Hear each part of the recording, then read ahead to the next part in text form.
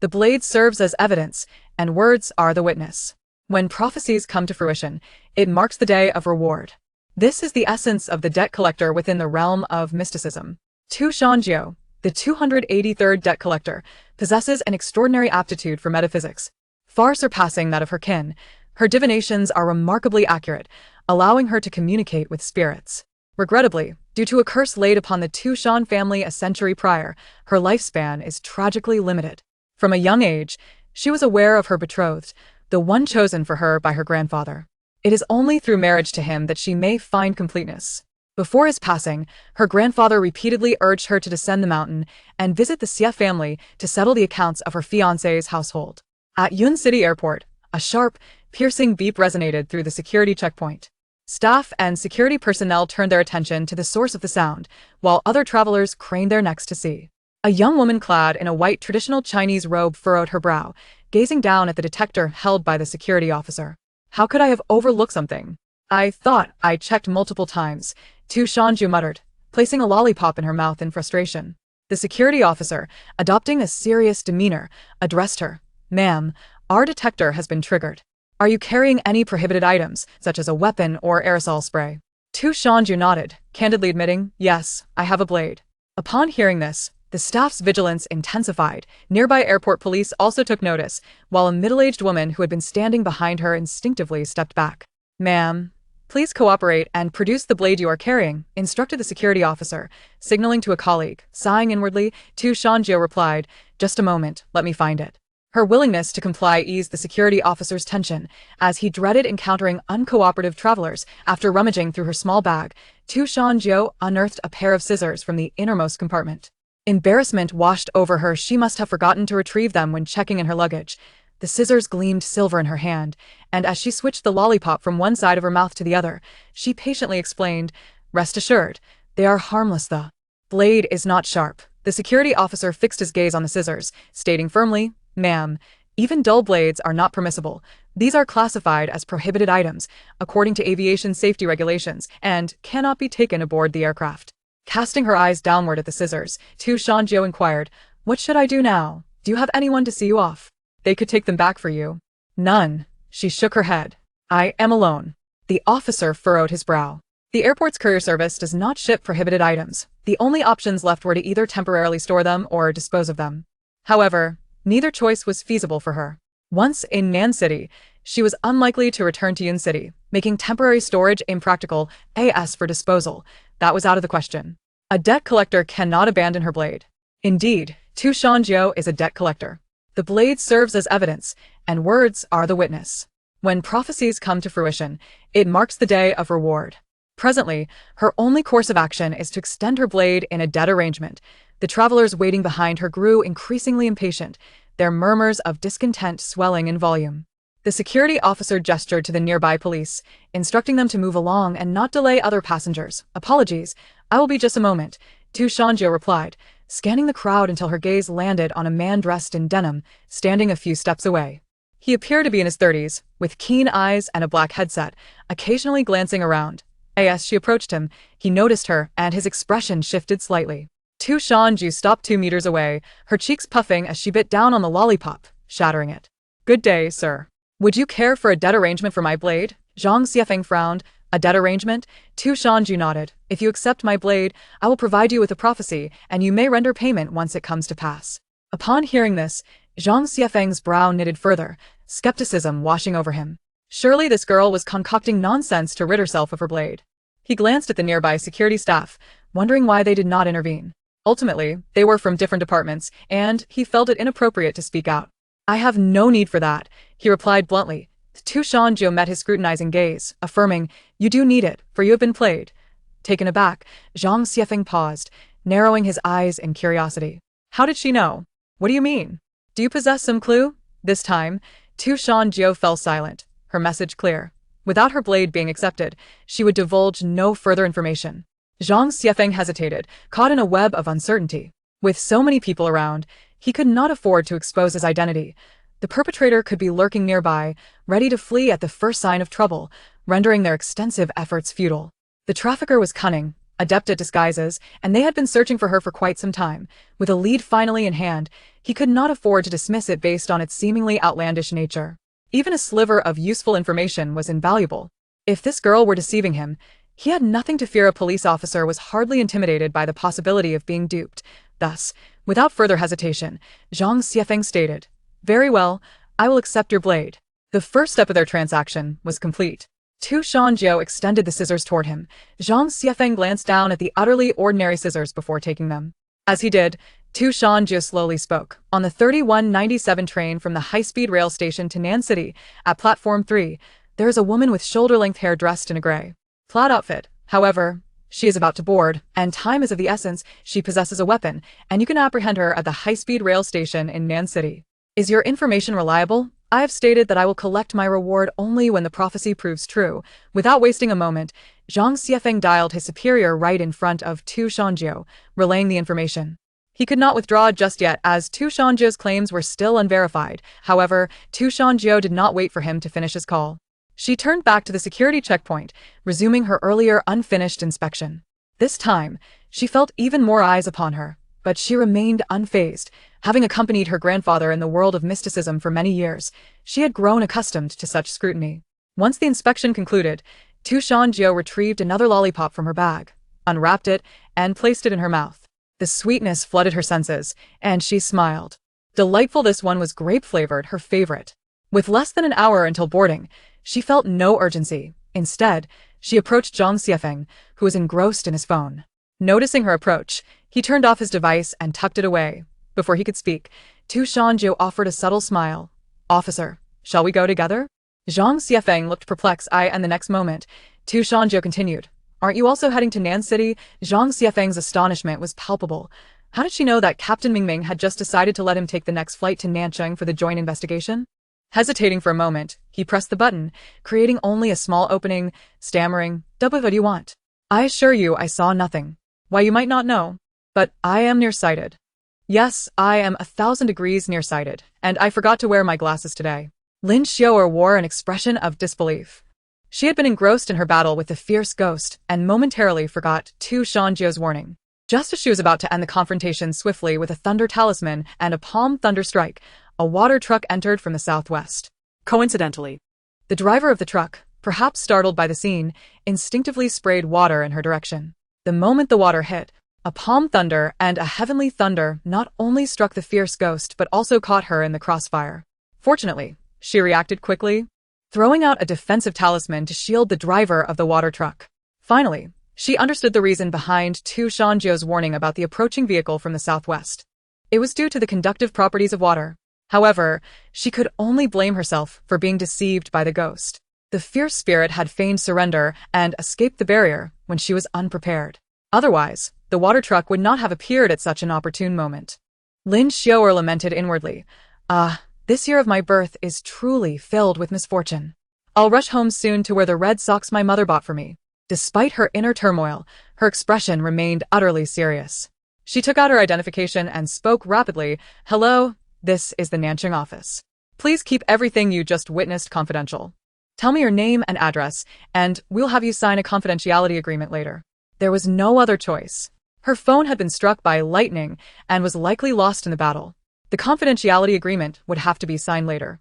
To ensure this seemingly carefree man took her seriously, she added earnestly, "Remember, do not disclose this to anyone, or the consequences will be dire.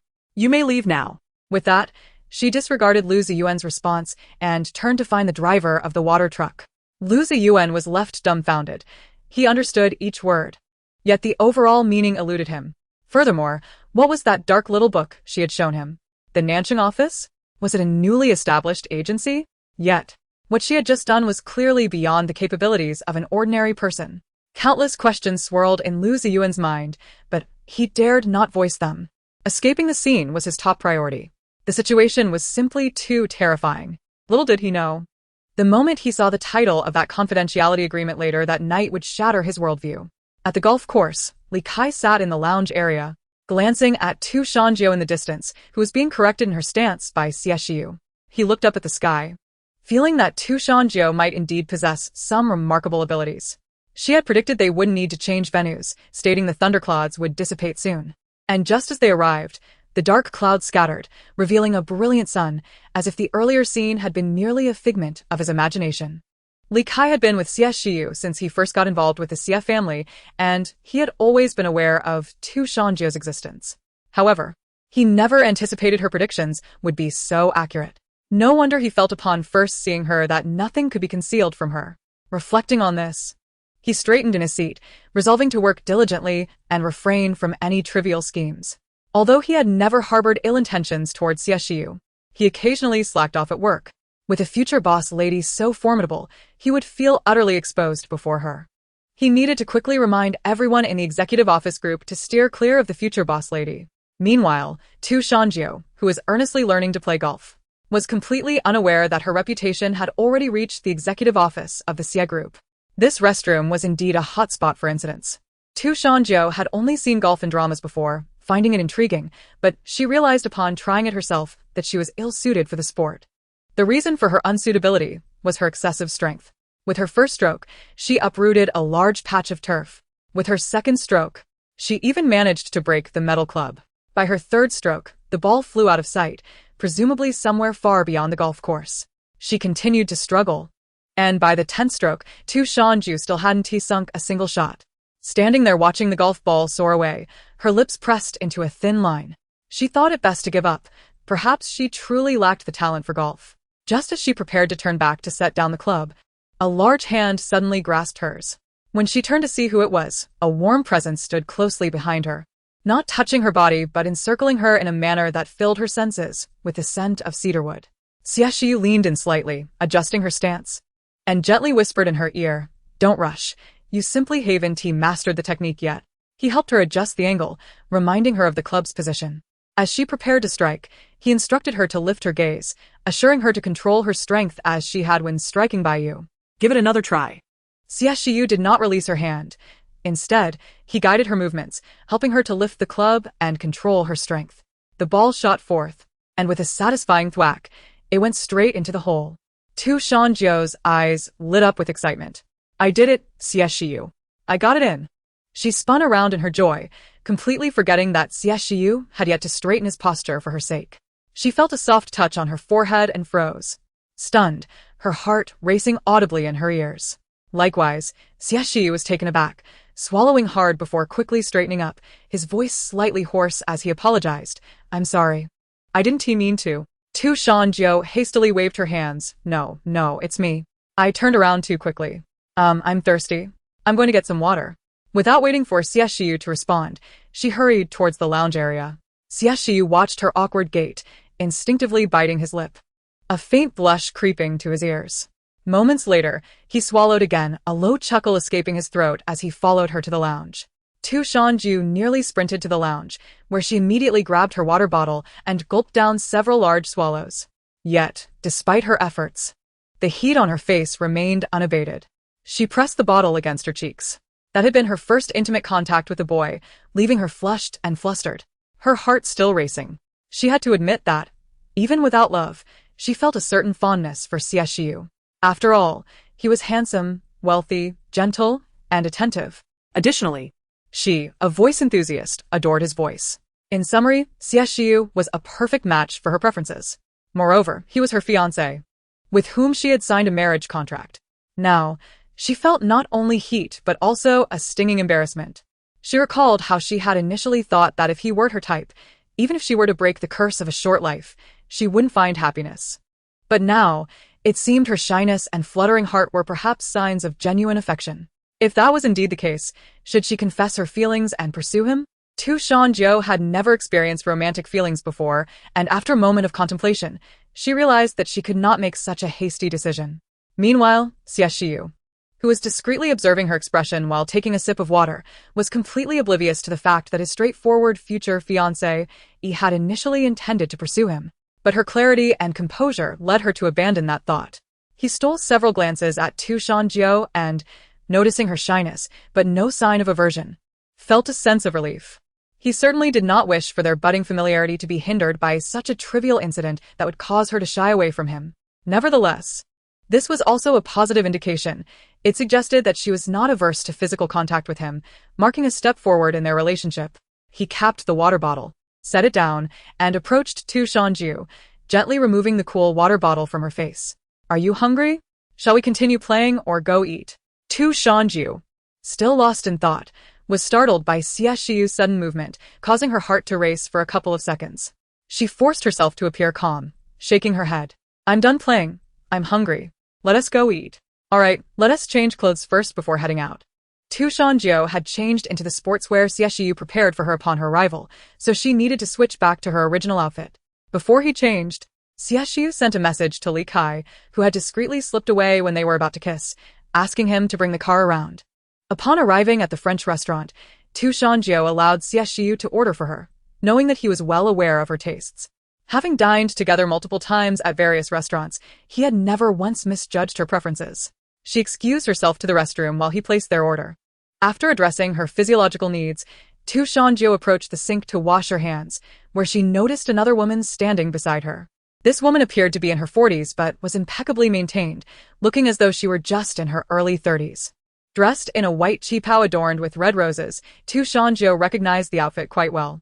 The woman, noticing Tu Shan Jiu's gaze on her attire, cast a disdainful look in her direction before retrieving lipstick from her bag to touch up her makeup. While applying it, she glanced sideways at Tu Shan Jiu in the mirror. What? Do you admire my dress? Tu Shan Jiu met her haughty gaze in the mirror without responding. The woman continued, you should know this dress was custom-made by the most renowned haute couture embroidery studio in Nan City, costing over 800,000. It's not something you university students can afford just by flattering wealthy businessmen. Tu Shan Jiu thought to herself, the novel does not deceive. This restroom is indeed a hub for incidents. 800,000 for a dress, and it turns out it isn't even waterproof. She glanced at the woman and suddenly smiled. That is still far better than being someone who disrupts others' families and occupies their place, Annie. Cherish this last satisfying meal of yours. The person who will take your place has already returned. The woman bore the features of someone likely to become a mistress, a slanted forehead, a weak moral compass, high cheekbones of varying sizes, an inclination towards those with families, eyebrows resembling willow leaves with a mole at the tail, a nature prone to promiscuity, and a thick lower lip that drooped at the corners, all traits that could easily lead one down that path. Moreover, Tu Shan Jiu had already passed her by when she uttered those cutting words. She was destined to encounter a nemesis, which happened to be the son of her current husband. Oh. And it can be said that this stepson not only opposes her but all the women her husband has married. She is merely one among many. Han Linran, the woman, looked shocked. What do you mean? Who are you? Do you know Lu Cheng? Suddenly, her expression shifted. Could it be that the person you're involved with is Lu Cheng? Tu Shan Jiu replied, a sharp mind is a valuable asset. After saying this, she turned to leave, unwilling to waste any more words on her. The woman reached out, attempting to grab Tu Shan Jiu, but Tu Shan Jiu seemed to have eyes behind her, avoiding her grasp. Han Linran, having exerted too much force, lost her balance in her high heels and tumbled headfirst into the small decorative fountain ahead. Tu Shan Jiu let out a scoff. So that 800,000 dress isn't waterproof after all. She did not spare a glance at the flustered Han Linran as she exited the restroom. Just as she stepped out, her phone rang. It was Xie Shiyu. Concerned that she had been gone too long, he was checking on her. She informed him that she would return shortly. When she rejoined him in the private room, Xie Shiyu scrutinized her for a moment, asking, did something happen in the restroom? Tu Shan Jiu nodded. Yes, I encountered a woman with a disdainful attitude. Xie Shiyu frowned. If Tu Shan Jiu used such words, it was evident that her mood had been affected. He was aware of a strict rule within her profession. They were not permitted to use their abilities on ordinary people unless for protective reasons. It was akin to the principle that firearms should never be pointed at civilians. If practitioners were allowed to use their powers against everyday individuals, chaos would ensue. He was concerned for her well-being and was about to make a call to investigate who had mistreated her. Tu Shan Jiu, perceiving his intent, smirked. I didn't suffer any loss. The one capable of making me suffer has yet to be born. As she spoke, she extended her arm to gesture that even without the use of her abilities, she was quite formidable. Seeing her boastful demeanor, Xie Shiyu couldn't help but chuckle softly. All right, let us eat first. The food will get cold otherwise. You should try this baked escargot. I believe you will enjoy it. Tu Shan Jiu was instantly captivated by the food, dismissing the earlier incident from her mind. After finishing both the appetizers and main courses, they concluded their meal with a classic French dessert, macarons. Tu Shan-jiu had tasted them before in Yun City, but none compared to those from this establishment. As she savored the delicacies, Xie Shiyu hesitated before speaking. Xiao, I have 2 childhood friends, one named Lu Ziyuan and the other Chichen. We're gathering tonight. Would you like to come? Tu Shan-jiu paused her chewing, looking up at him with a hint of confusion. Xie Shiyu quickly added, It's perfectly fine. There's no pressure. If you don't want to go, we want tea. After dinner, I'll take you back to the old residence. Tu Shan-jiu pressed her lips together. I never said I didn't want to go. Xie Shiyu, we are engaged. Your friends will soon be my friends. And we must all get along. I'm not particularly fond of socializing, but I trust your judgment. Anyone who can be your friend must possess good character. With just that one statement, a spark of light ignited in Xie Shiyu's eyes, and a smile involuntarily broke free from his throat, his lips curving upward. Tu Shan-jiu, puzzled by his laughter, noted that he had been smiling far more often these past few days than when she first arrived. Continuing to indulge in her dessert, she suddenly inquired, What time are you meeting your friends? I'd like to go back to the old residence first to change into something more formal for our first meeting. 8 o'clock tonight at Lu Ziyuan's bar. Xie Shiyu replied. Tu Shan-jiu nodded, finishing the last piece of her macaron, wiping her hands. All right, I'll take this opportunity to handle something first. I'll return to the old residence by myself later. Upon seeing her finished, Xie Shiyu set down his coffee cup. Since the company doesn't have much going on this afternoon, would it be convenient for me to accompany you? If so, I can drive you there, and then we can return to the old residence together. Tu Shan-jiu contemplated for a moment, questioning if it might not be appropriate for him to witness her dealing with someone. However, as that thought crossed her mind, she felt somewhat petty. When she had confronted Baiyu, he had been right there beside her, fully aware of her character. All right, let us go. I need to visit the Liangshan Small Loan Company at the Changhong Road overpass. Xie Shiyu frowned slightly upon hearing the name of the company. The name of this company was not unfamiliar to him. As for why such a modest lending firm left an impression on him, it was simply because it was notoriously infamous. The owner, known by the juvenile nickname Langshan, was ruthless in his dealings. And his underlings had formed a clandestine gang called the Langshan Gang, engaging in activities that teetered on the edge of legality. However, Xie Shiyu did not recall the owner's name. He was instead consumed by curiosity about what Xiao Jiu was doing there. With this uncertainty in mind, he accompanied Tu Shan-jiu to the Tianqiao commercial street. At that moment, in the office of the chairman of the notorious Langshan Microloan Company, a man dressed in a floral shirt and red velvet trousers, adorned with a thick gold chain around his neck, was seated comfortably on the sofa, sipping tea. A long scar ran from his brow down to the base of his ear, giving him a fearsome countenance. On the floor opposite the tea table lay an immobile middle-aged man, while a trembling woman, tears staining her face, sat on the sofa. Her fingers reddened from the hot teacup she dared not set down. The man scoffed, Sister, drink up, don't waste my fine tea. I usually don't even brew, for just anyone.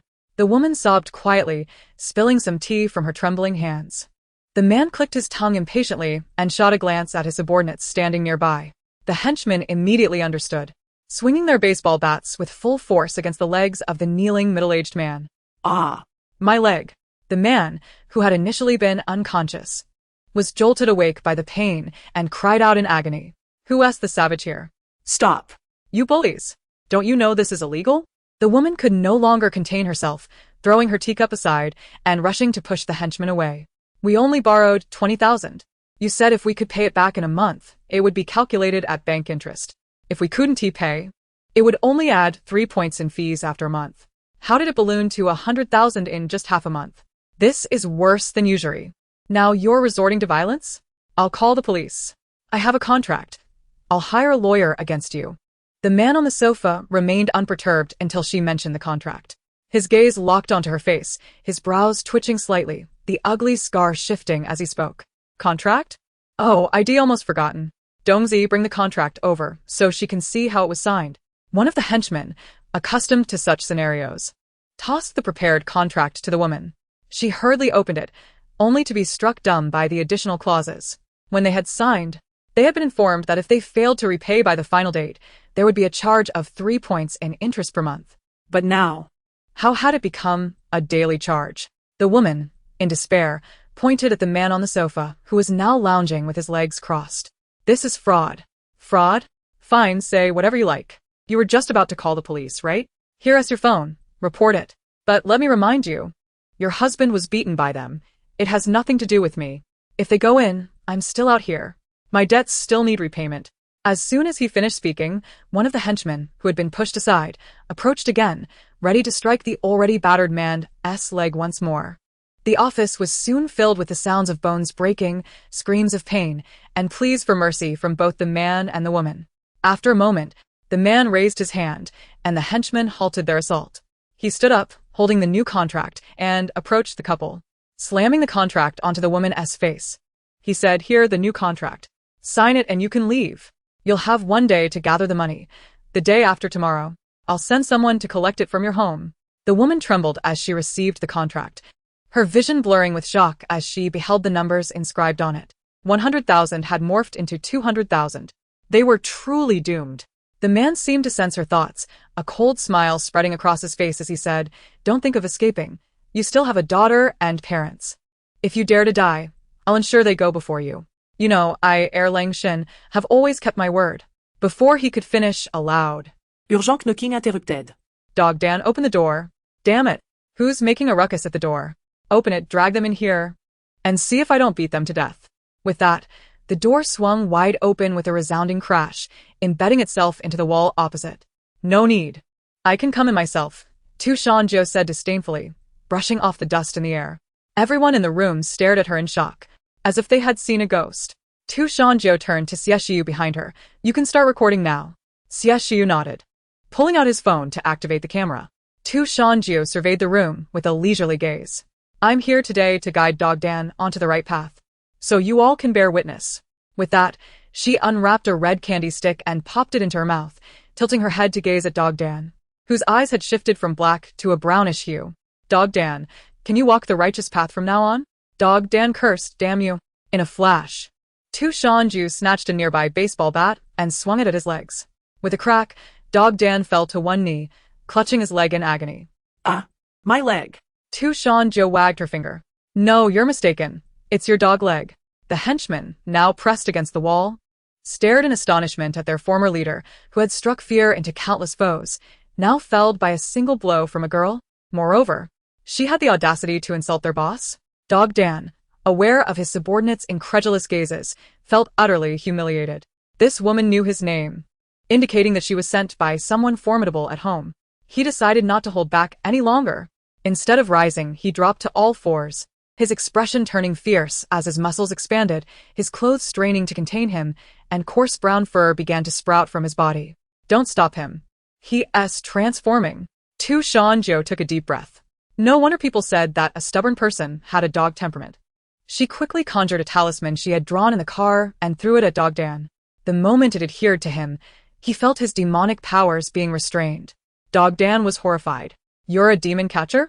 Damn it, the old man really went all out this time." Shan Jiu could hardly be bothered to respond.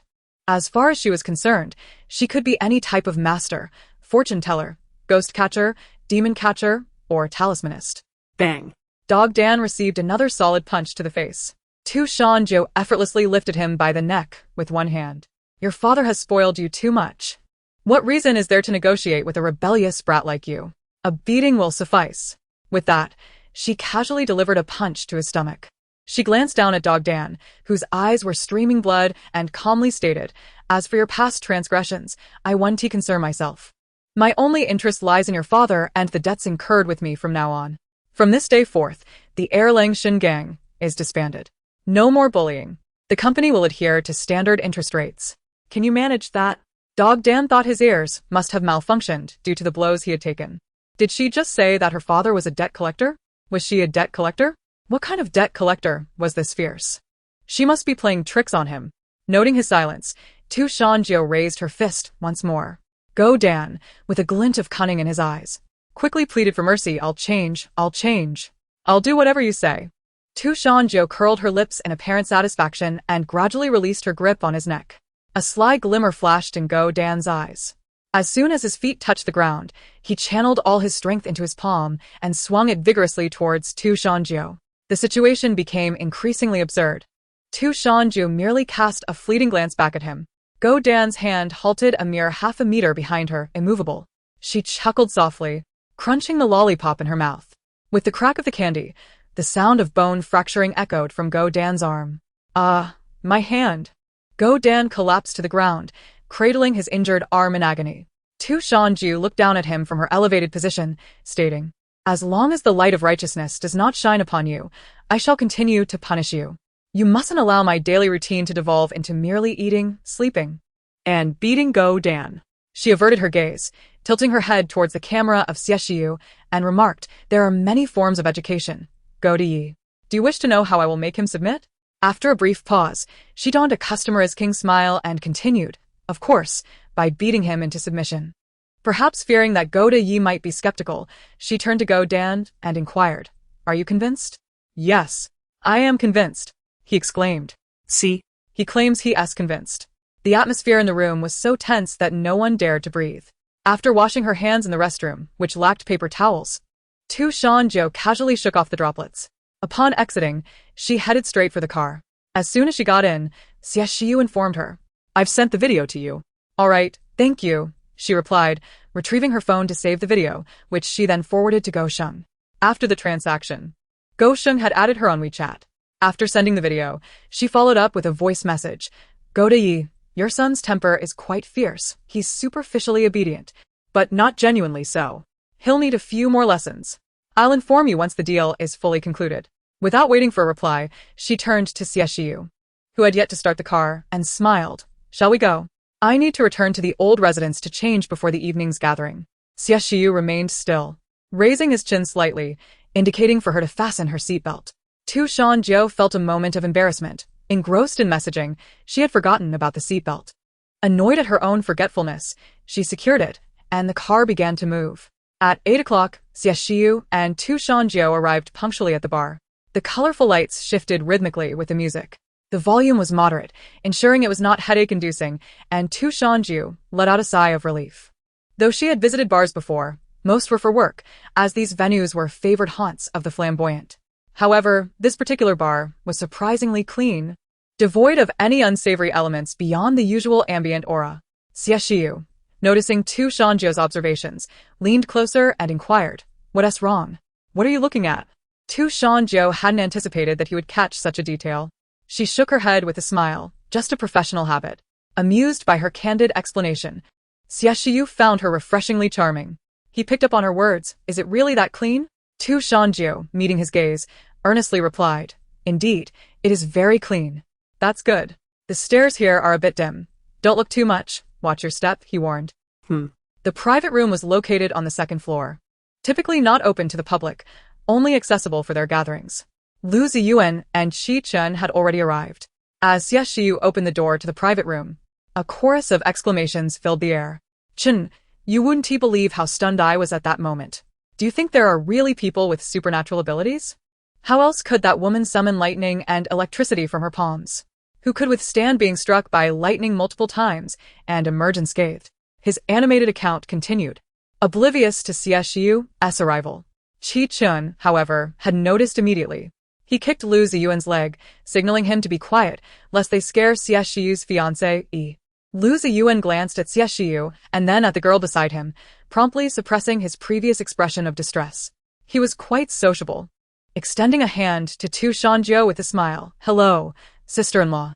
I'm Lu Ziyuan, a classmate and close friend of Xie Shiyu." Qi Chen, a man of few words, introduced himself succinctly. "Hello, sister-in-law." Em Qi Chen. "Hello, everyone," Shan Jiu greeted as she shook their hands, allowing her gaze to linger on Lu Ziyuan's face for a moment, her eyebrows arching slightly.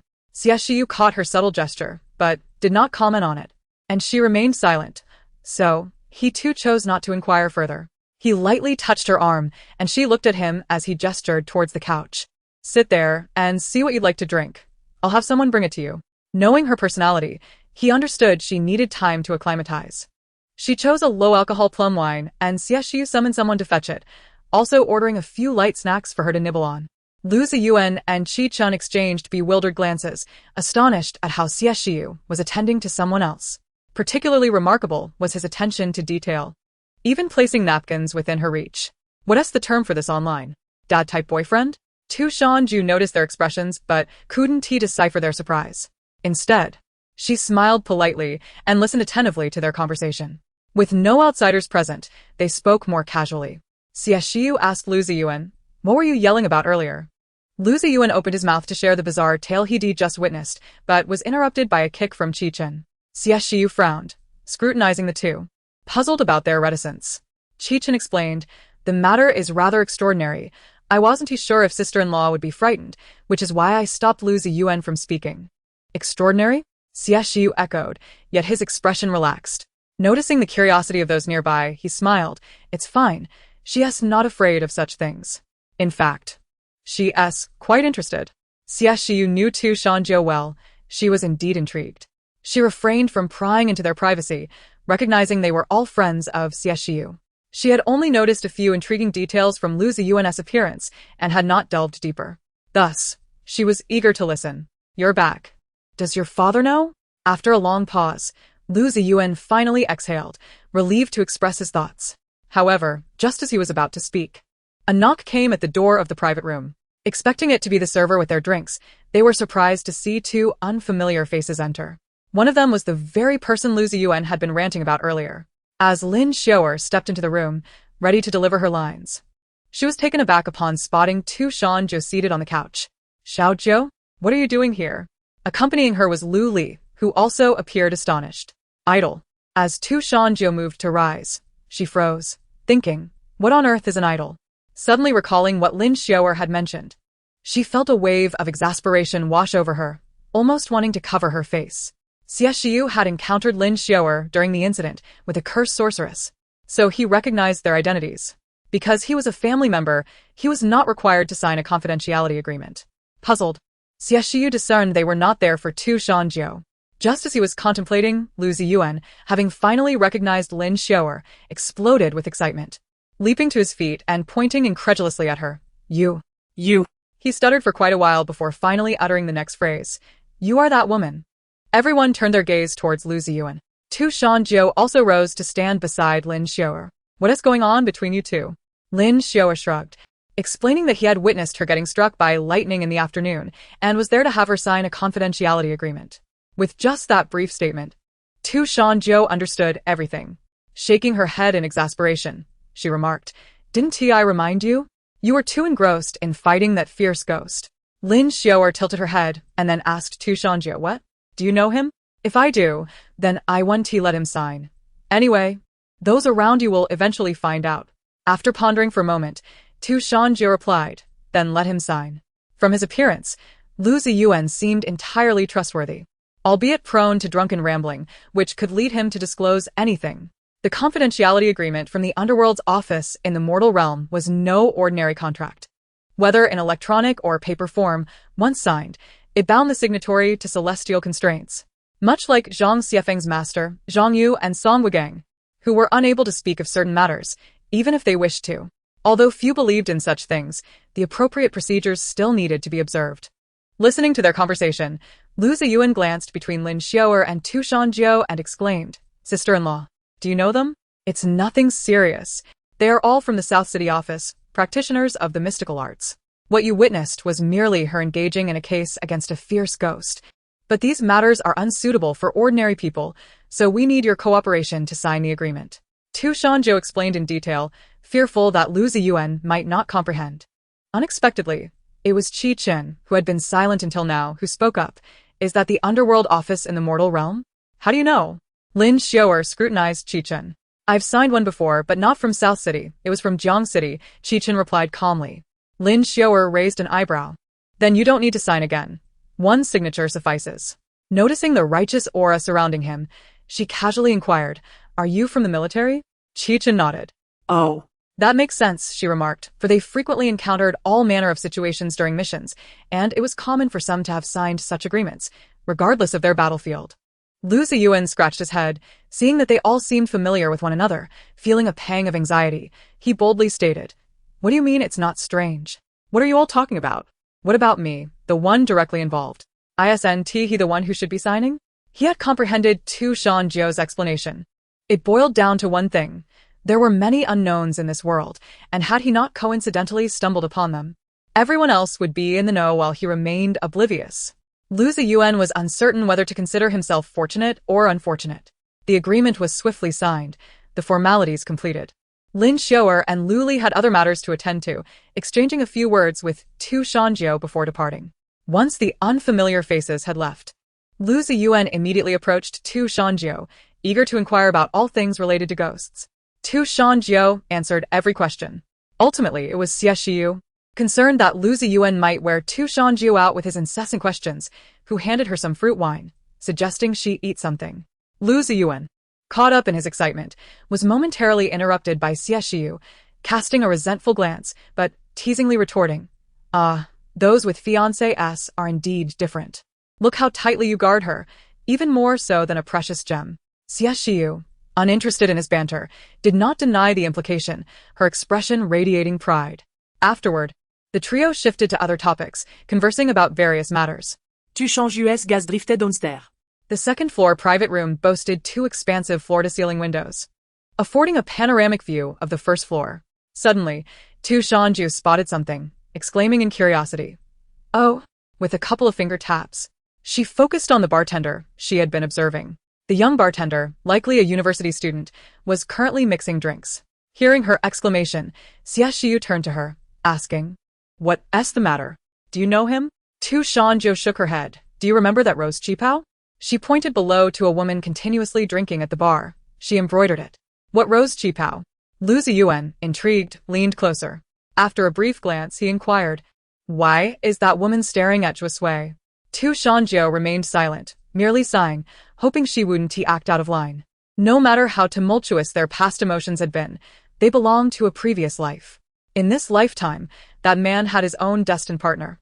Any attempt to disrupt or force the matter would yield no favorable outcome for her. Tu Shan Jiu averted her gaze, and Xie Shiyu and the others followed suit, resuming their conversation while Tu Shan Jiu munched on snacks like a little hamster, listening attentively. Qi posed a question to Lu Ziyuan. "Now that you're back, does your father know?" "He doesn't. We had a quarrel before I went abroad," Lu Ziyuan replied with a grimace, taking a large gulp of wine. "I have no idea what that woman has whispered to him, but somehow he agreed to grant her 1% of the Lu family shares." "Did old Master Lu agree to that?" Xie Shiyu asked. "Impossible. Even though my mother has passed, the old man has always recognized only her as a daughter-in-law. As for my father's flings, they are hardly worth mentioning." Clearly, old Master Lu maintained his clarity of judgment. Indeed, Lu Ziyuan suddenly paused, his expression dimming. Since the new year, the old man's health has been deteriorating. A few days ago, he even fainted and had to be hospitalized. Hearing this, Xie Shiyu frowned. "When did this happen?" "About a month ago. He kept it from me, not wanting me to worry." An abrupt silence enveloped the three. After a moment, Xie Shiyu patted Lu Ziyuan on the shoulder. "You've had your fun. It's time to shoulder some responsibilities. Don't keep the old man waiting too long." Lu Ziyuan nodded. "I understand." He was aware that, despite his aversion to business, he must bear the weight of the Lu family. It was his duty. On the other side of the sofa, Tu Shan Jiu nibbled on some crispy meat, glancing intently at Lu Ziyuan. "So down to earth?" Tu Shan Jiu finished the last sip of her fruit wine. Sated, she wiped her hands with a napkin and turned to Lu Ziyuan. "Would you like to borrow a knife? Since you are a friend of Xie Shiyu, I can offer you a friendly price." "Borrow what?" Lu Ziyuan was confused. Just as Tu Shan Jiu was about to explain, Xie Shiyu interjected, "A borrowed knife. You borrow a knife, and Xiao Jie will give you a prophecy. Once the prophecy comes true, you can then provide the reward." Suddenly, Lu Ziyuan recalled hearing old Master Lu mention that the Xie family had risen again thanks to the help of the borrowed knife man, and that Xie Shiyu's fiancé was also a descendant of the borrowed knife man. He had merely forgotten until Xie Shiyu's words jogged his memory. Seeing Xie Shiyu speak, Tu Shan Jiu smiled, realizing she had grown weary of explaining the same thing repeatedly. Her lines never changed. She unwrapped a lollipop, alternating between cheeks, amusing herself. Xie Shiyu caught sight of this and chuckled softly, swirling her wine glass. Lu Ziyuan seized the opportunity. Lu Ziyuan immediately responded, "I'm not foolish, okay? I just didn't react quickly enough." He eagerly scooted over to Tu Shan Jiu's side, maintaining a respectful distance of about a meter, and exclaimed with excitement, "Sister-in-law, how does this borrowing work? Do I need to go to your old residence to fetch it?" "No, I have it with me," Tu Shan Jiu replied, reaching into her pocket. "You have it with you?" Lu Ziyuan watched as Tu Shan Jiu placed a small nail clipper on the table, instantly falling silent. This was nothing like he had imagined. He picked up the nail clipper, examining it closely. It was an utterly ordinary one, easily purchasable for a mere 3 yuan at any supermarket. Scratching his head, he inquired sister-in-law, "Is it true that your profession as a debt collector is so shrouded in mystery, yet you use such commonplace tools?" He had expected at least something custom-made or emblazoned with the distinctive emblem of the debt collectors. Shan Jiu, puzzled, pondered for a moment before responding. "If you prefer something larger, I have a kitchen knife, a sickle, and a cleaver available for you to choose from. However, that would require a trip with me and Xie Shiyu to the old residence to fetch them. But I believe that's unnecessary, as this item merely serves as a medium for our contract. With this contract binding, no one can evade their debt, whether they be a god or a celestial being." Lu Ziyuan nodded in understanding. "All right then, how should I store this nail clipper?" He contemplated whether to wrap it in a red cloth for reverence. Shan Jiu, having been asked this question before, waved her hand dismissively. "It's no big deal. As long as you don't cut yourself. This nail clipper is quite sharp." Lu Ziyuan conceded. "All right, that does seem rather hasty."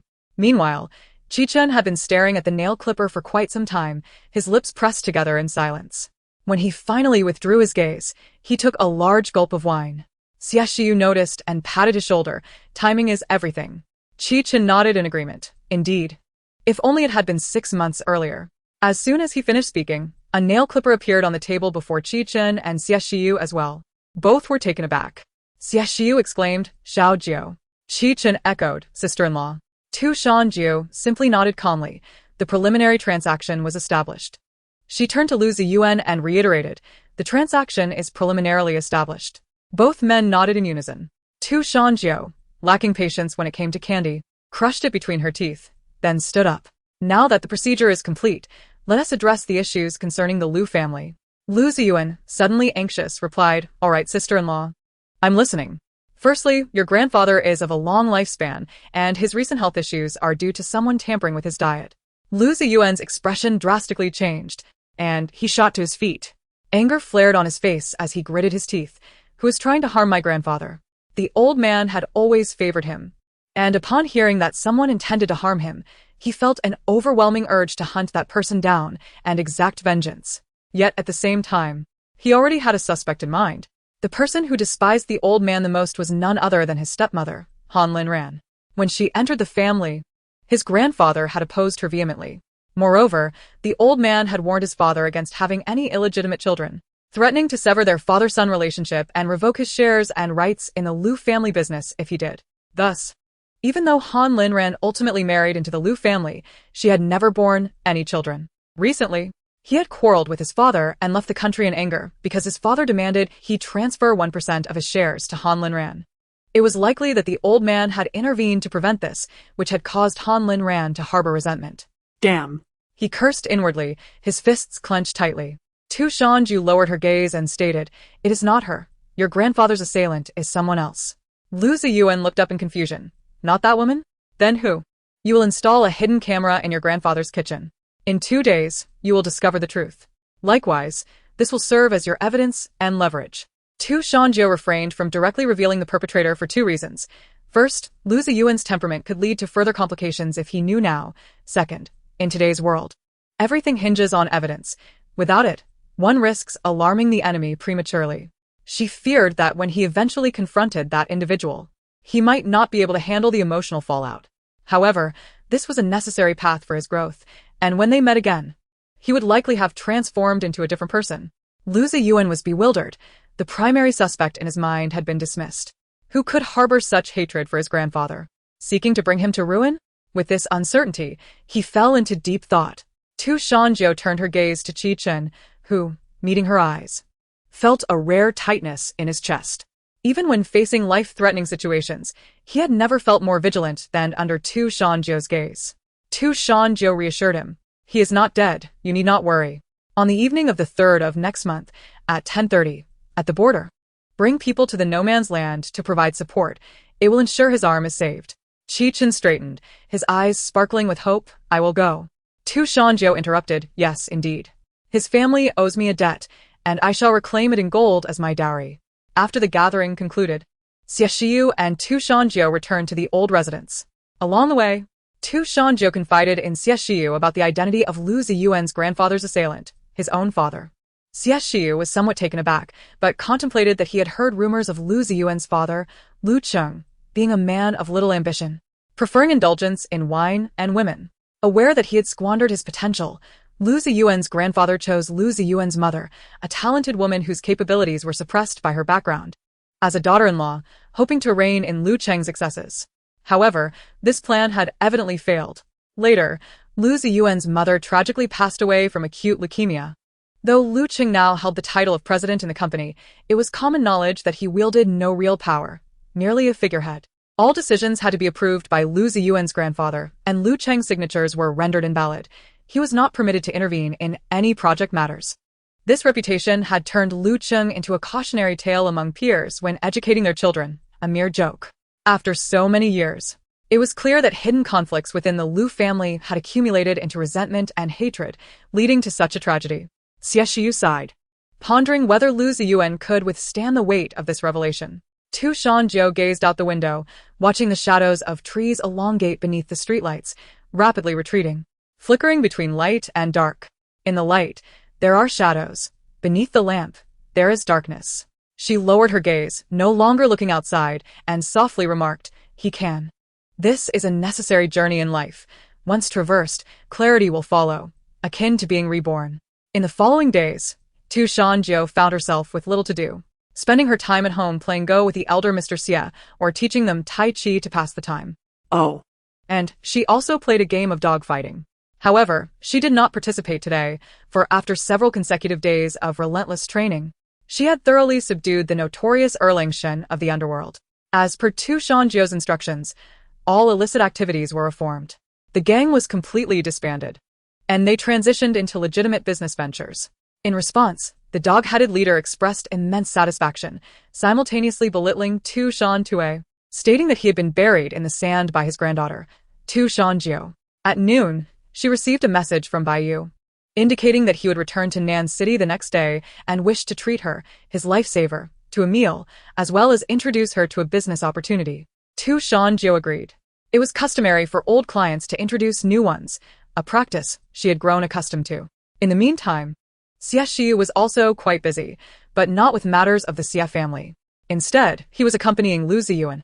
During the time when Lu Ziyuan's grandfather fell ill, Lu Cheng had transferred a significant portion of the company's funds to overseas accounts, resulting in a severe cash flow issue for the new projects at Lu Corporation. The old man had collapsed from the anger of realizing that his own son intended to poison him and harm him. However, everything remained within a manageable scope. These events were merely part of Lu family's fate, inescapable. But with Xie Shiyu and Qi Chen by their side, the Lu family stumbled but did not fall. With Lu Cheng's departure, Han Linran was left to fend for herself. She desperately wished to cling to the Lu family, despite lacking any rightful claim to do so. Consequently, she was cast out from the Lu household. On the day of her expulsion, rather coincidentally, she wore the same white rose qipao. Lu Ziyuan, revitalized with the assistance of Xie Shiyu and Qi Chen, believed that with time, the Lu family would once again flourish. During this period, Shan Jiu instructed Xie Jingding to contact Wang Kar-wai, the boy who had donned a ghost costume that day, informing him to come and lend her a knife.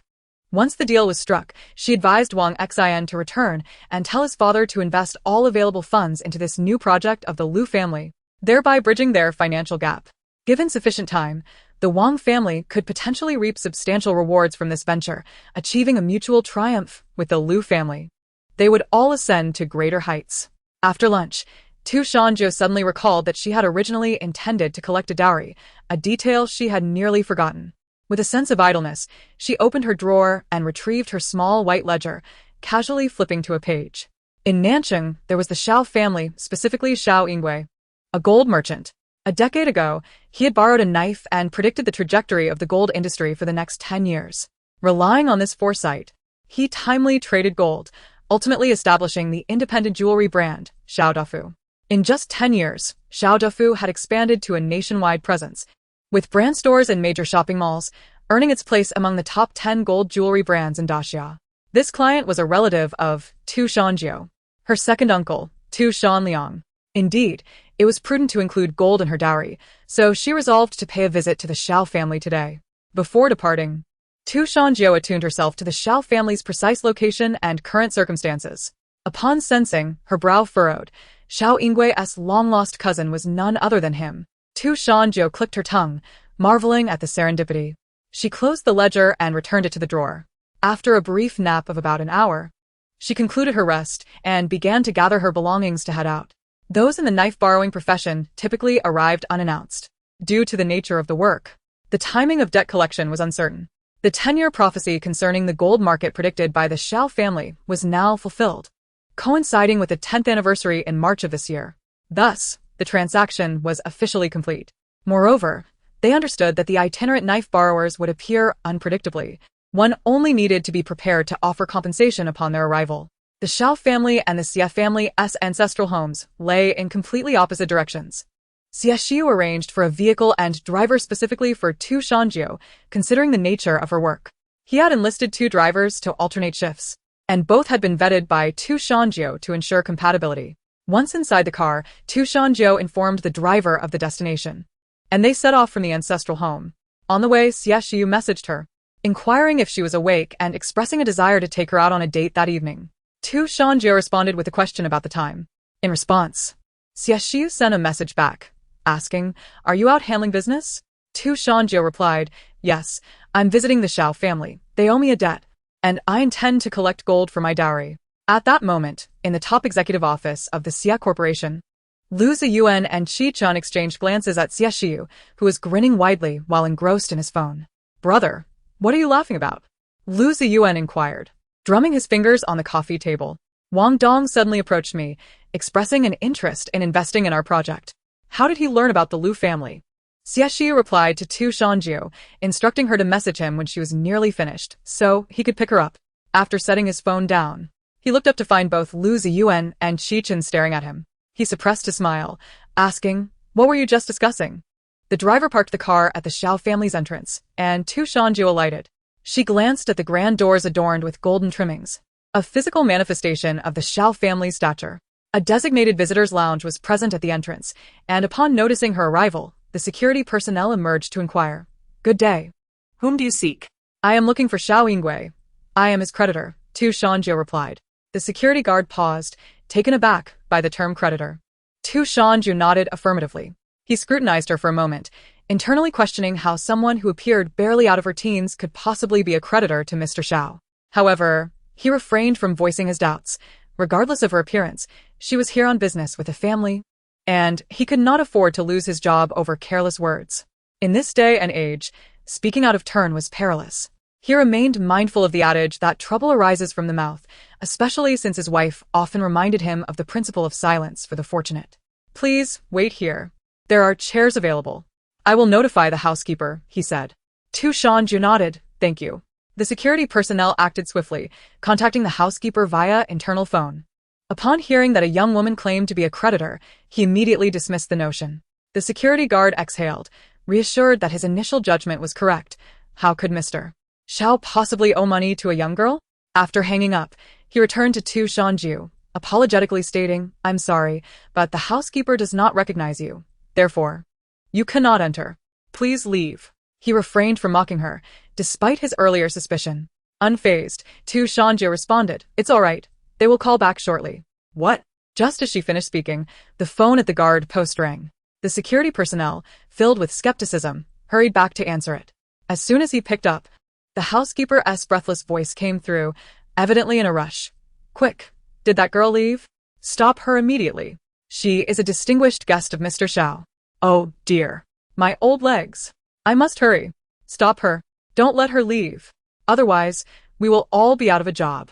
The security guard looked up to see Shan Jiu smiling gently at him, and he felt a sudden jolt of realization.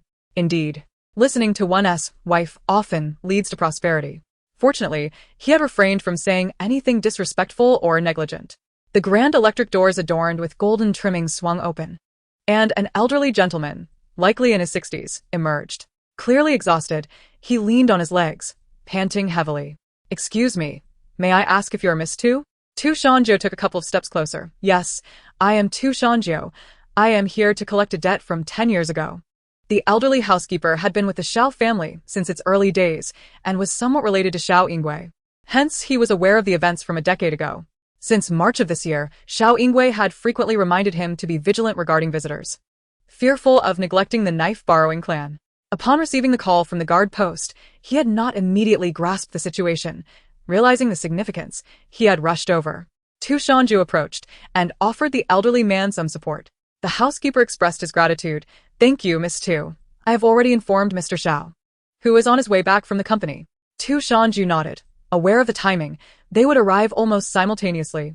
Sure enough, as she was ushered inside, a plump man hurriedly entered the room. Upon seeing Shan Jiu seated in the living room, Xiao Yingwei paused momentarily, then recalled the words of a certain someone from the past. He remarked that in the future it would be his descendants who would come to collect debts, and among them, the one he was most proud of. He truly did not expect that the individual before him was even younger than his own daughter. Xiao Yingwei's momentary astonishment lasted but a second before he immediately donned a warm smile. "Miss Shan, greetings. I am Xiao Yingwei. A decade ago, I borrowed a blade from the esteemed Mr. Shan, and I have been awaiting a member of the Shan family for quite some time. At last, you have arrived." Carrying the weight of the debt owed to the blade's owner, his heart was perpetually anxious, fearing they might forget to come for it, leading to unforeseen complications. However, they were unaware that as long as one did not actively default on the debt, no significant issues would arise. Yet such secrets, common in every industry, were not meant for outsiders' ears, serving instead as a deterrent to the unscrupulous. Of course, if someone truly wished to evade payment, the repercussions they would face would be beyond their capacity to endure. There had been instances of defaults before. In a village at the foot of the Shan clan's mountain, a child fell into the water and was seized by a water spirit, becoming a sacrificial victim. The elder of the family sought the help of the Shan disciples, borrowing a blade. Once resolved, the Shan disciples symbolically accepted a mere 200 yuan as compensation. However, when the parents of the child, who worked in the city, returned, they denied the incident, deeming it futile superstition, and even sought to report the Shan disciples to the authorities. The Shan disciples simply inquired whether they intended to reclaim the 200 yuan. The family insisted on reclaiming it. Consequently, that very night, the old man who had borrowed the blade from the Shan disciples met with misfortune while serving dishes in the kitchen, accidentally knocking over a kitchen knife, which fell and severed one of his feet. Though it was a dull knife meant for chopping meat, the wound was cleanly severed, as if it had been struck by a new, sharp blade. This incident quickly spread through the neighborhood, with people claiming it was a divine punishment for the family's breach of promise. Ultimately, the old man's foot could not be reattached, and to this day, he limps as a result. This was merely one form of retribution for defaulting on the debt, and the family's fortunes would continue to decline thereafter. Thus, regardless of who it may be, ghosts, demons, or deities, anyone indebted to the blade's owner would be eager to fulfill their obligations, offering generous rewards in hopes of appeasing fate. Shan Jiu stated her purpose for coming: 500 gold, half in jewelry and half in gold bars. 500 gold, as the name suggests, equated to 500 pounds of gold. Xiao Yingwei had no objections and promptly nodded. "Very well, Miss Shan. However, I had assumed that the compensation would be transferred, so I do not have that much gold on hand. I will require a day to arrange it. Would it be acceptable for me to gather everything and personally deliver it to you?" Shan Jiu found no reason to press him. She understood that even for a magnate of gold and jewels, 500 pounds of gold could not be assembled in an instant. She nodded in agreement, about to respond when her words were abruptly interrupted by a voice. "What? 500 gold? Are you extorting us?" Shan Jiu turned her gaze towards the source of the voice. At the top of the staircase stood a woman clad in a sapphire blue velvet qipao. Her face contorted in anger as she descended swiftly, her high heels clattering urgently against the floor. Huang Manlin approached and noticed that Xiao Yingwei's expression was not favorable. She cast a sidelong glance at Shan Jiu, tugging at Xiao Yingwei's sleeve, and whispered, "Old Xiao, 500 pounds of gold is over 100 million. Isn't her compensation a bit excessive? What do you know, you woman? Be quiet. If you want to go play mahjong, hurry along and don't offend our esteemed guest." Xiao Yingwei cast a furtive glance at Shan Jiu, fearful that she might take offense at his wife's words. Huang Manlin was Xiao Yingwei's wife, and before his rise to prominence, she had been a homemaker, rarely socializing. Her daily life revolved around household chores and family, leaving her somewhat oblivious to social nuances and lacking in diplomatic speech. Even now that their family had ascended to a higher status, some of her perspectives had yet to evolve. Shan Jiu, however, remained unperturbed, her expression unchanged as she retrieved a lollipop from her pocket, unwrapped it, and placed it in her mouth. Xiao Yingwei quickly offered an apologetic explanation. I apologize, Miss Tu Shan. My wife is rather unrefined. Please do not take offense. Rest assured, the 500 gold will not be shortchanged. May I ask for your contact information? Huang Manlin, intent on saying more, was abruptly tugged by Xiao Yingwei, nearly stumbling. Shan Jiu glanced at Xiao Yingwei and replied, no harm done. Mrs. Xiao is merely straightforward. It is not a serious matter. A good man like Xiao Yingwei was indeed rare. It was likely this quality that led to the lending of the blade by the second elder. After all, borrowing a blade was not something one could do at will. Seeing that she bore no grudge, Xiao Yingwei nudged Huang Manlin with his elbow. Go play your mahjong. This matter does not concern you. What mahjong? I am going to the nursing home to see my second aunt. The caregiver mentioned her condition has worsened, and I am worried. Xiao Yingwei frowned. How has it worsened again? Suddenly recalling Shan Jiu's presence, he realized it was impolite to discuss, so he added, you go ahead. I will visit my second aunt later. Shan Jiu raised her brows slightly and stood. I have stated my compensation. Simply prepare to contact me. I shall take my leave now. As she rose, Xiao Yingwei hurriedly moved to her side. I apologize. My elder relative's condition has deteriorated, and she may not survive the year. Shan Jiu paused, crunching her lollipop, and uttered, a heart ailment requires a heart remedy. To untie the bell, one must tie it. Xiao Yingwei was momentarily taken aback. Indeed, how had he not considered this? His second aunt's emotional distress stemmed from the loss of her youngest son during the flood years ago, his younger cousin. The blade's owner was right before him, yet he had failed to realize it. Miss Shan, I wish to. Once all matters were concluded, Shan Jiu emerged from the Xiao residence, only to remember she had forgotten to message Xie Shiyu. Thus, she instructed the driver to take her to the Xie group, intending to pick him up for their date. However, as the word date crossed her mind, she pressed her lips together, feeling a slight warmth in her ears. She took out her phone and sent Xie Shiyu a message. Are you still at the office? I am on my way. His reply was nearly instantaneous. Yes. Be careful on the way. I will have Li Kai wait for you in the lobby. Shan Jiu had grown accustomed to his swift responses, replying okay. Wait for me. Meanwhile, in the president's office of the Xie group, Lu Ziyuan and Qi Chun exchanged incredulous glances. Just moments ago, they had been discussing project planning when their colleague had once again lowered his head, smiling as he replied to messages. The beaming smile on his face left no room for doubt about who had sent the message. After responding with I will wait for you, Xie Shiyu stood up and strode toward his desk, inadvertently knocking a piece of paper off the coffee table. Lu Ziyuan and Qi Chun exchanged a glance, puzzled by the urgency. In the next moment, they witnessed Xie Shiyu pressing the intercom button. Li, please head to the lobby. My fiancé, E, is coming soon.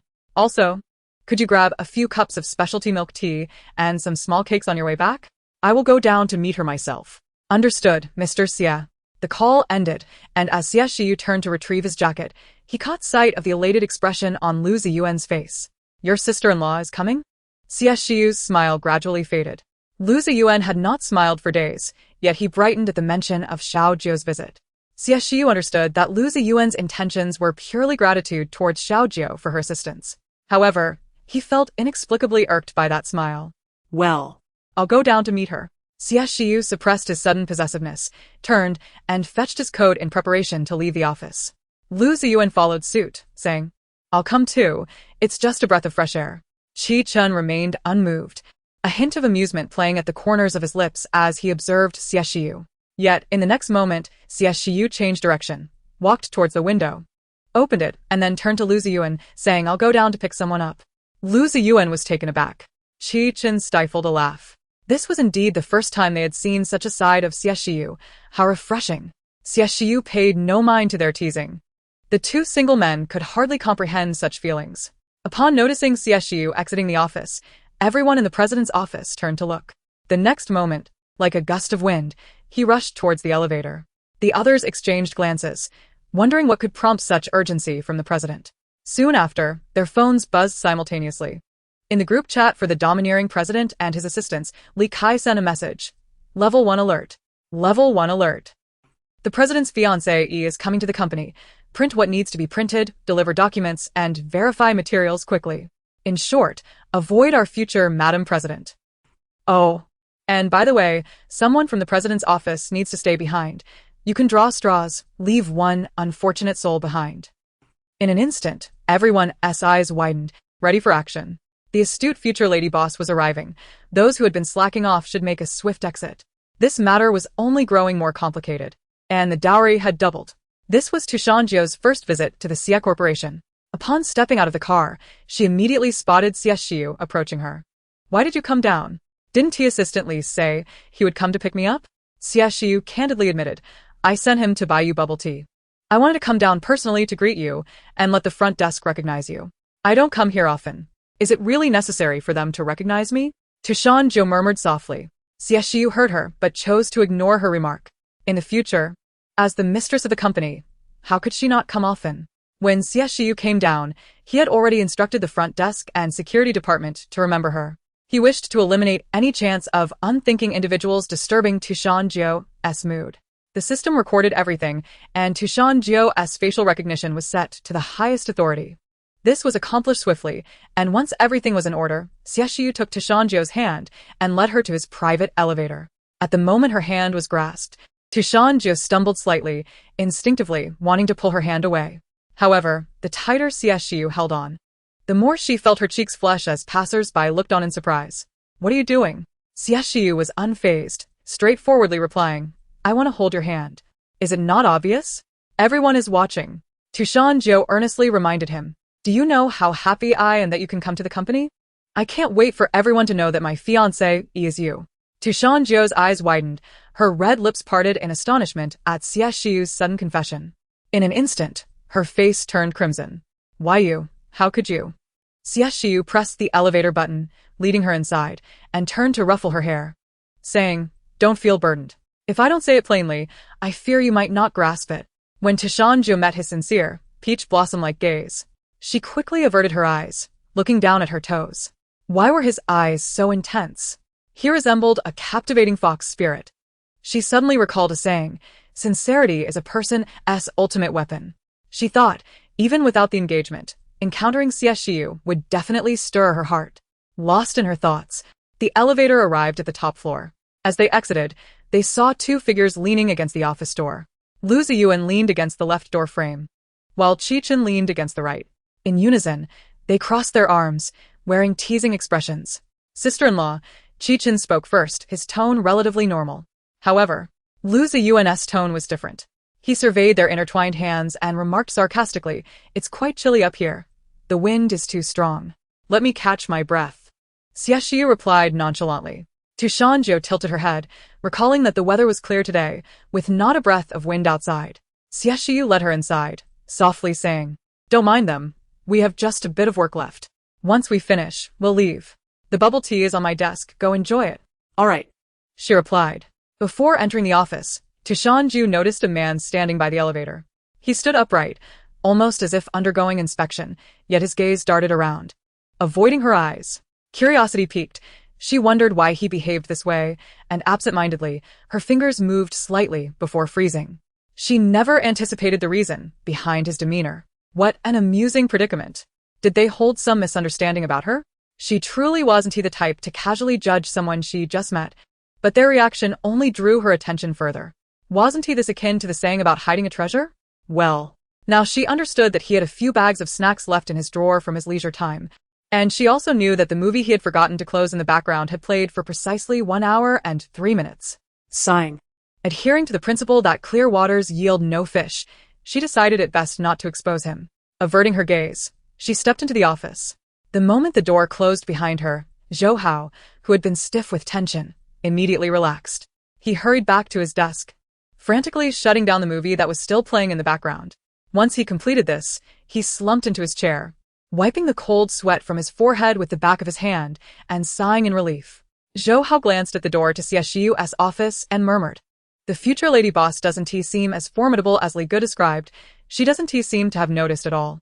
Just then Li Kai, who had exited the assistant's office to print documents, overheard and said thoughtfully, "Is it possible that the future lady boss was too polite to call you out?"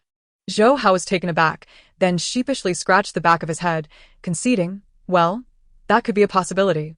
After saying this, he promptly sat up straight and began verifying the quantity of contracts sent by the department. Meanwhile, in the office, Shan Jiu sat in Xie Shiyu's executive chair, sipping bubble tea while watching a movie. However, her viewing was entirely above board, as the other three were engrossed in discussing project details. Initially, Xie Shiyu had not intended to have Shan Jiu wait. Yet, she mentioned that she had eaten a substantial lunch and was indeed very hungry. So she decided to finish the movie she hadn't completed yesterday, allowing him to continue his work. Half an hour later, all matters were settled. Lu Ziyuan stretched lazily, then found himself staring out the window, lost in thought. These past few days had been a whirlwind of life's ups and downs. When he saw on the surveillance footage that his father had added powdered medicine to the old man as soup, he was left utterly bewildered. When Shan Jiu had said that the woman was not the one, he had even suspected everyone in his family, except for his father. How could a man harbor such hatred as to commit patricide? He did not understand, nor did he wish to. Now he had fled abroad. Originally, he intended to have someone bring him back. Unfortunately, the old man refused, stating that he would pretend he had never had a son. In truth, he knew the old man still valued their father-son bond. Reflecting on this, a cold glint flickered in Lu Ziyuan's eyes. The old man might spare him, but he could not swallow this humiliation. He aimed to take over the Lu family, to grow stronger. One day, he envisioned making them kneel before the old patriarch in repentance. However, he kept these thoughts from his two brothers. He understood that should he voice his aspirations, they would undoubtedly support him with all their might. Yet he felt the need to grow on his own. Lu Ziyuan was lost in contemplation when, suddenly, Qi Qin kicked him, snapping him back to reality. "What are you thinking? Your phone is ringing."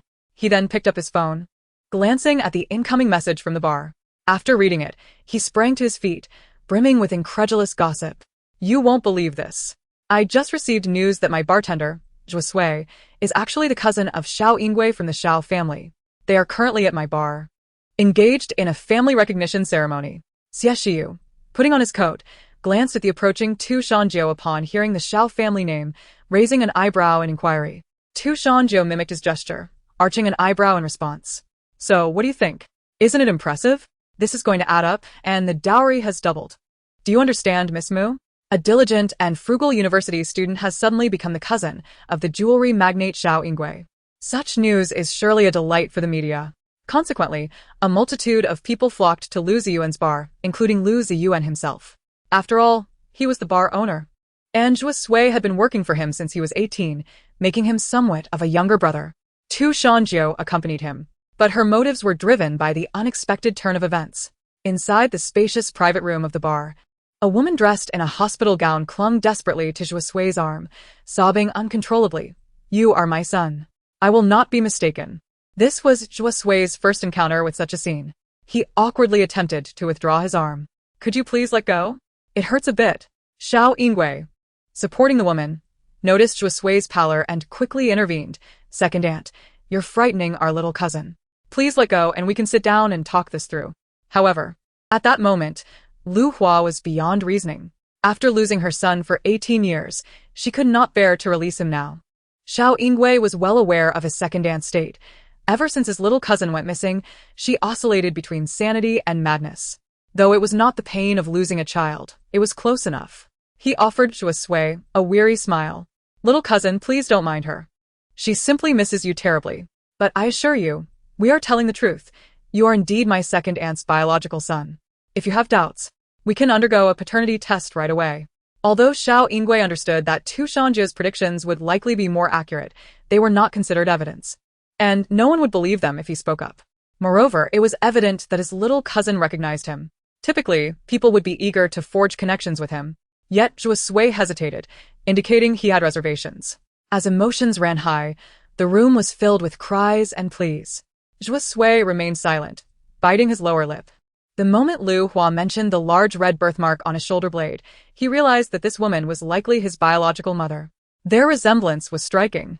He was neither disbelieving nor unwilling to acknowledge the kinship. He was simply torn. If he left with them, what would become of his grandmother, who was blind and in poor health, and Xiao Jing, who was in her crucial third year of high school? He knew that if he spoke up, they would surely provide ample financial support for his grandmother and Xiao Jing, ensuring their future comfort.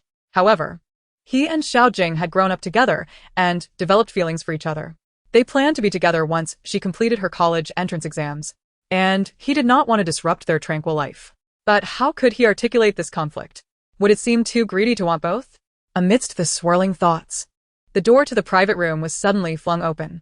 A woman clad in a white qipao rushed in, her shoulders red rose darkening as she moved. Mu Ling forcefully pried Lu Hua's hands from Xie Shiyu.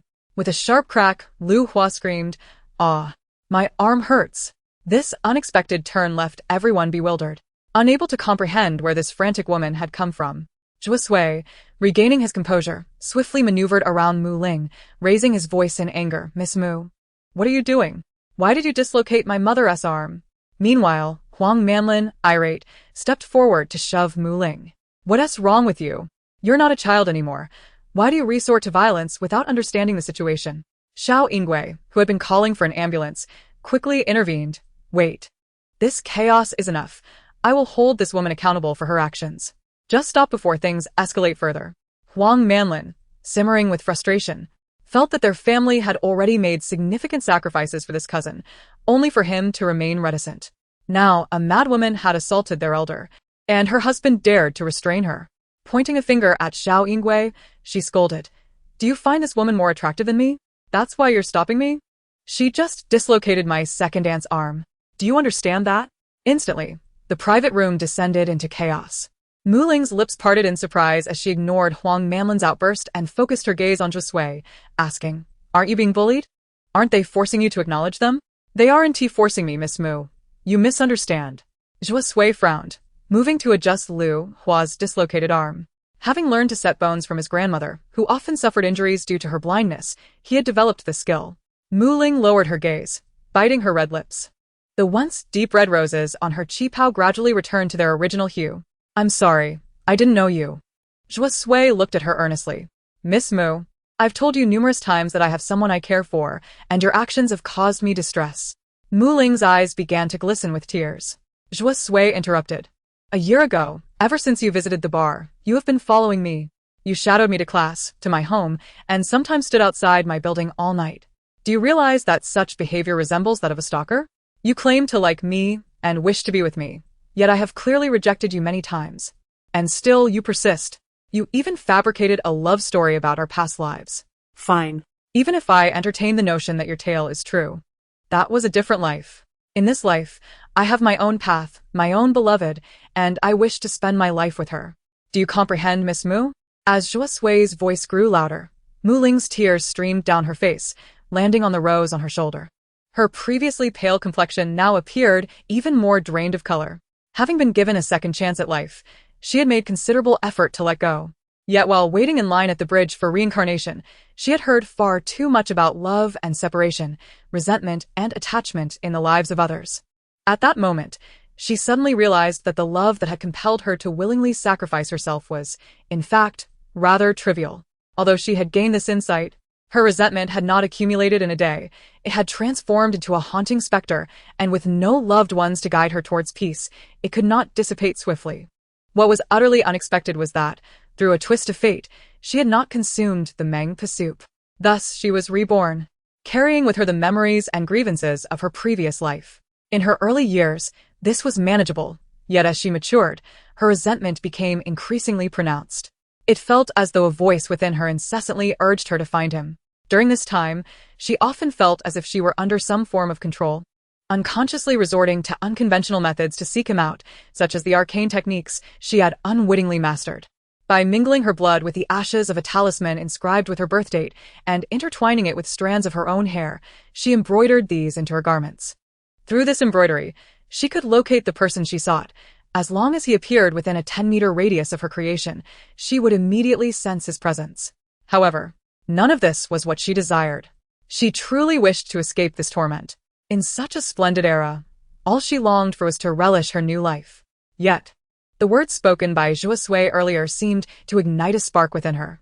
Mu Ling slowly clenched her fists and shut her eyes, striving to rein in her emotions, not wanting her resentment to cloud her vision, even as her body trembled uncontrollably. The rose, which had previously returned to a vibrant red, began to darken again.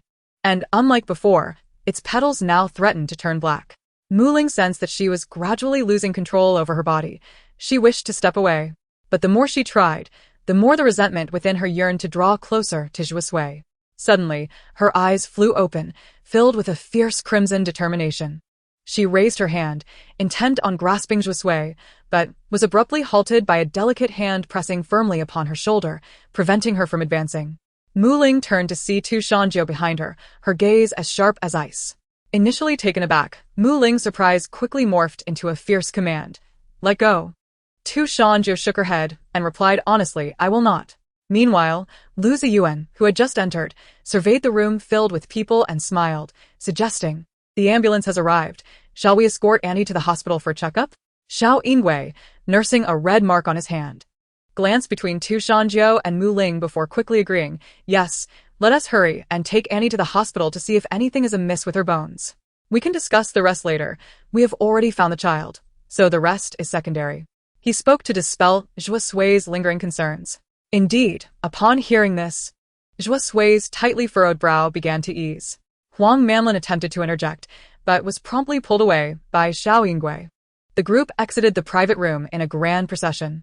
Mu Ling turned her foot toward the door, yet her body stubbornly refused to budge.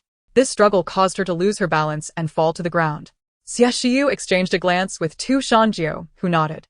The three departed the room, closing the door behind them. However, they did not leave. Lu Ziyuan and Chen lingered in the corridor, smoking, while Xie Shiyu, who did not smoke, engaged them in casual conversation. Curious, Lu Ziyuan inquired, "Shiyu, what is the situation with that woman inside? She was the one who kept staring at Xiao Zhuo last time, right?" "Yes, that's her." Xiao Jiu mentioned, "She is a reincarnation with memories of her past life," Xie Shiyu replied. "Seriously? That sounds impressive. But wait, if she has memories of her past life, what does that have to do with Xiao Zhuo? Could it be that Xiao Zhuo was her lover in a previous incarnation?" Lu Ziyuan jested. "That seems quite likely," Xie Shiyu remarked. "What a dramatic tale of past and present," he added, while neither he nor Chen offered a definitive opinion. Inside the private room, Shan Jiu and Mu Ling sat across from each other. At that moment, a talisman was affixed to Mu Ling's forehead, giving her a somewhat comical appearance. This was a request Mu Ling had made of Shan Jiu, as her body was uncontrollable and she felt an urge to seek Xie at the hospital. Mu Ling was the first to break the silence, thanking Shan Jiu. "Master, thank you." Shan Jiu nodded graciously and, in the next moment, asked, "Are you familiar with the Shidoran?" Mu Ling paused, taken aback. "The Shidoran? Is that the one known for accurate prophecies?" Shan Jiu nodded again. "Yes." Mu Ling replied truthfully, "I have heard of them while in the underworld. Many officials there were once Shidoran, and they seem to belong to the same family, all surnamed Shan. Good, if you've heard of them. Then this will be easier. My name is Shan Jiu, the 283rd generation Shidoran. So, do you wish to borrow a blade from me to sever the resentment that is on the verge of transforming into a vengeful spirit?" Mu Ling's mouth fell open in disbelief. On the verge of becoming a vengeful spirit? Indeed, grievances from past lives can easily turn into spirits, Shan Jiu explained, referring to the uncertainties she had mentioned earlier. Hearing this, Mu Ling glanced at the embroidered roses on her garments, which seemed to breathe, flickering between dark and light shades. Taking a deep breath, her gaze turned resolute. When her eyes met Shan Jiu's again, she declared firmly, "Master, I desire a completely new life, free from the shackles of my past. My previous era was filled with famine and war. In this new and safe age, I wish only to enjoy the present, to behold the magnificent landscapes of my homeland. This is the fortune of my rebirth with memories of my past." Shan Jiu regarded her thoughtfully for a moment, then smiled, clearly pleased with her clarity of thought. The initial terms of their agreement had been reached. She placed a small nail clipper in Mu Ling's palm and instructed, "Take this and use it to sever all the threads that bind you. Finally, cut off your 3,000 strands of hair, and your new life shall commence." Upon hearing the phrase "new life," Mu Ling's face lit up with joy as she tightly gripped the nail clipper in her hand. Suddenly, she recalled something and asked, "Master, what is the payment for borrowing this blade?" Shan Jiu chuckled. "It's free of charge." Mu Ling, puzzled, questioned, "But didn't they say that Shidoran must receive payment for their services? Otherwise, they would face divine retribution." Upon hearing this, Shan Jiu's expression faltered slightly. "Why?" "You ask? It's simply because my mother is currently the head of the Mengpa group. If anything were to go awry, well, let us not dwell on it. Too much talk brings only tears." I must still handle matters in the mortal realm. As for divine retribution, it's trivial. At most, I'll just face a bit of bad luck. Just then, the door to the private room swung open. The three outside turned to look. Shan Jiu stepped out. Xie Shiyu asked, "Are we ready to leave?"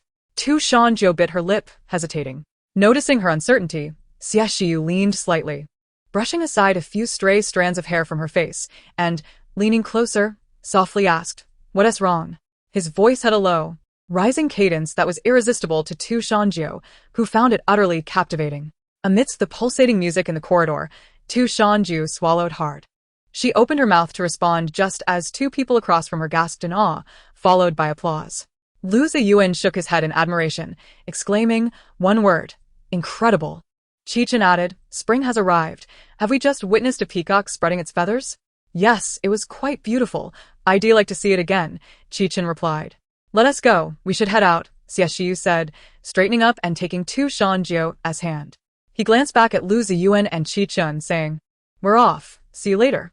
Without waiting for their response, he led Shan Jiu downstairs. "The peacock has departed, leaving us without a spectacle to admire. Let us take our leave as well. I shall make a visit to the hospital to check on that rascal, Shui.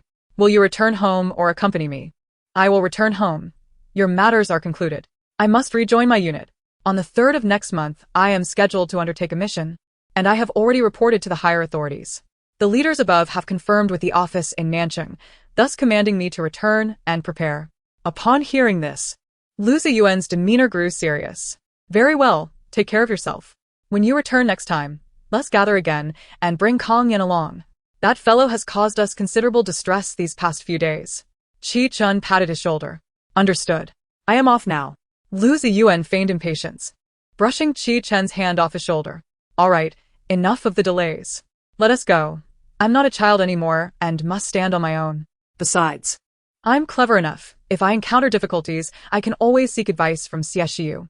Don't worry about me. Just remember, safety first. Do not return to us injured." Chen did not respond but gave Ziyuan's shoulder a friendly punch, smiling as he said, "Until next time. Until we meet again." This phrase marked the conclusion of their gatherings. Shan Jiu followed Xie Shiyu into the car. Inside, Xie Shiyu turned to her and asked, "Now you may tell me, what exactly is the matter?" Shan Jiu scratched her forehead, feeling somewhat embarrassed.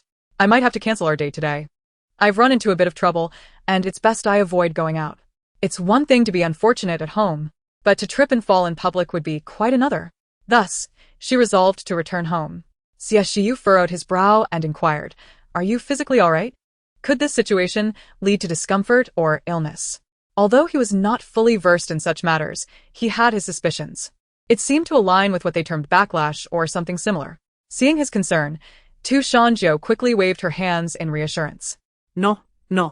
"It's not as severe as you think. I'll just be a bit unlucky for a couple of days. I prefer to stay indoors since I cannot predict when this bad luck will subside." Xie Shiyu understood that she never lied. Hearing her reassurance eased his anxiety somewhat, though he still pondered the nature of the misfortune she mentioned. The unknown is indeed the most daunting aspect. His frown deepened as he inhaled deeply, then gently ruffled her hair. "All right, let us return home. We shall not go out. I will ask the chef to prepare honey-glazed chicken legs for you." Shan Jiu noticed his expression but could not decipher its meaning. He appeared somewhat upset. She did not let the prospect of delicious food distract her and asked directly, "Xie Shiyu, are you angry?" His lips twitched slightly. "No, don't overthink it. But I can see it. You are not happy, you are restraining something." Shan Jiu shifted closer, their gazes locking. Xie Shiyu pressed his lips together and averted his eyes. Unwilling to back down, Shan Jiu felt compelled to speak. She disliked letting conflicts linger. With that, she cupped his face in her hands, forcing him to look at her. However, at the sight of his slightly startled expression, she paused, suddenly feeling as if she were holding something scalding. Nevertheless, she adopted his tone from earlier, leaning in closer and coaxing, "Xie Shiyu, didn't you say that if you don't speak plainly, you fear I want to understand? Why are you silent now?" The soft and delicate sensation of her touch magnified on Xie Shiyu's cheek. Her pink lips moved, drawing his gaze irresistibly. The sound of his swallow echoed in the air. How could anyone resist the allure of a beloved one speaking in such a soothing manner? He sighed, grasped her hands that rested on his face, and slowly lowered them. Yet he did not let go, gently caressing them. His voice held a slight rasp as he confessed, I am angry with myself. Shan Jiu looked at him, puzzled. I dislike this feeling. For instance, if something were to happen to you, I wouldn't know how to assist you. He closed his eyes, reopening them to reveal a sense of helplessness. His voice thickened further. Shan Jiu, if you were to face danger, I could only stand by and watch. Shan Jiu pressed her lips together. So, he was genuinely worried for her. She bit her lip and met his gaze, saying, actually, you are not entirely without means to help me. What do you mean? Well, I could borrow your good fortune to negate this impending misfortune, just as one might borrow luck to break a curse. Xie Shiyu's eyes flickered with curiosity. How would one borrow? Shan Jiu averted her gaze, her eyes drifting to his lips. Xie Shiyu noticed and understood. This time, he gently lifted her chin, compelling her to meet his gaze. He brushed his thumb against her lips, his voice low and husky. Jiu, it's not merely about borrowing luck. I was just contemplating kissing you. With that, he leaned down to capture her slightly parted pink lips, their breaths intermingling in that fleeting moment. The atmosphere within the car grew heated. Shan Jiu's eyes widened, her pupils dilating. She was taken aback. She had never expected Xie Shiyu to actually kiss her. She had merely intended to glance at him, not to invite such an action. What should she do now? Pull away? Yet, before she could move, Xie Shiyu's hand had already shifted to the back of her head, tenderly caressing her hair, preventing her escape.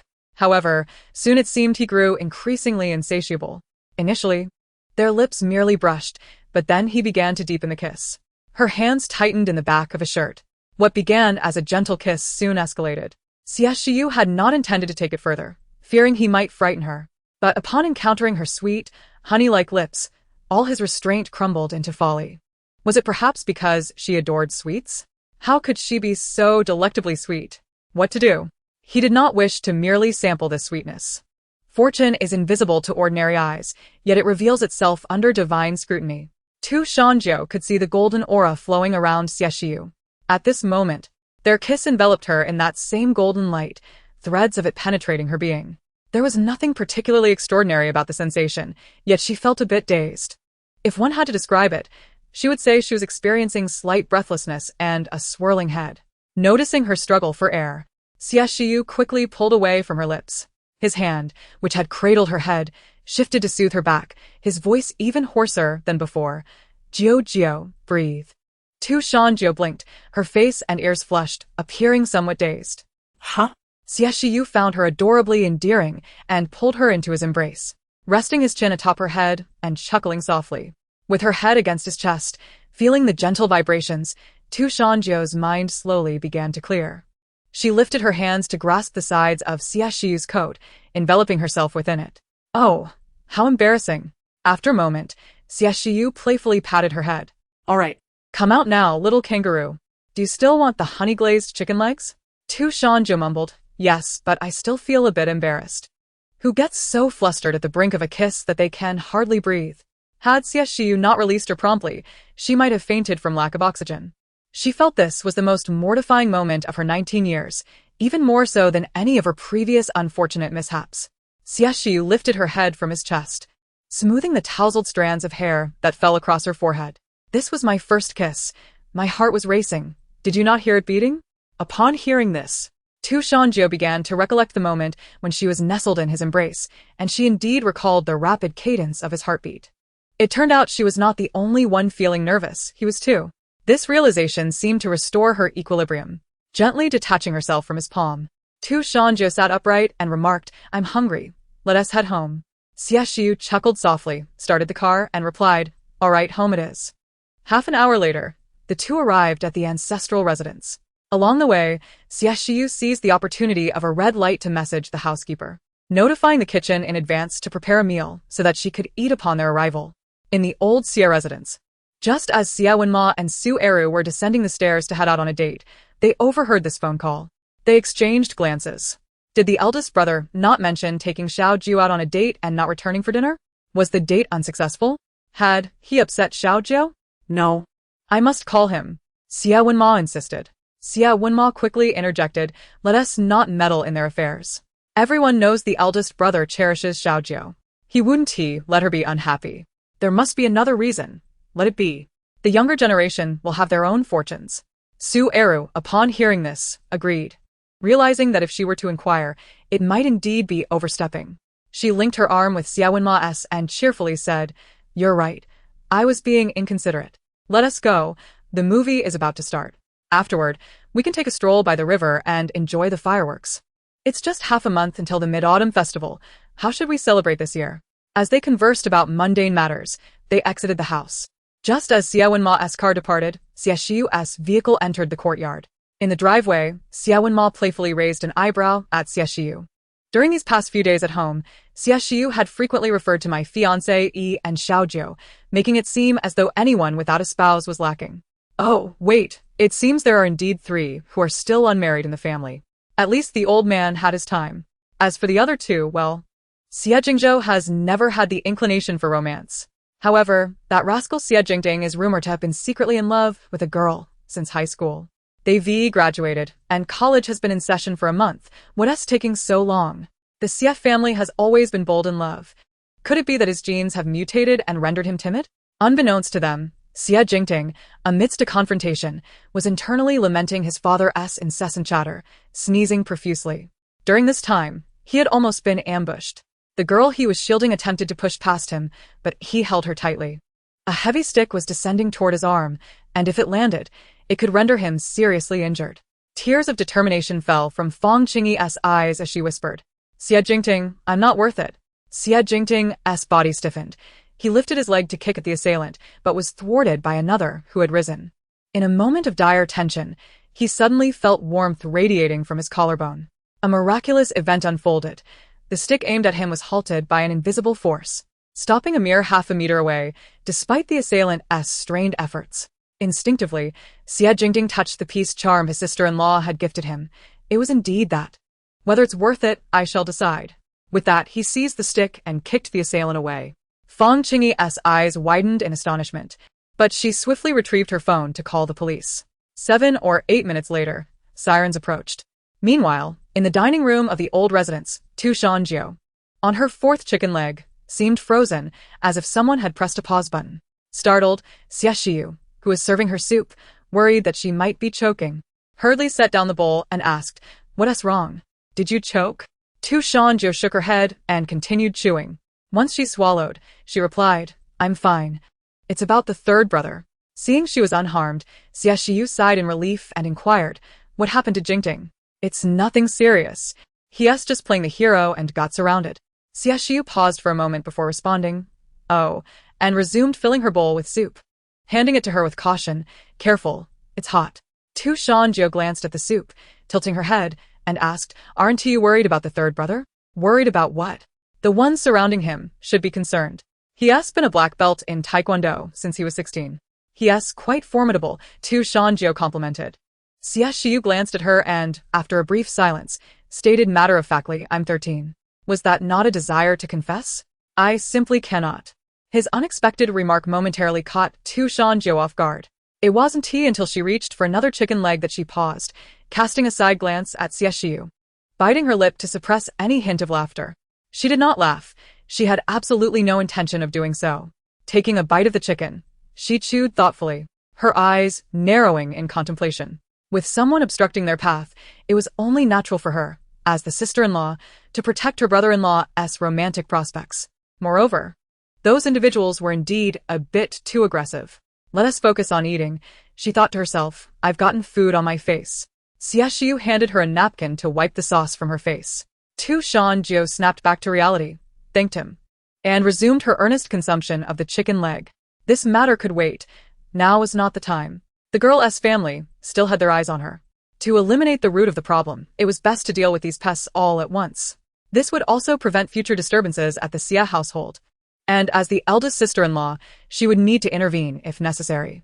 It was better to resolve family matters early on, allowing the 3rd brother's romantic endeavors to progress more smoothly. Today, it was just the 2 of them at home. Old Mr. Xie had gone out to a gathering with friends. After dinner, Shan Jiu mentioned feeling a bit full and suggested taking a walk.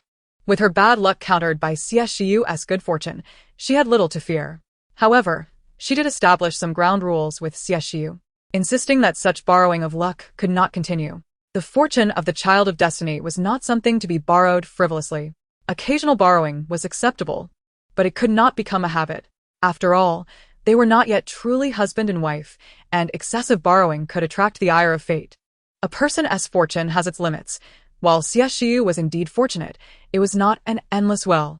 If one were to compare fortune to a container of water, an ordinary person would possess a fixed cup of water. Missing even a sip would be noticeable. In contrast, he possessed a barrel of water, only revealing a deficiency after a cup was missing. Though his fortune was greater, it could still be detected if diminished. Conversely, should he assist to Shan Jiu in breaking that curse, it would perfectly align with the amount he could afford to lose, teetering on the edge of fate's notice. Thus, while a bit of misfortune might be tolerable, her life was far more valuable. Fortune must be wielded judiciously. As she articulated this, Xie Shiyu recalled the truth of the matter, feeling chagrined for having momentarily forgotten. The knowledge of using fortune to dispel her curse was not a secret within the Xie family. Yet, should he really refrain from indulging in a little sweetness after having tasted it? Xie Shiyu pondered, still feeling a sense of reluctance. Certain experiences, once encountered, could become addictive. Thus, at this very moment, as he held her hand, strolling through the garden, he felt compelled to clarify his thoughts. Just as the two of them arrived at the pavilion, he gently urged her to sit down and inquired, Jiu, if I were to kiss you, would the fate energy automatically flow into your being? Shan Jiu paused, responding no, it wouldn't. As long as you haven't given me your intent, I cannot take it from you. After all, you are the child of fate. Who could casually borrow your fortune? Suddenly, her cheeks flushed as she added, today, you caught me off guard. The kiss earlier had been intended to dispel her misfortune, thus transferring his fortune to her. While she could have refused, she had been dazed by the kiss. By the time she comprehended the situation, the energy had already been transferred, leaving her no choice but to accept it gracefully. Xie Shiyu's eyes sparkled momentarily, and with a subtle nod of his head, he expressed his delight. All right, I understand. Shan Jiu mistakenly assumed he was worried that she might casually take his fortune with a mere kiss, so she hurriedly reassured him, don't worry. Aside from wanting to break that curse, I want to take your fortune. Even if I wished to, I couldn't. Noticing her misunderstanding, he playfully flicked her forehead. That's not what I meant. You've mentioned that I have plenty of fortune. You can borrow it as long as you don't invoke that so-called heavenly punishment that could harm yourself. When I said I understood, I meant something else entirely. Rubbing her forehead, Shan Jiu looked up at him, her eyes filled with confusion. What other meaning? Xie Shiyu fixed his gaze on her, his eyes drifting down to her lips. Without uttering a word, a single gesture conveyed everything, and Shan Jiu instantly grasped his meaning. She covered her mouth, exclaiming, why did I ask that? In a flash, she stood up, dashing past Xie Shiyu and sprinting into the house, calling back, we can't kiss. It's too suffocating. You wait for me to practice a bit more. Xie Shiyu, momentarily taken aback, straightened up and turned around, crossing his arms against the pillar of the pavilion. Observing her flustered retreat, a chuckle escaped his lips. How can you be so adorable? Suddenly, a soft voice interrupted from behind. What is so adorable? Xie Shiyu jumped in surprise. Turning around, he found Xie Jingting had returned unbeknownst to him. Xie Shiyu quickly concealed his amused expression, saying, now that you're back, hurry and take a shower and apply some ointment. You're a black belt in Taekwondo, so don't scare your sister-in-law with a face like a pig tomorrow. Xie Jingting didn't find it unusual that his elder brother was aware of his condition. Today, the peace pendant had helped him, and he was certain his sister-in-law was in the know. Given her straightforward nature, she would have realized it. And how could his elder brother, who was always watching her like a cunning fox, remain oblivious? Nonchalantly touching the small bruise on his lip, he smirked. What pig face. I did it on purpose. It's a ploy for sympathy. Xie Shiyu let out a soft scoff, disinterested in his brother's antics, and sat down on a stone bench, asking, haven't you confessed yet now that you've graduated? This time, Xie Jingting leaned against the pillar, gazing up at the cool moon in the sky, a bitter smile gracing his lips. It's not that I don't want to confess, I simply cannot. He took a step forward, and she retreated too. If he were to break through that barrier, she would undoubtedly retreat into hiding. At that point, he figured it would be a luxury just to see her. Thus, he chose to remain silent, guarding her quietly. Grandma said that a little luck never hurts, Xie Shiyu mused, observing his younger brother, who usually appeared carefree and thoughtless, yet was now treating someone with such caution. The enchantment of love truly possesses a peculiar power. He stood up, clapping Xie Jingting on the shoulder. Take good care of your girl. I wish you success soon. With that, Xie Shiyu departed the pavilion, leaving Xie Jingting staring down at his toes, lost in thought. After a while, he finally made his way to the main building, returning to his bedroom to shower. He applied some ointment to the corner of his lips while looking in the mirror, then slipped into bed, pulling the covers over his head and drifting off to sleep in one fluid motion. The next morning, Shan Jiu rose early once again. Accompanying the elderly Xie and the others in practicing Tai Chi, Xie Shiyu had little interest in Tai Chi, opting instead to maintain his usual morning exercise routine. After finishing his run, he joined Shan Jiu in supervising the others. This had become a staple morning activity for the Xie family. Strangely enough, within just half a month of practice, the elderly Xie had regained his vigor. His waist no longer ached, his legs no longer hurt, and he walked with considerable speed. Xie Wenma, who had returned later and practiced for only a few days, also began to feel the benefits of Tai Chi on his body and mind. Su Eru appeared more radiant, her complexion glowing, full of vitality. Xie Jingzhou noticed a distinct change as well. His mind felt clearer, and his memory seemed to have improved slightly. As for Xie Jingting, during the fight last night, most of his moves had originated from Tai Chi, easily incapacitating the brawny thugs before the police arrived. Of course, without Shan Jiu, their practice would have been futile, much like the elderly Xie's earlier attempts that lacked the essence of the art. After the family concluded their morning exercises, they returned to their respective rooms to wash up and change before gathering for breakfast. Once they finished their meal, the butler approached, stating, "Miss Shan, Mr.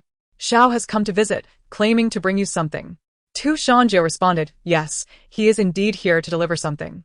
Please let him in, and Butler Wu, could you kindly prepare some tea?" Thank you. Butler Wu quickly replied, "Miss Shan, you are too courteous. It is our duty. Just give your instructions. It is no trouble at all." Shan Jiu smiled gently and nodded, acknowledging. She was still getting accustomed to this new life and needed a bit of time. Back when she was on the mountain, there hadn't been any servants. She believed being polite wouldn't go amiss. Following her directives, Butler Wu went to welcome the guest. The elderly Xie was initially surprised that Xiao Yingwei would bring something for Shan Jiu, but then he realized it was likely a matter of settling a debt. He was curious about what the cost of this debt would be. As the Xie family was different, Shan had stated her intentions up front, coming specifically for Xie Shiyu. Xie Shiyu already knew what Xiao Yingwei was delivering. He turned to Shan Jiu and said, Jiu, I'm heading to the company now." Shan Jiu's eyes brightened. "All right, be careful on the road." See you tonight. Ruffling her hair, he added, "See you tonight." After Xie Shiyu left, Xie Jingzhou and Xie Jingting headed to school, where they had a full day of classes. Before departing, Xie Jingting expressed his gratitude to Shan Jiu. Shan Jiu understood his reason for thanks and smiled, tossing him the lollipop.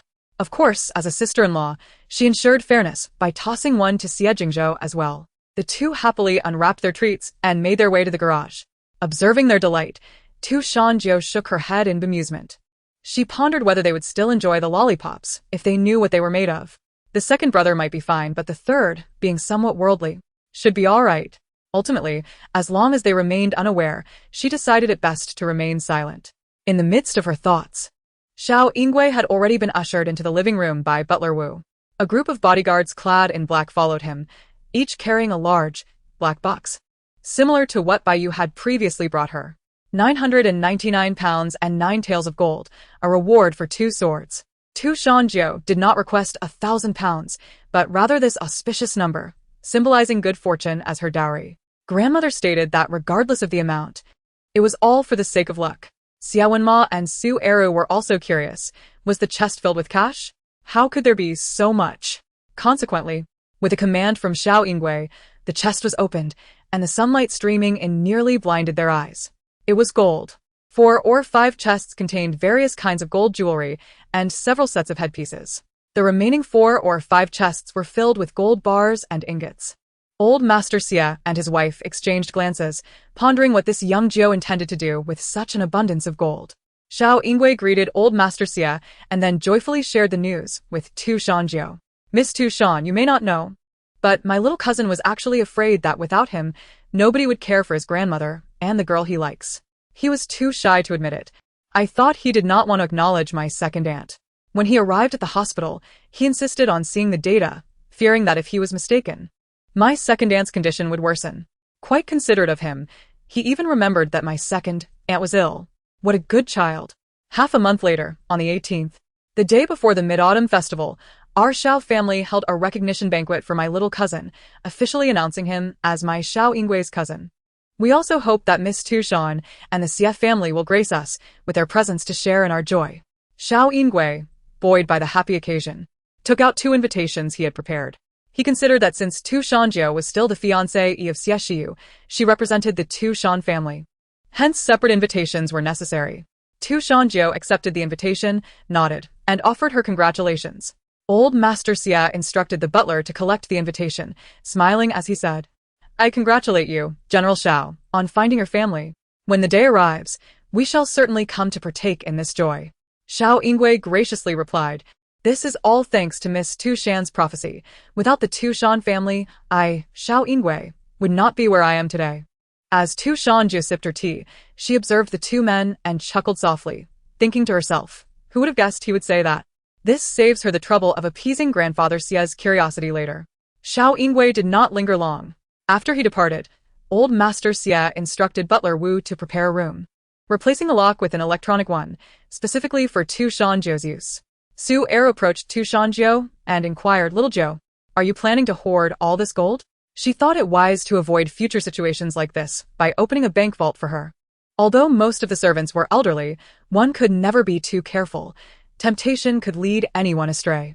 Tu Shan Jiu gently caressed the unfinished half of the array symbol etched on her jade bracelet, smiling as she replied to Su Eru, "Auntie, I am not hoarding. This is all my dowry." Upon hearing this, old Master Xie and Xie Wenma turned to her in astonishment, joined by Su Eru, as they each exclaimed in disbelief, "What? A dowry? So much?" Tu Shan Jiu calmly nodded, "Yes, I also have 2 boxes of jade stones from the Bai family in my bedroom. Currently, I have only received from these 2 families. There are many more to come." Su Eru inhaled deeply, her mouth opening as if to speak, but she held her tongue. It was customary for the Tu Shan family to provide dowries for their daughters. It was a matter of face. Regardless of whether it was a betrothal gift or a dowry, it would ultimately belong to her, so it was best to let her enjoy it.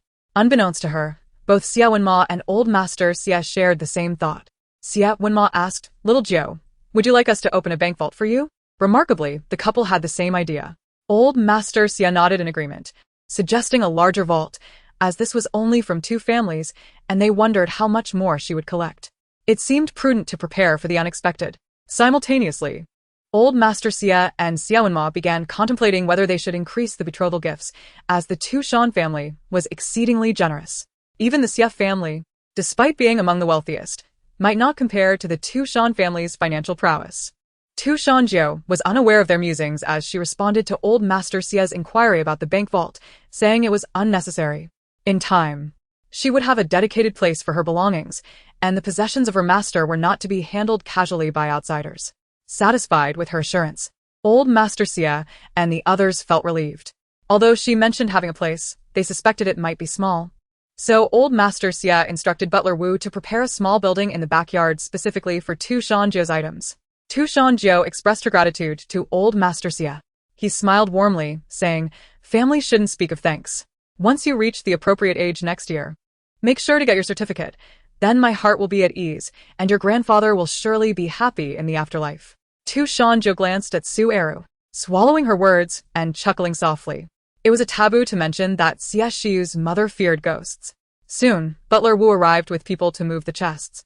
Tu Shan Jiu returned to her room to change clothes in preparation for going out.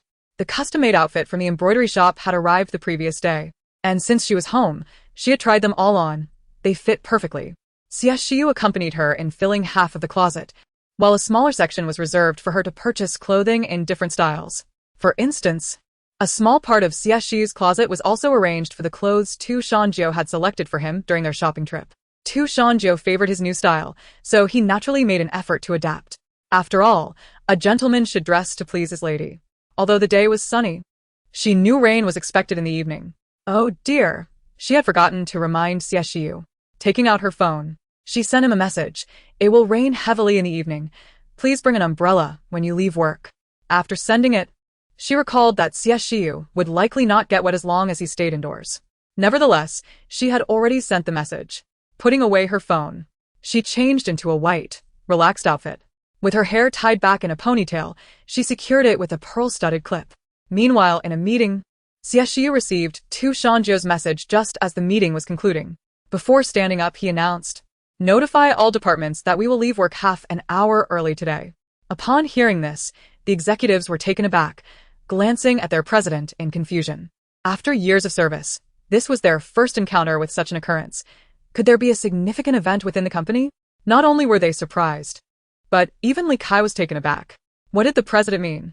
Xie Shiyu stood up, waving his phone at them and explaining, "Your future boss lady said it would rain heavily after work, so I'm letting you all leave early."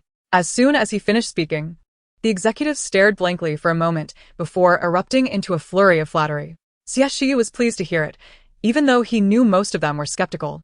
But it was of no consequence. They would soon understand the truth. After all, the autumn rain was quite chilly, and even a brief exposure could be quite unpleasant. Despite the lobby having umbrellas, there wouldn't be 1,000 available for everyone. As he stepped out of the meeting room, most of the attendees promptly checked their phones for the weather forecast. Seeing that there was no indication of rain above, the crowd thought to themselves, "Where's the rain?" The weather forecast did not mention it at all. Could it be that our future boss lady possesses some sort of foresight?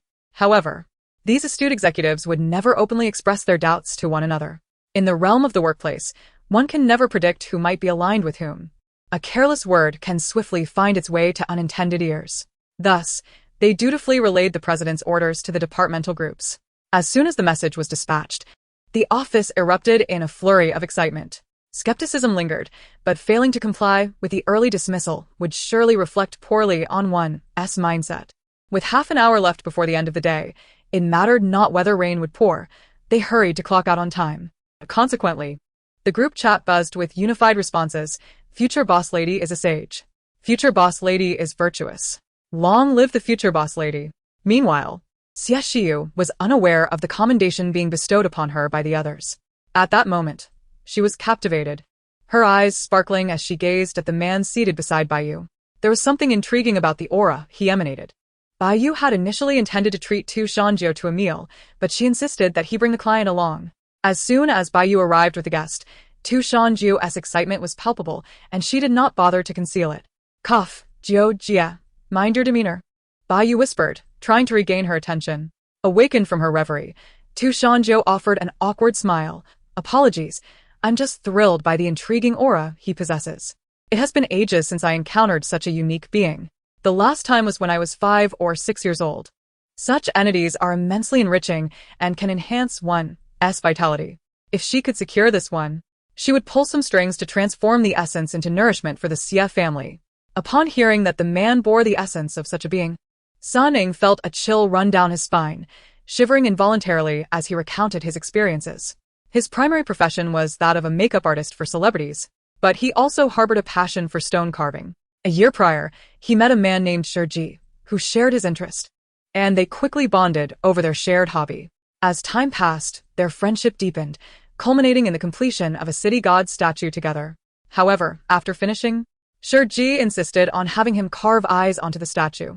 This request baffled Sun Ning, for it was commonly understood among sculptors that eyes should not be carved lightly.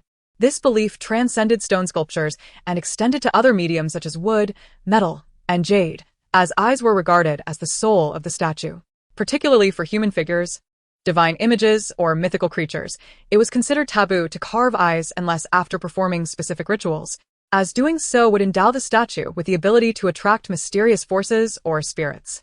Sun Ning found it peculiar that Xie Shiyu, an experienced artist, would make such an amateurish request. Despite his objections, Xie Shiyu insisted, leading to a minor argument between them. Eventually, Xie Shiyu bombarded him with calls and messages, to the point of annoyance. In exasperation, Sun Ning deleted Xie Jiyu's contact and blocked him on social media. Dismissing the city god statue entirely, whoever wished to carve it could do so. Since then, bizarre occurrences began plaguing his life. The small animal carvings he had casually made started shifting positions on their own. Being somewhat obsessive-compulsive, he had designated spots for all his belongings, which made him certain that they had indeed moved. The situation escalated further when one night, he heard knocking on his bedroom door, though he lived alone. Mustering his courage, he called out, only to hear a voice respond from outside. "Sun Ning, within 3 days, you must carve eyes onto the city god statue, or I shall ensure you no peace. Hearing that voice sent a wave of terror through him. It was Xie Jiu's voice. Nonetheless, he feigned calmness and inquired about the identity of the speaker. The voice replied, claiming to be a piece of green stone from Chunbai Mountain, and warned that if Sun Ning did not comply, he would be relentlessly pursued. Although Sun Ning was unfamiliar with the road of Dao, he recognized that Xie Jiu was, in fact, a stone spirit. Despite promptly vacating his home, he found that wherever there were stones, he could hear them urging him to complete the statue. This relentless torment left him both mentally and physically exhausted, resulting in sleepless nights and frequent mistakes at work. Just the other day, he accidentally used a mint-infused cosmetic on a star who was allergic to it, landing the celebrity in the hospital and costing him a hefty sum in compensation, not to mention losing his place in the production team. Having collaborated with Bai Yu in the past, they often played games together. Since the incident, Sun Ning had lost all interest in gaming, opting instead to hide away. When Bai Yu called him to play, Sun Ning was outside and intended to decline. However, a nearby stone suddenly spoke, startling him and causing him to dash into the street, nearly resulting in an accident. Upon learning of this, Bai Yu initially doubted Sun Ning's tale. But when Sun Ning mentioned knowing someone who could resolve the issue, Bai Yu felt as though he had grasped a lifeline and hurried to accompany him. After Sun Ning recounted his story, Bai Yu had heard it in its entirety. He crossed his arms and scoffed, "So it's merely a stone spirit? I thought it was something far more sinister." When Sun Ning had mentioned talking stones and entities following him, Bai Yu had imagined he had attracted some malevolent spirit. Shan Jiu, having been interrupted, tilted her head and raised an eyebrow at Bai Yu, clearly indicating, "Oh, have you become competent during our time apart? If you're so capable, go ahead, I want to compete with you." Bai Yu, sensing her challenge, kept his lips pressed together, lowering his hands from his chest to clasp them neatly on the table, sitting erect as if a diligent student. How could he? What could he possibly do? His pristine white teeth were hardly capable of biting into stone. Seeing Bai Yu's compliance, Shan Jiu shifted her position. She unwrapped a lollipop and popped it into her mouth, crossing her arms disdainfully as she remarked, "A mere stone spirit, yet he audaciously claims to practice Dao. What audacity!" Sun Ning had heard of various paths such as the path of compassion, the path of spirits, the path of leisure, and the path of innate nature, but he had never encountered one called Dao. Bai Yu, being a spirit himself, felt equally uninformed. Thus, they both turned to Shan Jiu in unison. "What is Dao?" Without a word, Shan Jiu poured a little lemon water onto the table, dipped her finger in it, and inscribed the characters for Che and Jin. The two characters combined to signify cutting. Bai Yu's pupils dilated. He practiced the path of cutting. "We can catch him right now. Severing the path, cutting through all contradictions inherent in one's cultivation journey. This entails the cutting away of the mundane, obsessions, emotions, desires, and weaknesses. Ultimately, only the heart of the Tao remains. The act of severing the path is a practice accessible to all beings within the three realms, yet it is not a pursuit for the ordinary individual. Once one has embarked on this path, even modest achievements can enable them to challenge a significant portion of the metaphysical realm. Thus, when Bai Yu heard the stone spirit claim to practice the severing of the path, his astonishment was palpable. Meanwhile, Shan Jiu shot him a glance, exclaiming, "Where is your head? Who among those who cultivate the severing of the path pretends to be a city god, deceiving themselves for incense and belief?" Bai Yu paused, contemplating her words, and sheepishly rubbed his nose, conceding, "You're right. It seems I left my brain back home. I'll have someone send it over tomorrow. Haha." Implicitly suggesting that he had merely forgotten it upon his departure. Shan Jiu was left speechless. She turned to Sun Ning and inquired, "Bai Yu has informed you of my rules, correct?" Sun Ning nodded vigorously, affirming, "Yes, he did mention that you are the loaned blade wielder, and that you require a blade from you, only to collect payment once the matter is resolved." "Good. Knowing that saves me from further explanation." Shan Jiu then produced a pair of scissors from her belongings, placing them on the table before Sun Ning, thereby initiating their transaction. Bai Yu glanced at the scissors, instinctively recoiling. Once passed through the hands of the loaned blade wielder, the ordinary scissors were imbued with a unique spiritual power, invisible to the ordinary eye, which merely perceived them as commonplace tools. However, as a creature of the supernatural, he was particularly sensitive to the energies of metaphysical practitioners. In truth, Tu Shan Jiu had intended to take a nail clipper, but upon opening her toolkit, she discovered that her supply of nail clippers was nearly depleted, having forgotten to restock. Thus, she randomly grabbed a pair of scissors, planning to visit the supermarket for supplies later that evening. However, Sunning was oblivious to these nuances. He eagerly seized the scissors, exclaiming, "Yes, it's settled." He impatiently asked Tu Shan Jiu, "When shall we go to capture Sergi?" Just as Sunning finished speaking, a server approached to inquire when they would be placing their orders and interjected cheerfully, "Sir, you need not spend money to catch Sergi. We can do it right here. And this service is complimentary." The three of them turned to the server in unison. Baiyu, his face a canvas of confusion, almost in perfect synchrony with Sunning, asked, "You can catch them here too?" Tu Shan Jiu furrowed her brow, her eyes widening. Was someone attempting to encroach upon her business? Yet, she had not discerned any such intentions. The server, taken aback by their astonishment, pointed towards several claw machines situated near the entrance. Indeed. "We can catch the Sergi goddess here. As long as you dine in the establishment, you can exchange for game tokens at the front desk for free. I merely wanted to remind you that there is no need to spend money elsewhere. Our claws are not loosened, and they are easier to operate than those outside." Tu Shan Jiu, Baiyu, and Sunning. What a beautiful misunderstanding. The server scrutinized Baiyu for a moment before shifting her gaze elsewhere, uncertain, then stole another glance. Hesitantly, she ventured, "Are you?" Baiyu quickly interjected, "I am not who you think. Isn't a time to order? Please bring me 2 copies of the menu, now." The server, as if she had stumbled upon a monumental secret, covered her mouth with her hand and excitedly stomped her feet. "All right, I'll get it right away." With that, she dashed out of the partition. The privacy of this barbecue restaurant was commendable, with its partitions separating each area. The main reason Baiyu had chosen this particular establishment was that he had asked Tu Shan Jiu what she wished to eat, to which she expressed a desire for meat, leading him to select this authentic Chicheng barbecue. Tu Shan Jiu then noticed Baiyu's attire today, which mirrored her first encounter with him, fully armed. Do all celebrities endure such discomfort when they step out? Baiyu shrugged, accustomed to it, explaining that otherwise, he would constantly be pursued by paparazzi. As he spoke, he felt the heat and removed his mask and hat, having already been recognized. The server's interruption deftly diverted the earlier question posed by Sunning. "Let us eat first. I'm starving," Tu Shan Jiu declared. In her world, nothing surpassed the importance of a good meal. Observing their calm demeanor, Sunning naturally felt reassured and began to eat quietly as well. The server, demonstrating considerable discretion, refrained from broadcasting the fact that Baiyu was dining there. Otherwise, given his level of fame, enjoying a peaceful meal would have been impossible. After satisfying their appetites, Tu Shan Jiu turned to Sunning once more, instructing, "When he comes to see you tonight, pretend to be frightened. Tell him you agree to have the city god statue's eyes carved, and arrange for him to bring the statue to your home tomorrow." After a moment, she asked Sunning, "Do you have any reservations? If you're uncomfortable, we can arrange it at Baiyu's house instead." The innocent Baiyu interjected. Sunning quickly shook his head. No, let South meet at my place. As long as he doesn't come looking for me again, I'm not afraid." Tu Shan Jiu nodded approvingly. "All right, you're a brave man. You may go."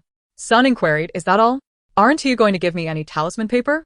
Tu Shan Jiu, preparing to leave, paused at his question, replying, "No, that's all. Is there a problem?" Sunning chuckled, no problem.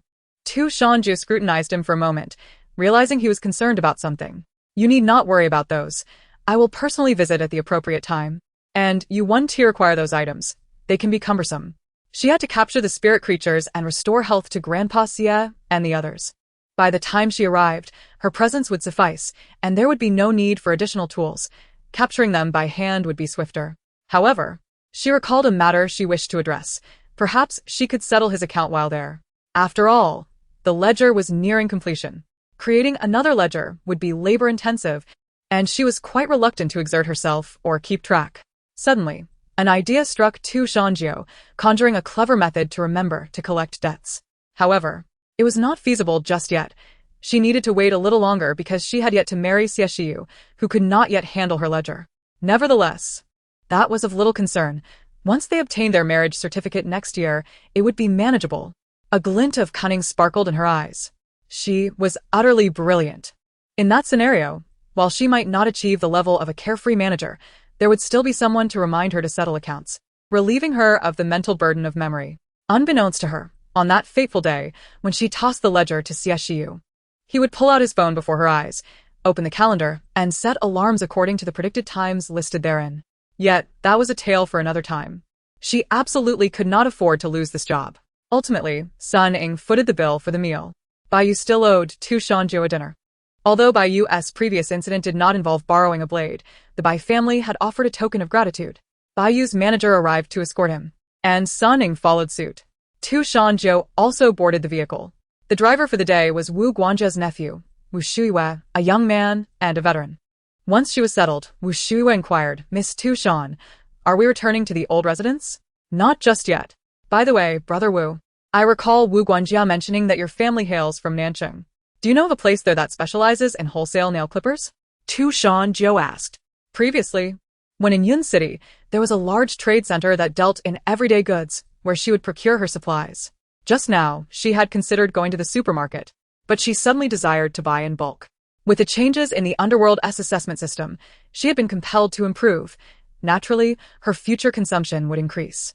To avoid the hassle of frequent purchases, it would be more efficient to wholesale and obtain everything at once. Wu Shuiwei nodded.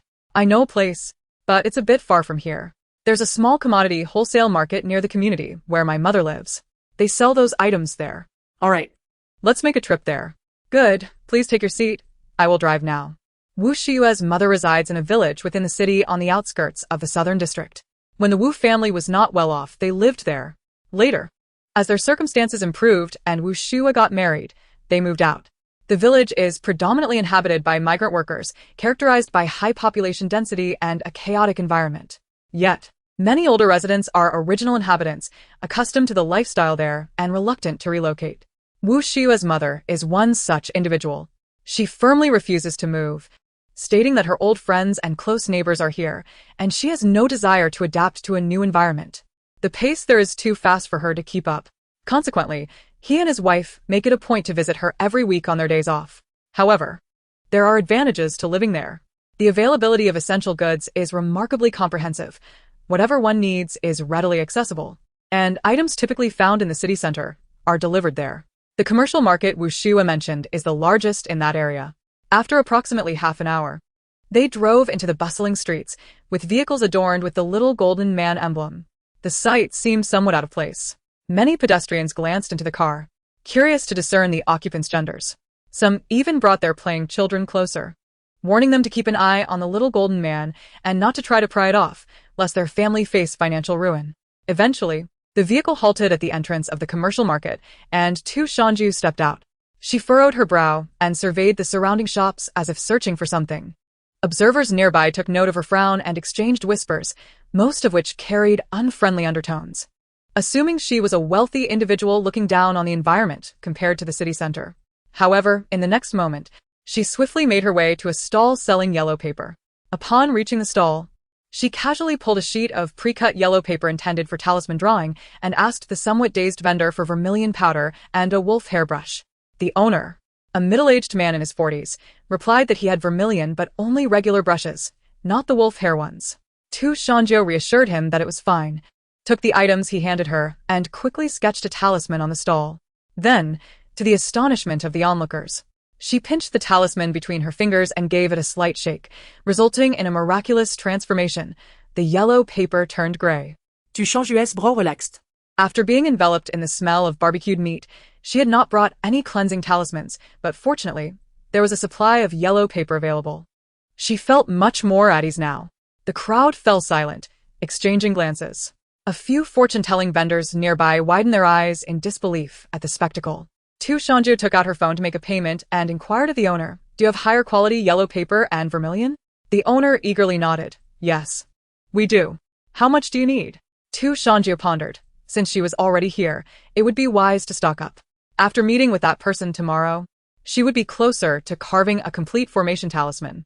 At that point, she would have a place for all these items. Thus, she decided to purchase more during this visit.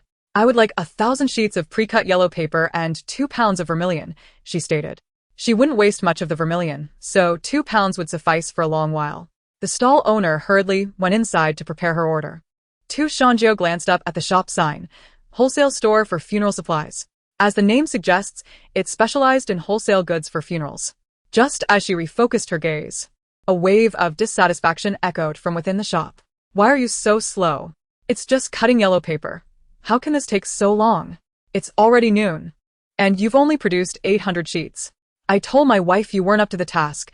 You pampered college students can't handle this. Now look, that customer outside wants 1,000 sheets. I apologize, I was just distracted. I promise I can finish your 5,000 sheets today. I'll speak with the customer outside and do my best to minimize your loss. Is that acceptable? Fine, go ahead. If you end up short by those 200 sheets today, I'll deduct it from your wages. Do you think this job is easy? There are fewer people needing these supplies now, and finally, we get a big customer, and it's all because of you. Shan Jiu listened to the entire exchange from outside the stall and glanced inside. A girl, around her age, emerged from within. Shan Jiu's first impression was that she was exceptionally beautiful, with slightly upturned fox-like eyes, fair skin, and red lips, adorned with a conspicuous vermilion mole at the corner of her eye, making her strikingly attractive. Although her features bore a hint of aggressiveness, Shan Jiu perceived an abundance of gentleness and softness in her demeanor. Noticing that she was staring, Fang Qingyi nervously curled her hands and stepped forward. Miss, I sincerely apologize. My oversight has resulted in an insufficient quantity of pre-cut yellow paper for your order. If you could provide me with an address, I can deliver it to you after I finish cutting. Shan Jiu remained silent, her gaze resting on Fang Qingyi's injured hand, her brow furrowing slightly. Fang Qingyi assumed her dissatisfaction with the proposed solution, hastily considering alternatives. Perhaps many people shied away from working in a shop like this, leading to exceptionally high pay for part-time employees. They had given her a 1-month ultimatum, otherwise, she would be forcibly taken to work at their nightclub to repay her debt. Thus, she could not afford to lose this job. Earlier, she was preoccupied with worrying about the person's injury, causing her to accidentally cut her hand while handling the paper cutter. Fortunately, she reacted quickly enough to avoid a serious injury, merely cutting a small gash that bled slightly. She had to take time to stop the bleeding to avoid staining the yellow paper. How about? Fang Qingyi's words were interrupted by Shan Jiu's sigh. Shan Jiu looked at her and softly said, It's fine, I still need to buy some other items in the market. Take your time, there's no rush. After speaking, she called out to the owner, How much? I'll pay now and come back later to pick it up.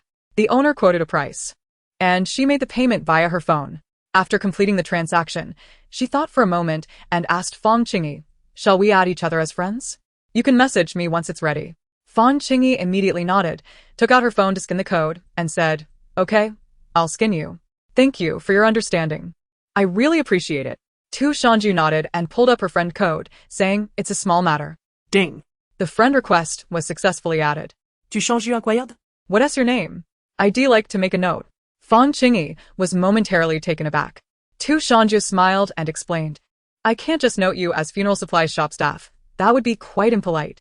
Fang Qingyi's cheeks flushed, and she pressed her lips together. My name is Fang Qingyi, Fang as in square, Qing as in clear, and Yi as in suitable. Shan Jiu tapped a few times to save the note and introduced herself. My name is Shan Jiu. I'll take my leave now.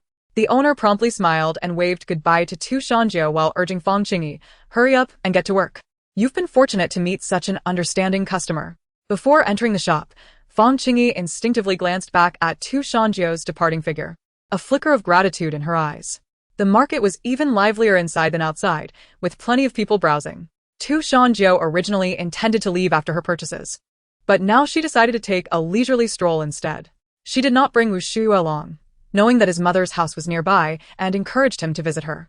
After wandering for about 40 minutes, Shan Jiu had made numerous purchases, each more varied than the last.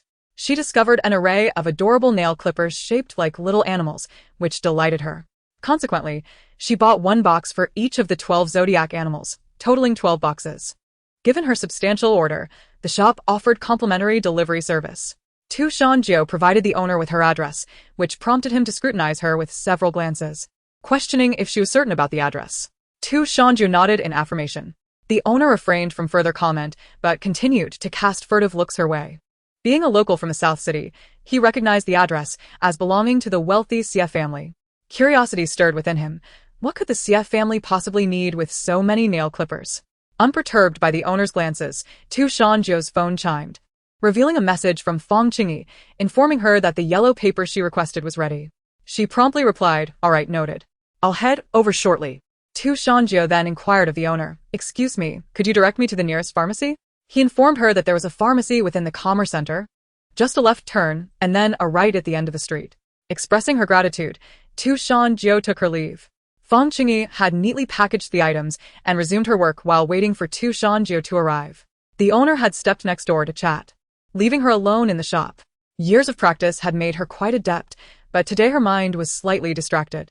However, the recent incident compelled her to focus, and she quickly completed her tasks for the day.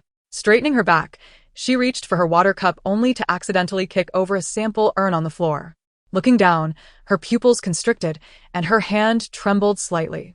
Closing her eyes, Feng Qingyi took a large sip of water, her cheeks puffing out before she swallowed hard. After covering her cup, she took a deep breath, opened her eyes, and carefully righted the urn. Shan Jiu, peering through the glass door, witnessed this scene and shook her head helplessly, murmuring, "It's all right, just wait a little longer. You will reap the rewards of your hardships. From now on, your sister-in-law will look out for you." After her quiet musing, she pushed open the shop door. Feng Qingyi looked up to see Shan Jiu and quickly straightened, wearing a smile. "Miss Shan, you've arrived. I've packaged your items. Please check if everything is correct." She brought the items from the table over. "If all is well, I can help you carry these to your car so you needn't lift a finger." Shan Jiu accepted the items but then returned them to the table, taking Feng Qingyi's hand instead. Feng Qingyi looked at her in confusion, unsure of her intentions. From her bag, Shan Jiu pulled out iodine swabs and a box of cartoon sheep band-aids. She tore open the packaging, breaking one end of the swab, quickly wetting the other end with the solution. Only then did Feng Qingyi notice the small medical bag in her hand. Was she intending to treat herself? Suddenly, she recalled observing Shan Jiu's hands earlier outside. Without an explanation, Shan Jiu removed the makeshift bandage from Feng Qingyi's wound and tossed it into the trash, gently disinfecting the injury. Though this wound appears small, it runs deep. Try to keep it dry over the next few days to avoid infection. "You were cut by a knife, weren't you?" Her tone and actions were imbued with such gentleness that Feng Qingyi found herself frozen in place. She had sensed a kindness in this girl earlier, but now she was astonished by her genuine compassion. Apart from that one person, no one in her life had ever shown her such patience and goodwill. But why? They had only just met. Shan Jiu did not hear her response and paid no mind, meticulously applying the band-aid, smiling at her as she spoke. "Are you wondering why I would buy you medicine?" Feng Qingyi nodded slowly. Shan Jiu continued candidly, I do not extend kindness without reason. I learned of you through someone else, and I expect we will have many more encounters in the future." Placing the medical bag on the table, she effortlessly lifted the pile of yellow paper and vermilion powder, declaring, "However, having met you, I find I quite like you. You are strong, striving for the light even from the shadows. Rest assured, this is merely temporary." Feng Qingyi was completely taken aback, her eyes slightly misty, reflecting her confusion. Shan Jiu waved her hand. "I must be going now. We shall meet again soon." Upon returning to the old residence, Shan Jiu had barely stepped inside when thunder rumbled and a torrential downpour began outside. Glancing at the time, it was 5:15. Xie Shiyu had already returned and was seated in the living room, engrossed in his phone, his lips pressed into a flat line. Upon hearing the door open, he turned his head. Seeing Shan Jiu had returned, he tapped his phone twice to send a link to Li Kai, accompanied by a message. "Handle this promptly. Fix my Weibo account. I will personally post an official announcement shortly." After turning off his phone, he smiled and stood to greet Shan Jiu. "Come, sit. Are you tired?" She had mentioned earlier that she would be going out to secure a business deal. He had just learned that this deal was introduced by Yu. Shan Jiu settled onto the sofa, assuring him that she was not tired. "Guess who I ran into today?" A servant brought in freshly squeezed orange juice, and she thanked him. Xie Shiyu sat beside her, pushing some fruit her way. "Who did you meet?" Shan Jiu took a bite of a strawberry. "I ran into Feng Qingyi." Before Xie Shiyu could inquire further, she quickly added that Feng Qingyi was the girl that Sandy had a crush on. Sandy is quite something. This ploy of his was unnecessary, causing that poor girl to get hurt and even reprimanded by her boss. Shan Jiu lamented. Xie Shiyu peeled a grape, nodding in agreement. What a fool. He offered the peeled grape to Shan Jiu, who naturally took it between her lips. "Thank you." At least, he could have consulted with D and Yu. 3 fools can outsmart 1 zhuge liang. Xie Shiyu paused in his peeling, but quickly resumed. Shan Jiu continued her banter, eating grapes as they reached her mouth. Xie Shiyu quietly catered to her until she waved her hand, signaling that she had eaten enough. He chuckled softly, wiped his hands, and without hesitation or warning, stood up facing her. Leaning down to support himself on the back of the sofa, while lifting her chin with one hand, swiftly capturing her lips with his. Shan Jiu's eyes widened in shock, instinctively recoiling and grasping the fabric of his chest. But Xie Shiyu was not about to give her the opportunity to escape. He had clarified everything the previous night. This was a well-deserved reward for him. Their lips brushed against each other, breaths mingling. His voice synchronized with the unsteady rhythm of their breaths. "Didn't we say we would practice?" His voice was laden with desire, sending an electric thrill through her ears. Shan Jiu closed her eyes, surrendering to the kiss, opting to play dead. She had no words to reply to him now. Xie Shiyu let out a delighted laugh. Pausing for a moment, his nose brushing against hers. Shan Jiu, believing it was over, opened her eyes to find him saying, "Now, let me teach you how to kiss, all right?" The slightly crimson lips had yet to part in response when they were sealed once more. What nonsense! She had seen through him completely. A man with 800 schemes. During dinner, Shan Jiu completely ignored him, opting instead to sit beside the obnoxious cobbler, Xie Jingzhou. Xie Jingzhou glanced at Shan Jiu, then at the smiling Xie Shiyu. Did the elder brother provoke the sister-in-law? Yet it did not seem so. For the elder brother appeared quite pleased. Moreover, whatever the elder brother offered, the sister-in-law readily accepted. Xie Jingzhou was left utterly perplexed. After dinner, he noticed Xie Shiyu accompanying Shan Jiu for a stroll in the garden. Propping his chin on one hand, he tilted his head to observe their retreating figures, letting out a satisfied burp. Indeed, he should not have returned for dinner today. Love is a conundrum of the century, impossible to solve through conventional means, as it bears no applicable formula. He neither understood nor wished to understand. The experimental data in the lab seemed far simpler. With each autumn rain comes a chill. The employees of the Xie group arrived at the company in the morning, the first topic of discussion being the heavy rain of the previous day, interspersed with numerous sneezes, sniffles, and coughs. Initially, none believed the president's words. Leaving work half an hour early had undoubtedly become a source of amusement for these white-collar workers. Some ventured out shopping, only to be drenched before reaching the mall, while others strolled leisurely with their partners, only to be caught in the downpour. There were even those who had returned home, but found themselves back outside for various reasons, sans umbrellas. Not a single one escaped the autumn rain. They all marveled at the almost supernatural accuracy of the future lady boss's predictions. The weather forecast had failed to foresee such an event, yet she had been remarkably precise. Some higher-ups discreetly sought out Li Kai to gauge the situation. However, Li Kai was preoccupied, busy managing the overwhelming traffic generated by Baiyu, and ensuring that their typically non-social media-savvy president's post from the previous night trended. He had no time for gossip.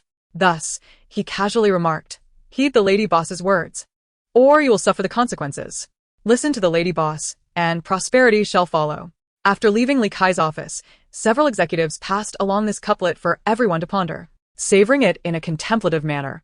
While only a few from the reception and the president's office had encountered her, the entire workforce of the group grew increasingly curious and respectful of this mysterious future lady boss. Yet, all of this remained unknown to Shan Jiu, who was busy drawing talismans at home. With the evening reserved for capturing the Qing stone spirit, she found herself at leisure in the morning and decided to use the yellow paper and cinnabar she had purchased the day before to create various talismans, as it had been a while since her last practice. Having completed dozens of them, a knock at the door interrupted her. A servant informed her that a delivery had arrived with 12 boxes of nail clippers and inquired where she would like them placed. She instructed them to move the items into a room. Each tool required her touch before it could serve as a true medium.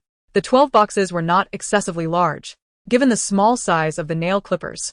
Each box contained 50 individually packaged small cases. Shan Jiu settled cross-legged on the carpet, methodically unpacking each small box. The outer packaging was of no use, and soon she had a considerable pile of discarded boxes. She switched hands with ease. Despite the simplicity of the task, if a mystic were present, they would surely be astonished by her speed and the swirling energy around her. One clipper, two, and after a full hour of work, she finally completed the task just before lunch. Stretching her back and rolling her neck, she prepared to rise from the floor when her phone rang incessantly. Shan Jiu picked it up to find a message from Lin Xiaoer. "Sister, you've made it to the trending list." "Trending? What trending?" Shan Jiu murmured. Then, open Weibo. The top 3 trending topics read, The mysterious girlfriend of a certain top cultivator, followed by top cultivator and girlfriend spotted at barbecue restaurant. And unveiling the mysterious girlfriend of a certain bai. At that moment, Shan Jiu was rendered speechless. There was no need to delve deeper. This was clearly about her having been photographed dining with Bai Yu. As per the usual narrative, Sunning, who had been seated beside Bai Yu, would have vanished from the scene. She climbed up to sit on her bed and replied to Lin Xiaoer, "It's nothing. Bai Yu is just introducing me to a client." And the context has been taken out of proportion. Those who knew her understood that she was engaged, so there was no need for further explanation. Lin Xiaoer responded almost instantly, "Is that really all? Look below, your fiancé is declaring his claim. To Shan Jiu." She scrolled down. The fourth trending topic. Highlighted in bold red, read, President of Xie Group makes a bold declaration. The fifth, and oops, Bai Yu's rumored girlfriend turns out to be the fiancé of the Xie Group's president. The sixth, Xie Group official clarifies, boldly declaring, "That is our future lady boss." Shan Jiu did not click on Bai Yu's posts, but was drawn to the Xie Shiyu's personal account, where she found a clear statement, "Apologies for occupying public resources. Mr. Xie's fiancé was merely dining with friends. I kindly request that any false reports be deleted by the end of tomorrow, otherwise, the legal department of Xie Group will be in contact with you." Shan Jiu continued to scroll down. Discovering a brief note, "My fiancé is reserved and somewhat timid. I do not wish to see any mention of her on the internet." Upon finishing, a smile graced her lips, and her eyes sparkled with delight. Timid? As if. Have they not seen me catch ghosts barehanded and fight demons with my fists? She followed Xie Shiyu's account and the official Xie Group account, liking both statements. Given her profession and the nature of her identity, it was inconvenient for her to be in the public eye, as every action would be magnified, complicating her future endeavors. Thus, Xie Shiyu understood her well. She replied to Lin Xiaoer, "I appreciate your envy. I'll treat you to milk tea when I visit the office tomorrow." "You're going to the office tomorrow?" Introduced by Bai Yu? What is this about? Shan Jiu did not divulge any details, sending a mysterious emoji instead. "You'll find out tomorrow. Alright, take care. See you at the office." Sunning had called earlier in the morning, stating that shortly after returning home the previous night, Ji had come to find him again. He had already scheduled a meeting with Shan Jiu as she instructed, asking him to bring the city god statue to his home at 9 o'clock that evening for eye carving. After dinner, at 6:30, Xie Shiyu drove out with Shan Jiu. Sunning was waiting for them in a high-end residential complex in the city center, which offered considerable privacy. With one household per floor, Sunning had come down early to greet them. Once inside, he offered them water and invited them to sit comfortably. Just as the water was placed before them, the visual doorbell rang. Upon hearing the bell, Sunning froze in place, while Shan Jiu furrowed her brow and, with a look of exasperation, remarked, "Open the door. It's not Ji, but the playful Bai Yu." Sunning instantly relaxed, feeling a sense of relief as he went to answer the door. Outside the door, Bai Yu was still dressed meticulously. As soon as he entered, Shan Jiu spoke up, "Did you not receive any notice? So idle? The trending topic has not even cooled down and you are not afraid of being surrounded?" Bai Yu removed his layers of disguise, exhaled, and chuckled. "I merely came to join the excitement. I have yet to see a stone spirit. Moreover, your fiancé is quite formidable. He has made a statement, and I am merely riding on his coattails. However, he mentioned you were timid. Is that truly the case?" Upon hearing Bai Yu's teasing, Shan Jiu's face flushed slightly. For some reason, hearing the words "your fiancé" teased by others made her feel inexplicably shy. Xie Shiyu glanced at Bai Yu and smiled lightly. "In comparison to you, my Jiu is certainly not timid." Upon hearing this, the smile on Bai Yu's face immediately froze, and he grimaced, "You two are truly alike. Birds of a feather flock together." The two of them, Shan Jiu and Xie Shiyu, raised their brows in unison, neither denying nor confirming. Sunning, observing their light-hearted interaction, gradually relaxed his previously tense demeanor. The scheduled time was 9 o'clock in the evening, yet the stone spirit had grown impatient, knocking on the door before 8. Perhaps because Sunning had agreed, he reverted to his polite demeanor, knowing not to barge in. After a couple of knocks, he called out, "Brother Sun, open the door. I've brought the city god statue." Inside, Sunning took a deep breath and opened the door only after ensuring the guest room door was closed. Upon seeing the cheerful stone spirit, he felt a shiver run down his spine. He had never noticed how stiff his facial expressions were before. Swallowing hard, he stepped aside. Come in. "All right, lend me a hand." The One person and one stone spirit moved the statue into the room. With a loud bang, the door shut. Sunning, who had remained silent, went to retrieve his carving tools. The stone spirit promptly unveiled the cloth covering the statue and earnestly remarked, "If you had done this sooner, you wouldn't have to worry. Rest assured, given our relationship, once I have had my fill of incense and achieved my goals, I will ensure your family thrives and flourishes." As Sunning returned from the guest room, he rolled his eyes inwardly. This spirit had taken to human-like exaggeration as well. He glanced at the slightly ajar door to the guest room. Miss Tushan had advised him to follow the stone spirit's instructions and carve eyes onto the city god statue. Though he did not understand the reasoning behind it, obedience is never a bad choice. Thus, he ignored the stone spirit's incessant chatter and began to carve the eyes of the city god. Carving eyes was not difficult. And soon, Sunning had completed the task. The stone spirit excitedly jumped up, wanting to hug him. Sunning quickly dodged the embrace, his distaste evident. The stone spirit squinted but said nothing, for he had achieved his objective. Were it not for his limited cultivation, he would have long since silenced Sunning. Moreover, it would have been a swift end. He was not on the path of slaying, unlike that stubborn rock next door. Regrettably, it had failed to cultivate, and the moment it awakened, it was reduced to ashes by a stone grinder. He was indeed on the path of slaughter. Having killed more than 10 people, he had transformed into human form. That stubborn rock was truly a stubborn lot. Having awakened, it still couldn't think straight. The stone spirit cast a deep glance at Sunning. He could always return to eliminate him once his powers grew stronger. With a huff, he reached for the city god statue, preparing to leave. However, when he exerted force, it won't budge. He tried again, still won't lift. What was going on? Just as he was about to check the situation, a feminine voice rang out behind him. "How dare a spirit like you move the city god statue?" The stone spirit immediately turned around. To his surprise, 3 figures stood behind him, 2 humans and 1 spirit.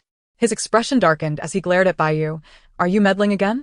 Baiyu, upon hearing this, was incensed, hands on his hips as he shouted, "What's wrong with me? Who do you look down upon? Do you believe I won't crush you into a stone ball and kick you around?" The stone spirit scoffed, dismissing Baiyu's words entirely, looking down upon him with disdain. He then sized up to Shan Jiu, meeting her gaze, which seemed to see through everything, sent a shiver down his spine. "Stop trying to intimidate. The city god statue hasn't even received incense yet. How could the city god possibly descend?" Shan Jiu pulled out a purple lollipop from her pocket and began to unwrap it. Nodding, she replied, "You're correct. Without incense or a seal, the city god cannot descend." The stone spirit snorted. "You seem to know quite a bit. Which family do you belong to?" Shan Jiu popped the lollipop into her mouth, tilted her head, and interrupted, "But isn't it easy to invite the city god over?" In the next moment, she produced a talisman to summon the deity, lit a stick of incense, and began to chant. Heaven and earth respond to the cosmos, incense ascending to the celestial gate. Golden birds soar like arrows, jade rabbits shine like wheels. Shan Jiu, the 283rd generation of the debt-collecting person, humbly invite the city god of Nancheng. As her voice fell, the statue of the city god began to tremble violently. With each tremor, golden light radiated outward from the statue. The stone spirit was taken aback, thinking to himself, "Not good." He dashed towards the door. The others inside were equally astonished by the spectacle. The city god? The deity had been summoned by Shan Jiu. Xie Shiyu and Sunning, being humans, were primarily amazed. However, Baiyu was different. With a cry, he leaped into the guest room. He was merely a newly transformed little fox spirit. How could he withstand the pressure of the city god? Sunning was present, so he couldn't reveal his true form in front of him. He swiftly closed and locked the door.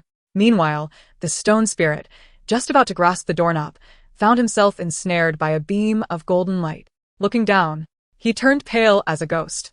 He didn't even attempt to struggle. This was the combined divine power of faith and virtue. How could he possibly escape? Reluctantly, he glared at Sunning with malice. Sunning was startled by his gaze, but he suddenly realized that the one who should be afraid was not him, but the spirit. Gaining courage, he glared back. Suddenly, the previously quaking statue of the city god stilled, and everyone turned to look. Sunning gasped. The statue had come to life. The city god of Nancheng surveyed the room, first glancing at the stone spirit restrained by his divine power. then at Xie Shiyu and the tightly shut door, and finally, he regarded Tu Shan Jiu, the 283rd generation of the debt-collecting person. Tu Shan Jiu is your great-grandfather. Tu Shan Jiu met his gaze without flinching, cupping her hands in respect. Indeed, Tu Shan Jiu is my great-grandfather. The city god of Nanqing laughed heartily, releasing his oppressive aura with a look of satisfaction. Very good, very good. It has been ages since the Tu Shan family has produced a girl. Indeed, your prowess is exceptional. Even your grandfather could not summon me in the past. Tu Shan Jiu smiled in agreement, but could not curb her straightforward manner, even when addressing a deity. So, I have come to collect my dues. Otherwise, should my future children lack such abilities, would this debt not stretch across generations? Upon hearing this, Xie Shiyu, standing beside her, cast a glance her way, the corners of his lips curling into a subtle smile. The city god of Nanqing found himself momentarily embarrassed by her straightforward remark. Haha, my dear child, you certainly speak with unvarnished honesty. Even if you had not invited me today, that stone spirit would be utterly beneath your notice. Your primary intention is to collect a debt, is it not? So, tell me, what form of remuneration do you seek? Tu Shan Jiu nodded calmly and replied, I have conducted extensive research on the storage array and inscribed it onto my jade bracelet. However, one final component remains. I require one measure of divine power from you. The city god of Nanqing displayed surprise as he noticed the jade bracelet adorning her wrist. A flash of golden light illuminated his eyes as he discerned the intricate storage array etched upon it.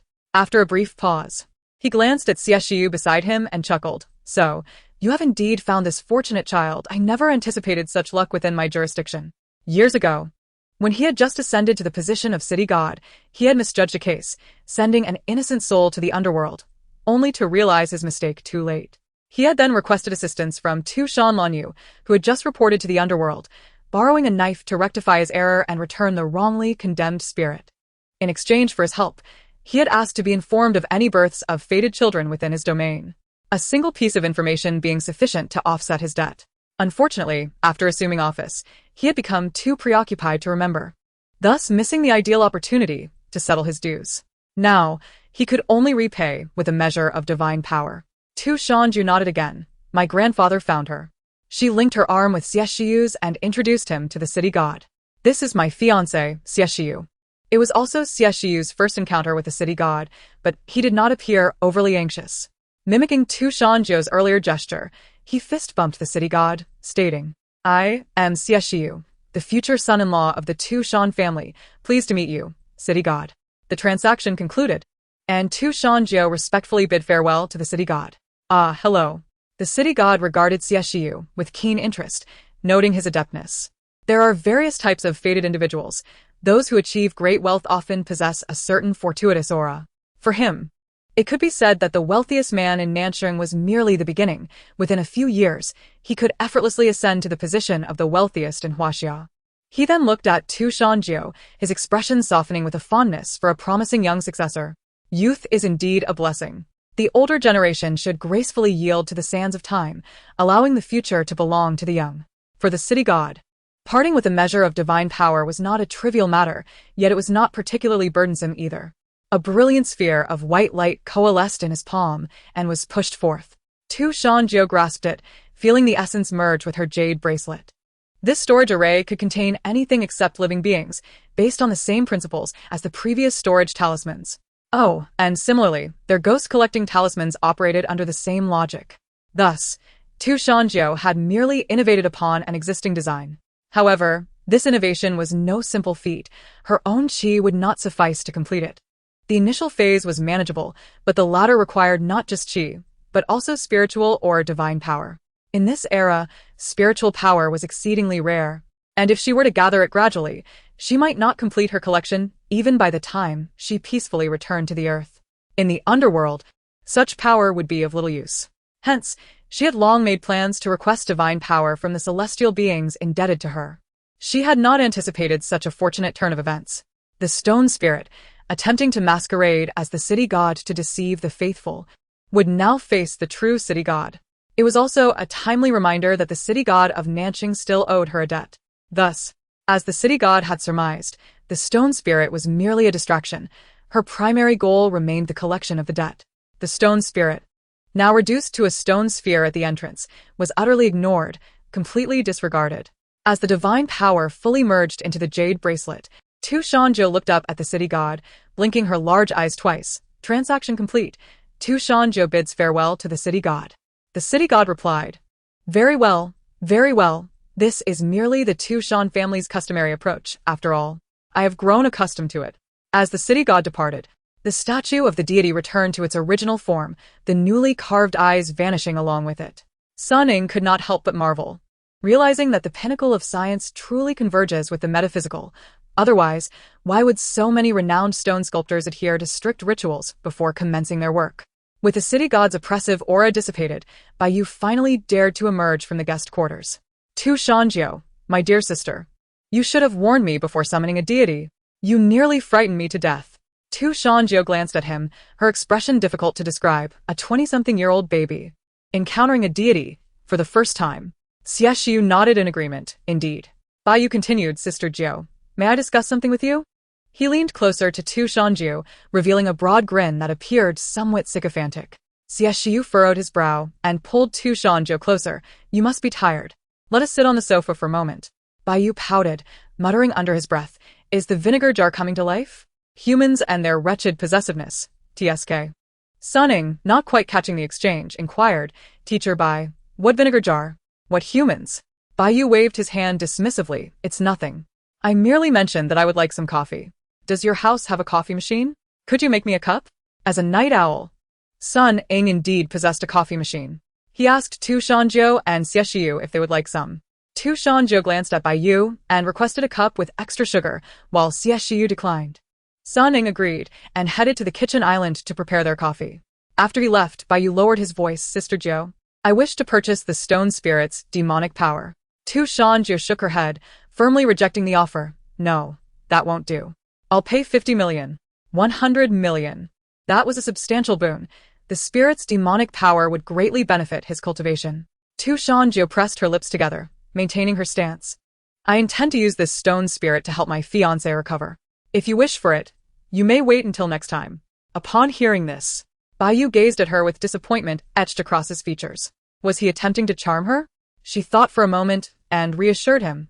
You must have heard that the underworld's assessment system has changed recently, so I will be frequently engaging in such matters.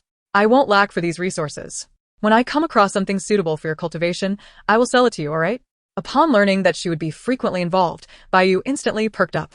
He reached out to grasp Shan Jiu's hand, eager to express his excitement and gratitude, but caught a glimpse of Xie Shiyu's warning gaze and promptly halted. He nodded vigorously, absolutely. This is fantastic. He understood that someone of her caliber, oh no, he meant her extraordinary talent, was a rarity that could only be encountered once in a century. His future cultivation supplies would no longer be in jeopardy. He could now relax.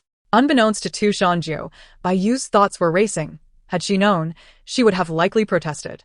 She too wished to take it easy. She desired to be a carefree spirit. To whom could she voice her grievances? After enjoying her coffee, Shan Jiu set out to revert the stone spirit to its original form, a palm-sized piece of blue stone. Having grown at the tail end of the spiritual vein of Chunbai Mountain, it had fortuitously awakened its intellect. The transformation of a stone into a spirit is vastly more challenging than that of a living being. Without specific conditions, it is virtually impossible. Such a rare opportunity squandered. He failed to pursue the righteous path, a lamentable waste of a golden chance. In summary, the opportunity was indeed presented, but it was squandered due to his inadequacy. As for Sun Ying's debt, Shan Jiu collected 500,000 from him, an amount well within his capacity to bear. The nature of debt, especially that of borrowed knives, varies according to the individual. Different people incur different debts.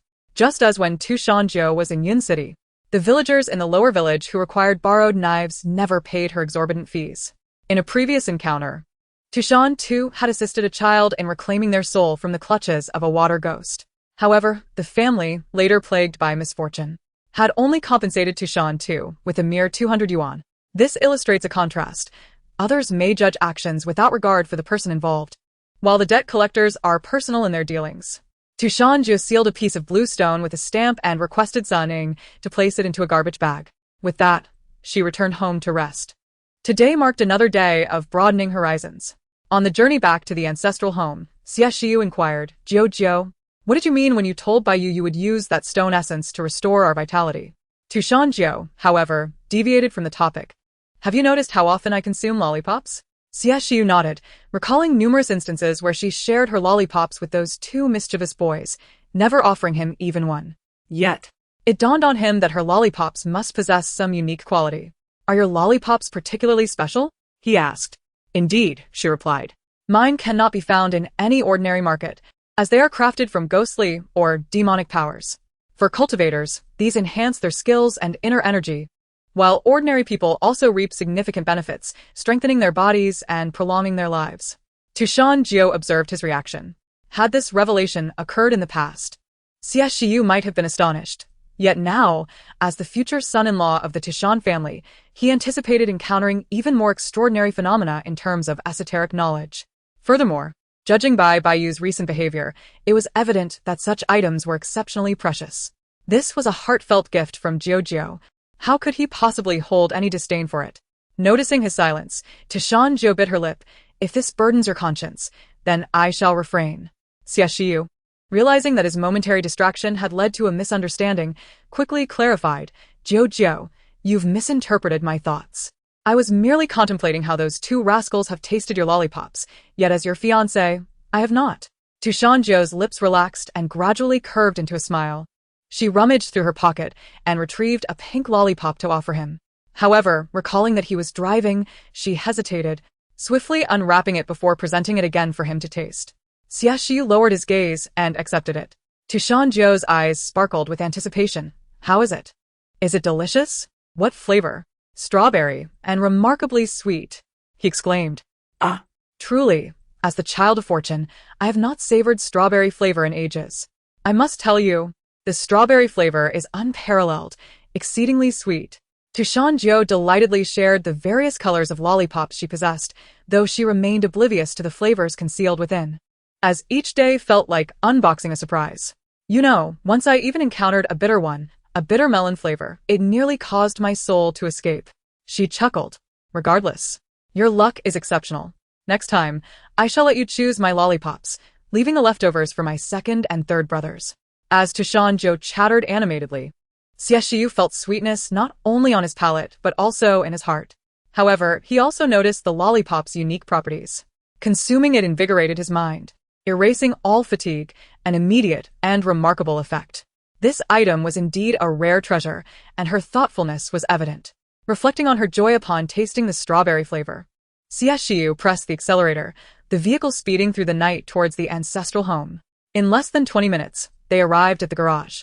As Shan Jiu unfastened her seatbelt to exit, Xie Shiyu pulled her back. Puzzled, she asked, "What is it?" He chewed the remaining morsel of the lollipop, extracting the small pink stick, and said, "Haven't you longed for the taste of strawberries? Why not have a taste?" Shan Jiu glanced at the pink stick with surprise. Yet, in the next moment, she realized she had misjudged him, as Xie Shiyu leaned in to kiss her, the essence of strawberries enveloping her lips. With divine energy now at her disposal, all that remained was for Shan Jiu to carve the final array of charms. After a restful night, she seized the opportunity of the morning's abundant spiritual energy to commence her task. 2 hours later, she set down her tools, exclaiming, "The enhancement from the divine energy is indeed remarkable. Previously, I labored intensely just to carve a single character, but in these 2 hours, I completed the remaining work." This accomplishment was not solely due to divine energy.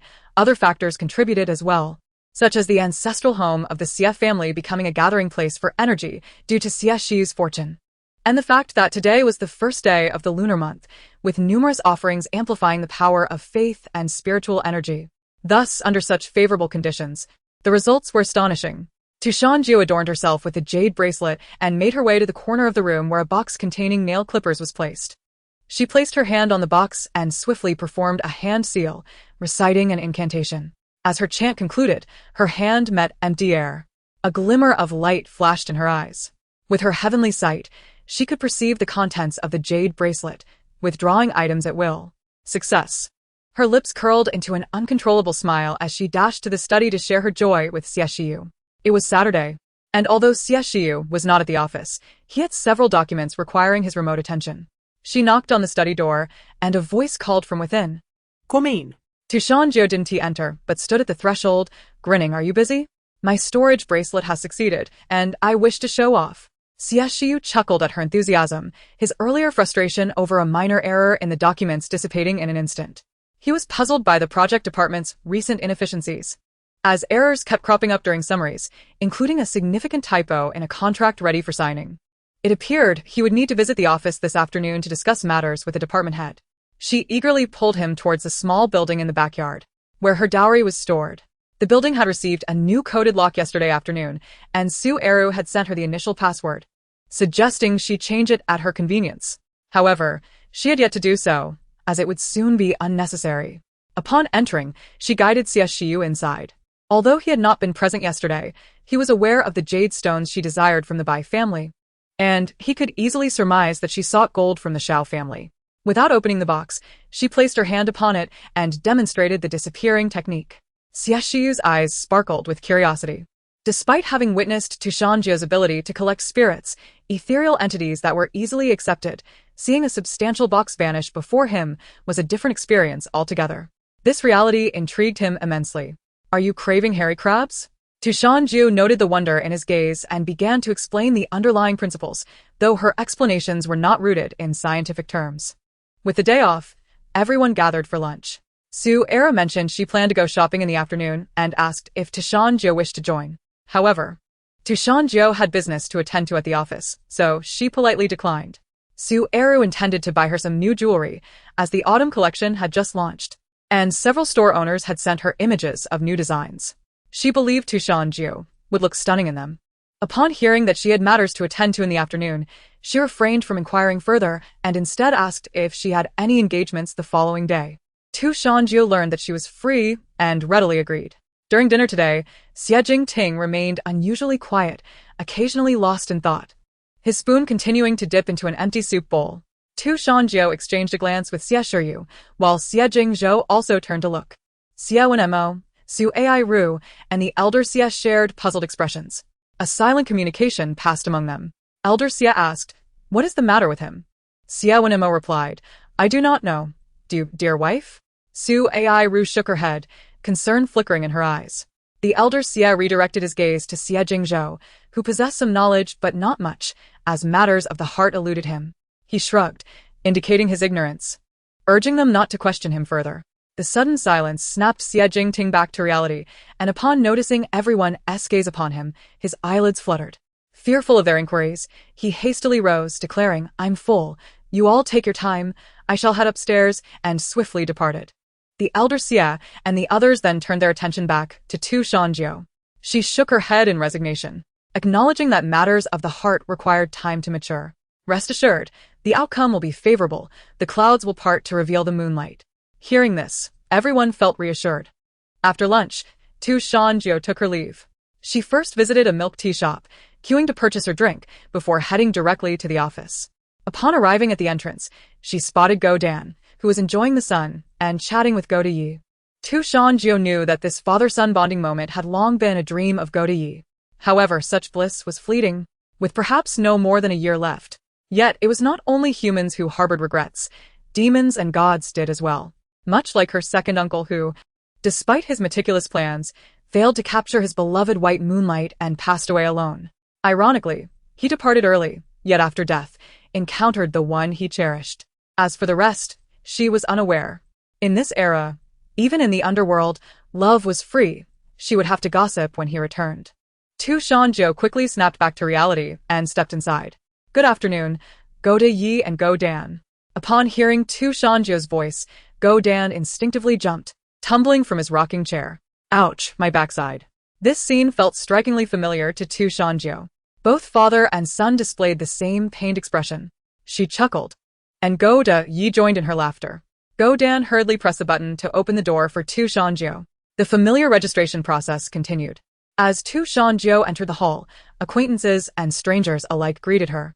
While she had grown accustomed to this, she quickened her pace, heading straight for the elevator to find Lin Xiu. The office door stood ajar, clearly awaiting her arrival.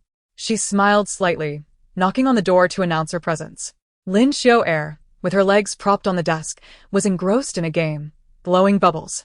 The bureaucrats of the underworld were notably different from their earthly counterparts, less bound by rules and more relaxed.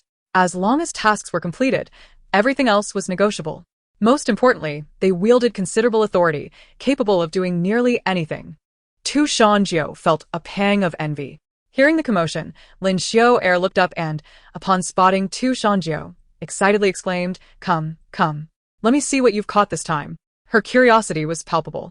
For reasons unknown, she felt that Shan Jiu had extraordinary luck, always encountering strange and rare phenomena, unlike her own tasks that typically involved mere ghosts. Shan Jiu, unpretentious, performed a gesture and recited an incantation, causing a stone to materialize in her hand.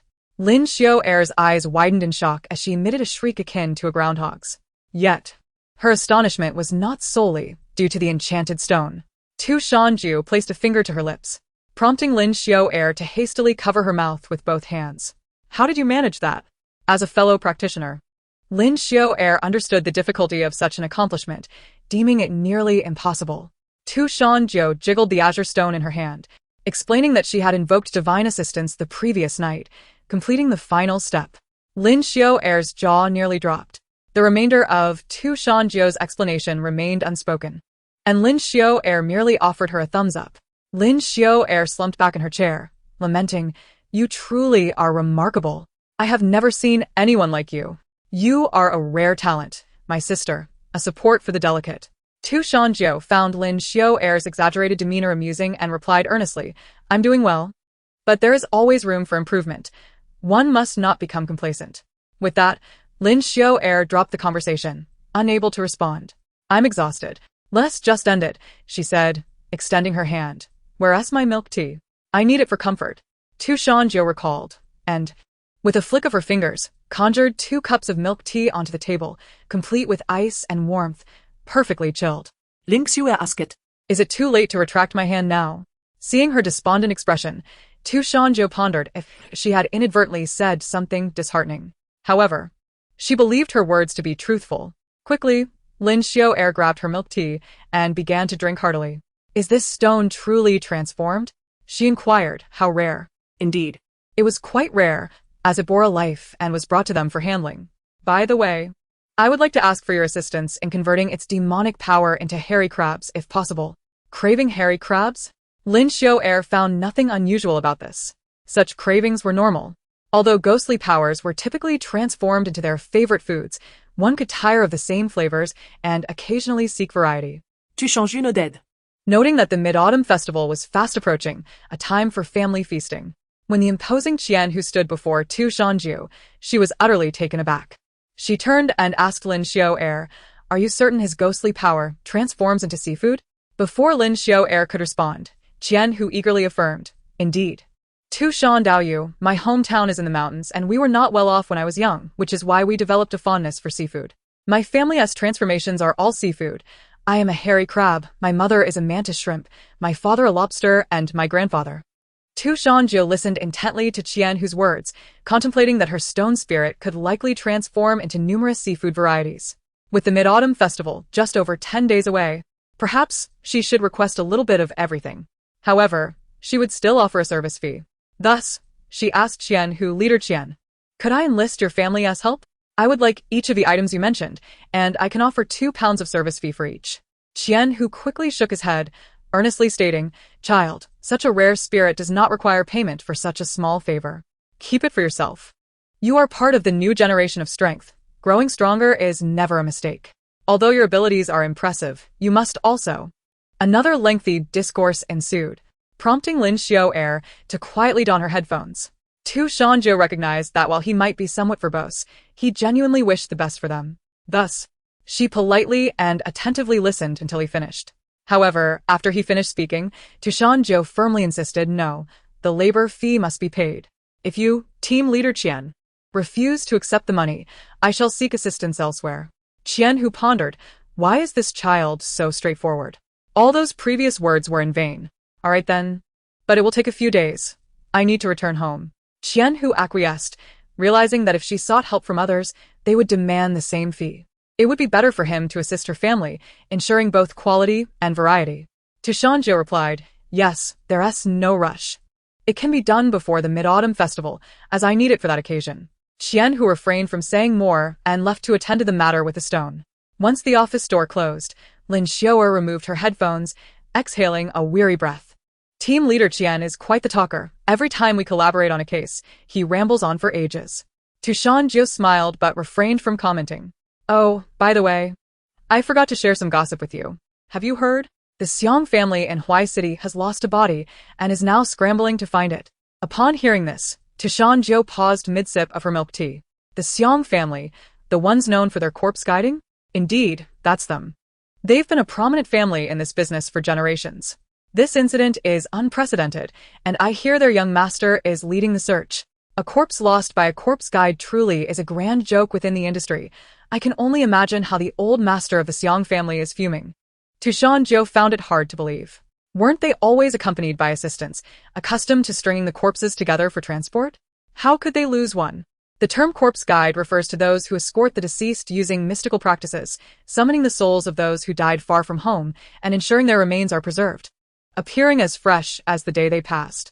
In this rapidly developing era, most people opt for specialized hearses for transporting the deceased, making the practice of hiring a corpse guide increasingly rare, though not entirely obsolete, as some customs persist in regions like Shaanxi. It is said that they have specific guidelines for which corpses to guide and which to leave behind. Those who died violently, unjustly, or in battle are escorted, while those who succumb to illness, old age, or self-inflicted demise are not. Though she had little direct experience with corpse guides, Shan Jiu was familiar with their notable families, with the Xiang family reigning supreme in the field. Naturally, others are envious, especially now that the Xiang family faces ridicule. It is the first time she has heard of a corpse guide losing a body. How could the young master of the Xiang family have turned such a blunder into a spectacle? Who knows? But I suspect that if they don't find it soon, they will come seeking your assistance, Lin Xiaoer asserted. Shan Jiu nodded, acknowledging the accuracy of her guess. They have gone to Yun City. Lin Xiaoer shrugged. A look of I knew it on her face. Shan Jiu, however, was indifferent. All work is work, and as a debt collector, she sought profit. Moreover, it was advantageous to have connections with those in the mystical realm. Presently, most still believed she resided in the mountains of Yun City, but after this incident, it would soon be known that she had settled in South City. This was preferable, saving them a fruitless trip. After conversing for a bit longer, Shan Jiu departed the office. Each time she visited, she was driven there and would wait at the exit. Curiosity is a universal trait, yet those hired by Xie Shiyu had already seen her. Hence, there was no need to explain why she entered through the main door but emerged from the opposite end of the city. As they spent more time together, they would naturally learn about such matters. To ordinary eyes, however, it still appeared quite peculiar. The area near the university district was bustling, and the last time she left here, she went directly to meet Xie Jingzhou and Xie Jingting. This time, she messaged both of them, not to invite them, but to inquire about any delightful dessert spots nearby. Neither was available, as they were busy with experiments or out enjoying themselves. With nothing pressing on her agenda, she decided to indulge in afternoon tea, savoring some small cakes and relishing a leisurely afternoon. Although she had just enjoyed a cup of milk tea, it hardly mattered. Xie Jingting was the first to respond, sending her several shop names along with their locations. Shortly thereafter, Xie Jingzhou also provided her with a couple of suggestions. Shan Jiu selected one with an appealing name and settled in for a while, contemplating whom to notify regarding her debts. She chose a window-side table, scanned the menu, and ordered 2 small cakes along with a coconut water dessert. After placing her order, she set her phone aside, gazing out at the bustling crowd. Numerous names flitting through her mind. She had acquired jade and gold. It was time to secure some real estate as well. After deliberating over 2 names, she finally settled on one. Guo Liheng, chairman of Guo Real Estate Development Company Limited. He had permitted certain leniencies in the past. 16 years ago, when her grandfather brought her to South City, they encountered this individual on their return journey. At that time, he was a small contractor working on a construction site in South City, visiting his hometown in Yun City. Upon learning of her grandfather's status as a debt collector, he borrowed a blade, initially hoping to divine the future of property prices in South City, aspiring to save enough to buy a home there. However, after her grandfather performed the divination, he casually imparted some advice. At that tender age, Shan Jiu was oblivious to its significance. Now, she understood that her grandfather had likely foreseen that this individual was on the brink of prosperity, paving the way for her future. Reflecting on this, To Shan Jiu calculated the days. Had her grandparents only visited South City once since their arrival? She clicked her tongue, finding it amusingly representative of modern parental behavior, constantly calling to urge marriage, yet vanishing once a partner is found, championing the notion of free development. Why don't you come and gossip instead? You've completely disappeared. She resolved that one day, she would summon them during their busiest hours, lighting incense to bring them forth, and inform them of her progress with Xie Shiyu. They would hear her, whether they liked it or not. Just as they had once surrounded her when she resisted descending the mountain. Lost in these thoughts, Shan Jiu was interrupted by the arrival of her desserts and drinks. "Thank you," she said. The server smiled and replied, "You're welcome," before returning to the counter to fetch another dessert for the table next to her, where a man and a woman were seated. Shan Jiu glanced at the woman before returning her focus to her small cakes. The distance between the tables was not great, and she could clearly hear their complaints and banter. "I'm just puzzled about who this Madame Chong is. Why do people keep mistaking me for her? Do we look alike?" Just moments ago, while she was choosing a coffee table, someone approached her, shook her hand, and called her Madame Chong, claiming to be a manager from some company, saying he was fortunate to meet Director Chong, and inviting her to dinner. When she corrected him, he refused to believe it. "This is ridiculous." The man gently reassured her, "Do not be upset. It is indeed true that many people in this world bear a striking resemblance to one another. However, there are few who possess the beauty of my wife. It can only be attributed to sheer coincidence." The woman was amused by his sweet words. "But aren't you preparing for an interview at the Xie Group tomorrow? Have you made the necessary preparations? I have heard that large companies are quite stringent, and even if you are interviewing for the logistics department, there will likely be many technical questions. Do not worry, my dear. Do you lack faith in me? I am confident that I will do just fine. You should focus on nurturing our baby at home. I will strive to provide a better life for both you and our child." The woman looked at him with a mix of tenderness and concern. "I appreciate your efforts, my love. I cannot help but wonder if our decision to move to the southern city was the right one. I merely wish for our child to have greater opportunities in the future. Regardless of right or wrong, they would bear the burden together. Enough of this. Haven't you been wanting to try that cake for a long time? Go on and eat." The woman scooped a small piece with a spoon and held it to the man's lips. "Here, you have a taste first." He affectionately ruffled her hair. His eyes filled with adoration and bliss, before savoring the cake from the spoon. "It is quite sweet. You should try some."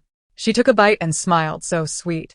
Nearby, Shan Jiu was also indulging in the small cake, a slight smile gracing her lips as she acknowledged its sweetness. However, she felt a bit full all of a sudden. Nonetheless, she glanced again at the couple. Did that woman mention the Xie Group? What a coincidence. Her gaze lingered on the woman's face for a few moments before she sighed softly. She is quite pitiable. Before long, Shan Jiu finished both pieces of cake. Finding the flavor delightful and the ingredients fresh, she decided to order a few different flavors through scan, intending to bring them back for Su Ai Ru and the others to taste. The server quickly packaged her order and delivered it. Shan Jiu rose to leave, hearing the woman at the neighboring table laughing heartily at her husband's jokes. Simultaneously, in the Xie Group's presidential office, a tall, slender man in a suit emerged, his demeanor despondent. Li Kai happened to exit the tea room and greeted him. "Director Chong, taking the day off?" "Off. What for?" "I just got reprimanded," Director Chong replied. "Director Chong, it seems you've made a few mistakes lately. Is something troubling you?" Li Kai inquired with concern. Chong Yahui opened his mouth to respond but hesitated and ultimately refrained. "It's nothing. Thank you, Assistant Li. I will return to the office now." He took a deep breath and left with his documents. Li Kai watched him walk away, shaking his head in resignation. Working at the Xie Group was relatively humane. Their president had stated that no one is perfect, and as long as one is human, mistakes are inevitable. Thus, as long as the errors were not fundamental issues, opportunities would still be granted. However, if one continued to make the same mistakes, the company would not hesitate to let them go. Director Chong usually worked diligently and had a commendable character. Otherwise, given his recent blunders, the president would have replaced him long ago. However, since the president personally sought him out, it was likely that if he erred again, he would not have another chance. As he pondered this, Xie Shiyu exited the office. Li Kai promptly set down his coffee cup and approached him. "President Xie." Xie Shiyu waved his hand. "It's fine, continue with your work. I am heading back." "Understood." President Xie. Halfway through, Xie Shiyu suddenly halted and turned to ask, "Is there something wrong with Director Chong from the project department?" Li Kai shook his head. "I do not know. I inquired earlier, but he did not elaborate." After a brief pause, Xie Shiyu spoke, try to find time to chat with him. He has been with the company since graduating from university, and his capabilities are commendable. If there are family difficulties, we should assist him. I will personally cover the expenses. He could sense that Chang Yahui was somewhat distracted. While he was not overly accommodating, he was not a cold-hearted boss either. It was understandable for anyone to face personal matters, and he allowed such occurrences. He would observe what caliber of person Chang Yahui truly was.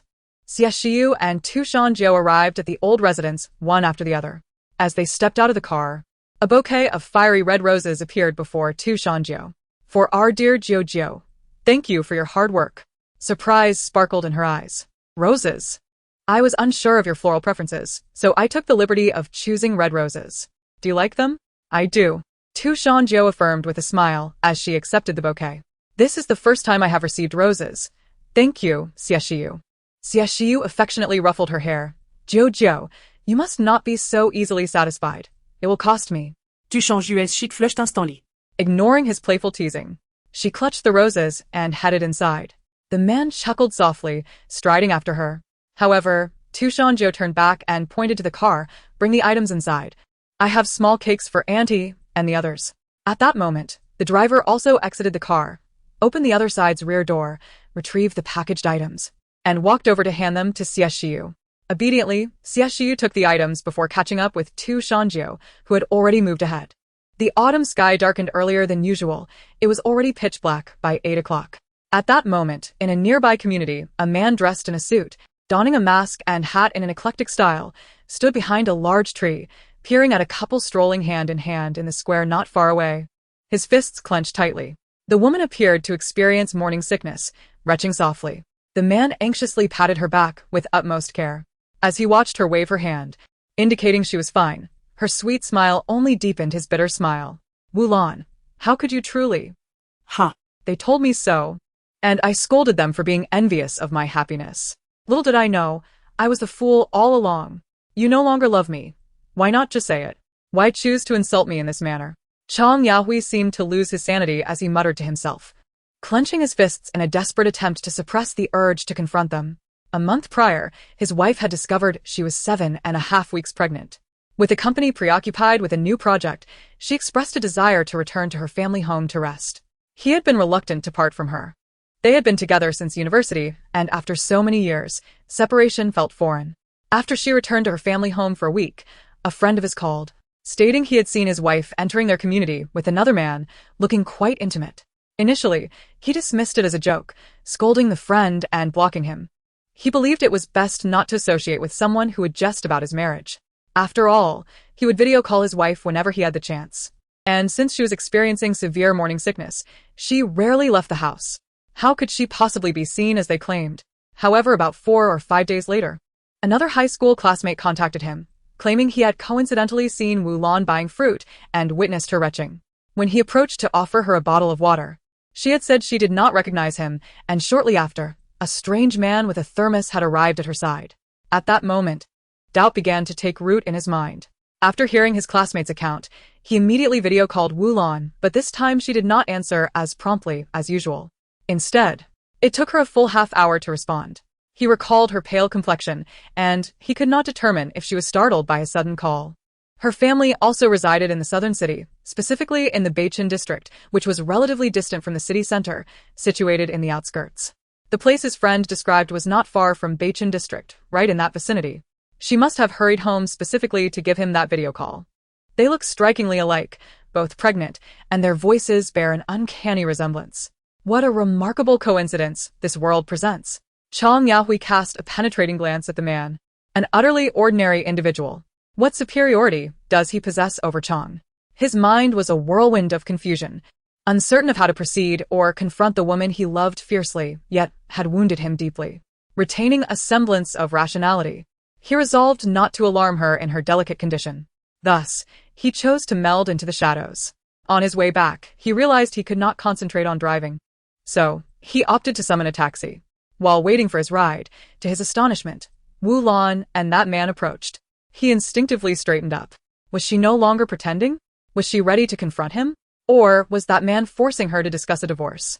A myriad of questions flooded Chang Yahui's mind in an instant.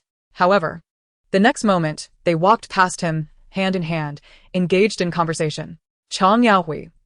Suddenly, it dawned on him that he was wearing a hat and a mask.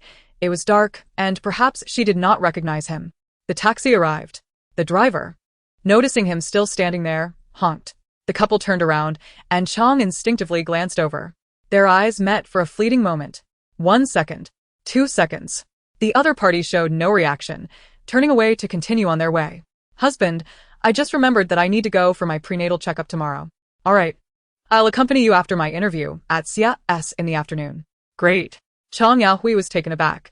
The man was still unemployed. Frustrated, he kicked a nearby tree. The already shedding leaves cascaded down upon him. The taxi driver, witnessing this, rolled down the window and asked, Hey, buddy, are you still getting a ride? Chang Yahui glanced at him, then closed his eyes and replied, Yes, let us go. As he opened the door and settled into the car, couldn't resist stealing another glance in the direction they had departed. Did that man mention Xie? Was he interviewing there tomorrow? Very well. He would ascertain the man's true caliber. With a resounding thud, the car door closed. The vehicle sped away. That night, Chang Yahui barely slept, eagerly awaiting the confrontation with the interloper the next day. The following morning, he arrived at the office early. After diligently reviewing his work and ensuring everything was in order, he proceeded to the Human Resources Department. Having worked at Xie for many years, he was well acquainted with Director Li Qing. Li Qing appeared surprised to see him. Well, a rare visitor. ISN to your project team, always swamped with work? What brings you to HR? Just came to check in. What time does the interview start today? 8:30, as always. Today, it's for the logistics department.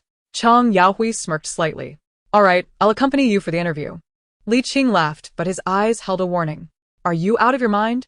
A director from the project team trying to steal my thunder? If Xie finds out, we'll both be in trouble.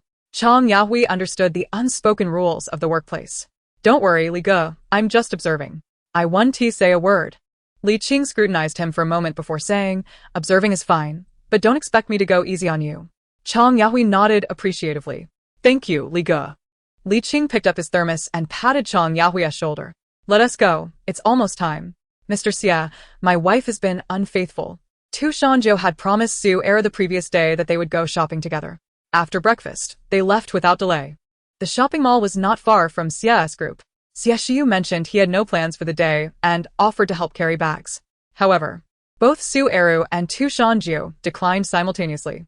Rebuffed, Xie Shiyu's smile vanished, and he reluctantly chose to work overtime at the company. Although the company had weekends off, due to its size, it was impossible for no one to be present on Saturdays and Sundays. Thus, Xie implemented a staggered rest system, allowing each department to ensure coverage every day. After lingering at the old residence for a while, he finally arrived at nearly 10 o'clock. No sooner had he entered the office than Li Kai informed him that a fight had broken out on the 10th floor in the Human Resources Department. Who's involved? Li Kai, panting, replied, Director Chang, and a man who came for an interview.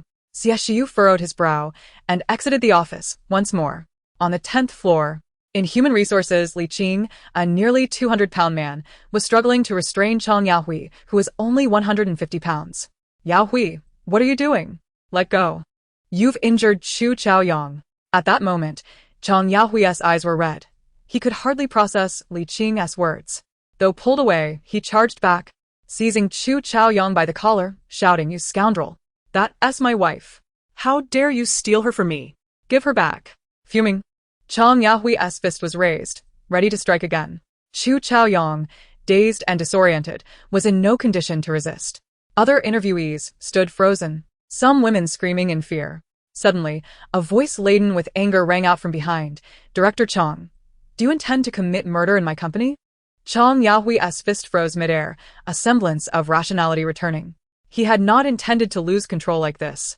Upon learning the man's name was Chu Chaoyang, he had planned to wait until the interview concluded to speak with him privately. Moreover, he had observed the entire interview and had to admit the man was exceptional. Though he was merely applying for a logistics position, he certainly had the potential for significant advancement. Thus, he had no intention of confronting him in the office, aware of the negative repercussions it could bring. However, as soon as they exited the interview room, Chu Chaoyang's phone rang, and they shamelessly displayed their affection before Chang, the rightful husband. Chu Chaoyang even retreated to a corner to video call her. giving her kisses and promising to bring her sour dates. Just days prior, Wulan had mentioned craving sour dates. What man could endure such provocation? In a fit of impulse, Chang Yahui struck him, grabbing his hair and smashing his head against the wall, rendering him powerless to retaliate. In that moment, he genuinely wished for mutual destruction. The desire for vengeance over a stolen wife is an unquenchable fire. Even the most composed individual cannot maintain their composure under such circumstances, especially when the person involved is one they cherish above all else. But Xie Shiyu's voice brought him back to reality. He still needed answers from Wulan about this entire situation. He had to confront her. Chang Yahui halted, trembling not from fear but from rage. Xie Shiyu glanced at him, then at the injured Chu Chao Yang on the floor, calmly stating, "Lite assistant, take him to the hospital, treat his wounds, and conduct an injury assessment. Director Chang, come with me." Though his tone was mild, those who knew him recognized the simmering anger beneath. As Li Kai helped Chu Chao Yang up, he cast a glance at Chang Yahui, thinking, regardless of the reasons behind this incident, Director Chang would not be seen at headquarters again. The interview room door closed. Li Qing accompanied Li Kai to the hospital, understanding his responsibility in the matter. Meanwhile, he cursed Chang Yahui internally. What a reckless fool, claiming he wouldn't cause trouble. This surpasses the absurdity of arranging for someone to join the company. Alas, his bonus for this month has flown away. With the leadership departed, the remaining interviewees exchanged bewildered glances before departing as well. Those who succeeded in the interview had yet to officially commence their duties, only to witness a dramatic turn of events involving their superior. Meanwhile, those who were unsuccessful merely regarded it as a spectacle. In the interview room, Xie Shiyu sat in the interviewer's chair, idly spinning a pen that had been forgotten on the table. "Now tell me, why did you resort to public violence? From what I know of you, you're not typically so impulsive." Chang Yahui was acutely aware that his actions today had breached a significant workplace taboo, and the probability of retaining his job was slim. Yet, he felt utterly despondent. His wife had run off with someone else, leaving him devoid of any desire to contemplate his professional fate. Thus, in a state of surrender, he plopped into the chair opposite Xie Shiyu, grasped his hair in distress, and choked out, "Xie, my wife has cheated on me." The pen in Xie Shiyu's hand halted as he listened intently to Chang's lamentations. It wasn't until he heard Chang's words that his spouse no longer recognized him that he felt something amiss. After years of cohabitation, surely one could identify their partner, even with the disguise. Moreover, it was not just that his wife failed to recognize him, she also did not recognize others. This struck him as profoundly illogical. Yet, Chang continued, stating that she bore an uncanny resemblance to another, was pregnant, and had a similar voice. This only deepened the mystery. Xie Shiyu, having expanded his social circle, began to ponder the possibility of some inexplicable phenomenon at play. However, he refrained from elaborating and simply advised, resolving this matter should be straightforward. Just call your wife and clarify things, as this is a situation that requires face-to-face confrontation. Chang Yahui hesitated before retrieving his phone to call his wife. After several rings, there was no answer. He tried again, but the result was the same. The line rang on without response. Just as he was about to call his mother-in-law, Xie Shiyu's phone rang. Recognizing the ringtone, he quickly answered. "Hello, Jiu. Xie Shiyu, what are you up to?" "My mother and I just finished shopping, and we plan to have hot pot for lunch. We're nearing your office." "All right, but you may need to wait a moment. There's an issue with the employees downstairs that I need to address first." "Sure, we're downstairs now. What floor are you on?" "On the 10th. "Great. I'll cover the afternoon tea for the entire company today." As Shan Jiu and Su Eru ascended, they noticed employees outside whispering amongst themselves. Upon spotting Su Eru, everyone hastily returned to their desks. Many eyes were drawn to Shan Jiu, curiously assessing the woman closely accompanying the chairman's wife. After a prolonged period of silent speculation, the consensus emerged that this young lady was likely to become their future CEO's spouse. The recent forecast of heavy rain had piqued many a curiosity regarding her true identity. Now, having laid eyes on her, they could only surmise that she was exceptionally well matched with their future CEO. Her beauty could easily rival that of stars in the entertainment industry. Moreover, she exuded a gentle and serene demeanor that immediately instilled a sense of comfort in those who beheld her. Aware of the attention, Shan Jiu turned her head and offered a polite smile, instantly garnering numerous admirers. However, she quickly followed with, "There are still 40 minutes until the end of the workday, and most of you have yet to complete 40% of your tasks. Let us pick up the pace." In a heartbeat, The charming fairy transformed into a stern taskmaster. Though Su Eru had grown accustomed to her straightforwardness, she couldn't help but chuckle at her unabashed nature. Yes, just joking, everyone. Don't gossip, get back to work.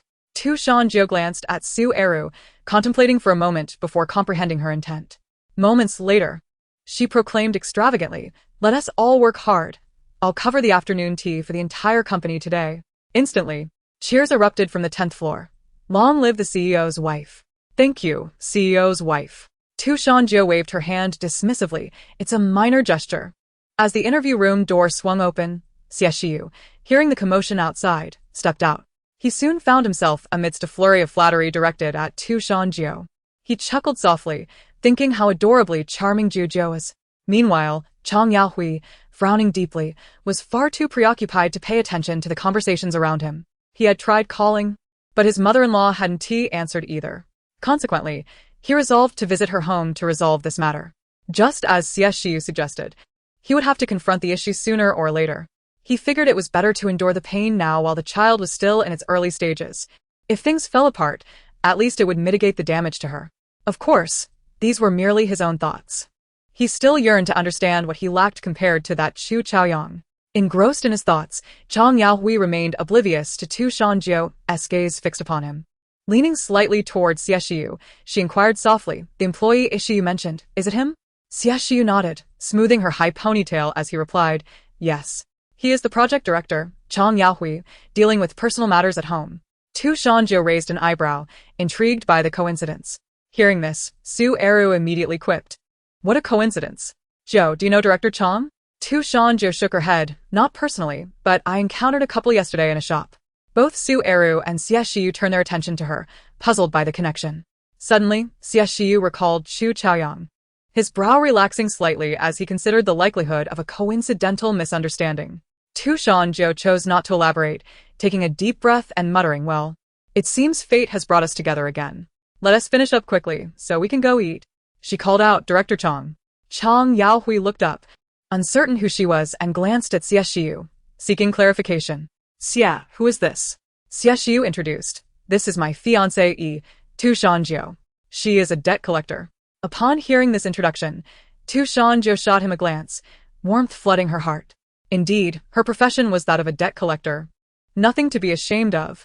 In today's society, many viewed it through a lens of skepticism, especially in this era of declining mysticism, where certain occupations appeared enigmatic yet were often misunderstood. Yet, Xie Shiyu had confidently introduced her profession without hesitation, causing her admiration for him to soar. She mused on how fortuitous her grandfather's luck had been. Chang Yahui had never heard of a debt collector and was unaware of what that entailed. But he sensed that the CEO's fiancé possessed some remarkable skills. Shan Jiu retrieved a nail clipper from her pocket and handed it to him. Sensing his confusion regarding the term debt collector, she succinctly explained the rules of the trade, assuring him that the rewards for fulfilled predictions would remain within their capacity. Chang Yahui comprehended. This prediction was akin to divination. Did it imply that the CEO's fiancé had discerned something significant, prompting her to offer him a debt? He hesitated for a moment, deciding to prepare himself mentally for what she might reveal. Thus, Chang Yahui accepted the clipper. As the initial terms of the transaction were established, Shan Jiu inquired, "Do we need to avoid discussing this?" Chang Yahui managed a wry smile and shook his head. "Given the circumstances, there's no need for evasion. Let us just proceed." He contemplated the likelihood of losing his job, feeling that he would never see it again. It served as a fitting retribution for that scoundrel Chu Chaoyang, who would no longer hold his head high in the company. After all, he was the one with evidence. The fault lay with them. However, a statement from Shan Jiu left him momentarily stunned. Shan Jiu remarked, "The person you just struck was your brother-in-law. Your wife has a younger sister, a fraternal twin, whom she has been separated from since childhood." Upon hearing this, the office fell into an eerie silence. Nearby, a group of onlookers, who had witnessed the unfolding drama, widened their eyes in shock, gasping quietly, but out of respect for Xie Shiyu's presence, they dared not discuss it. Chang Yahui was frozen for quite some time before coming to his senses. He swallowed hard and stammered, "Fraternal twins. It's impossible for them to look exactly alike, right? Are you sure you didn't make a mistake?" He shared Xie Shiyu's thoughts. After years of marriage, he was intimately familiar with his wife's physique. The woman's height and build were similar, but weight, no. The night had been dark, and he hadn't gotten too close. When they passed by, Chu Chaoyang had not only held onto her, but had shielded her with his own body. Their glances had felt somewhat unfamiliar. Enough of this, he thought. Is your partner unreachable? You should visit the hospital. The truth will reveal itself there. Unbeknownst to him, as Tu Shan Jiu spoke, Chang Yaohui's mother-in-law, Wan Xiuqin, was also in a daze in the corridor of the city center hospital. She had just seen a woman who bore an uncanny resemblance to her daughter, hurrying past her. But her daughter was currently hospitalized, receiving intravenous treatment due to hypoglycemia. Recently, Wu Lan's health had been quite poor, primarily due to pregnancy-related nausea, leaving her in a constant state of distress, even unable to keep water down. In less than a month, she had lost a significant amount of weight, dropping 15 pounds. That very morning, she couldn't even get out of bed, claiming to feel faint. Wan Xiuqin was alarmed and rushed her to the hospital, where the doctor diagnosed her with low blood sugar, leading to her admission for observation and treatment. Wan Xiuqin intended to call her son-in-law, Chang Yaohui, but her daughter stopped her, stating that he was busy with multiple projects and a new assignment, suggesting that this minor issue wouldn't warrant distracting him. Throughout the morning, she was preoccupied with the admission procedures, planning to call her son-in-law later. She knew how much he adored her daughter. If he were left uninformed, he would surely harbor resentment. Moreover, her daughter cared for her husband, and Wan Xiuqin felt equally concerned for her daughter. After all, the child was not solely her daughter's responsibility. Just as she was preparing to return to the ward to retrieve her phone, which she had forgotten in her haste to attend to the doctor, she encountered an unexpected sight on her way to the inpatient department. As for how she could be so certain the other woman was not her daughter, it was because she had just personally changed her daughter into the hospital gown. Despite the fact that the other woman's physique closely resembled her daughter's recent drastic weight loss, the stranger's abdomen appeared slightly larger. These were all recent changes, and she thought to herself, if her son-in-law were to arrive, he might mistake one for the other. Overwhelmed by shock, the papers she held slipped from her grasp, prompting a passing nurse to inquire if she needed assistance. Wan Xiuqin hurriedly waved her hand, assuring her that she was fine, and continued on her way to the ward while muttering to herself about the impossibility of encountering such a doppelganger in this world. Suddenly, her steps faltered as a thought struck her, and she whipped around, a glimmer of suspicion flashing in her eyes. Upon returning to the ward, Wan Xiuqin found Wu Lan asleep. She picked up her phone to discover several missed calls from Chang Yaohui, prompting her to step out of the ward to return the call. Half an hour later, Chang Yaohui arrived at the hospital. He first went to the inpatient department, where he found Wu Lan still receiving treatment. By this time, Wu Lan had awakened, her complexion pale as a ghost. Seeing her husband had come, she looked even more vulnerable, her eyes glistening with unshed tears. "Husband, hold me." Chang Yaohui's heart ached for her, and he felt a wave of fear wash over him. He embraced Wu Lan tightly, leaning down to kiss her forehead. To comfort her, he chose not to mention the recent events, wishing to spare her any additional worry. He stepped into the corridor to call Li Kai, inquiring about their location. He realized he had to take responsibility for today's impulsive actions. Who could have anticipated that his only child's wife would suddenly have a sister appear out of nowhere? At that moment, Wan Xiuqin returned with a glass of water. Chang Yaohui called out to her, "Mom." Wan Xiuqin snapped back to reality, recognizing him. "Shall we? You've come." They both hesitated briefly before speaking simultaneously. Mom, "I need to ask you something." "Shall we? I have something to tell you." Both paused. Chang Yaohui proceeded to recount the recent events in detail. Wan Xiuqin was taken aback, and her suspicions solidified. After placing the water jug in the ward, she stepped back out to share some past events.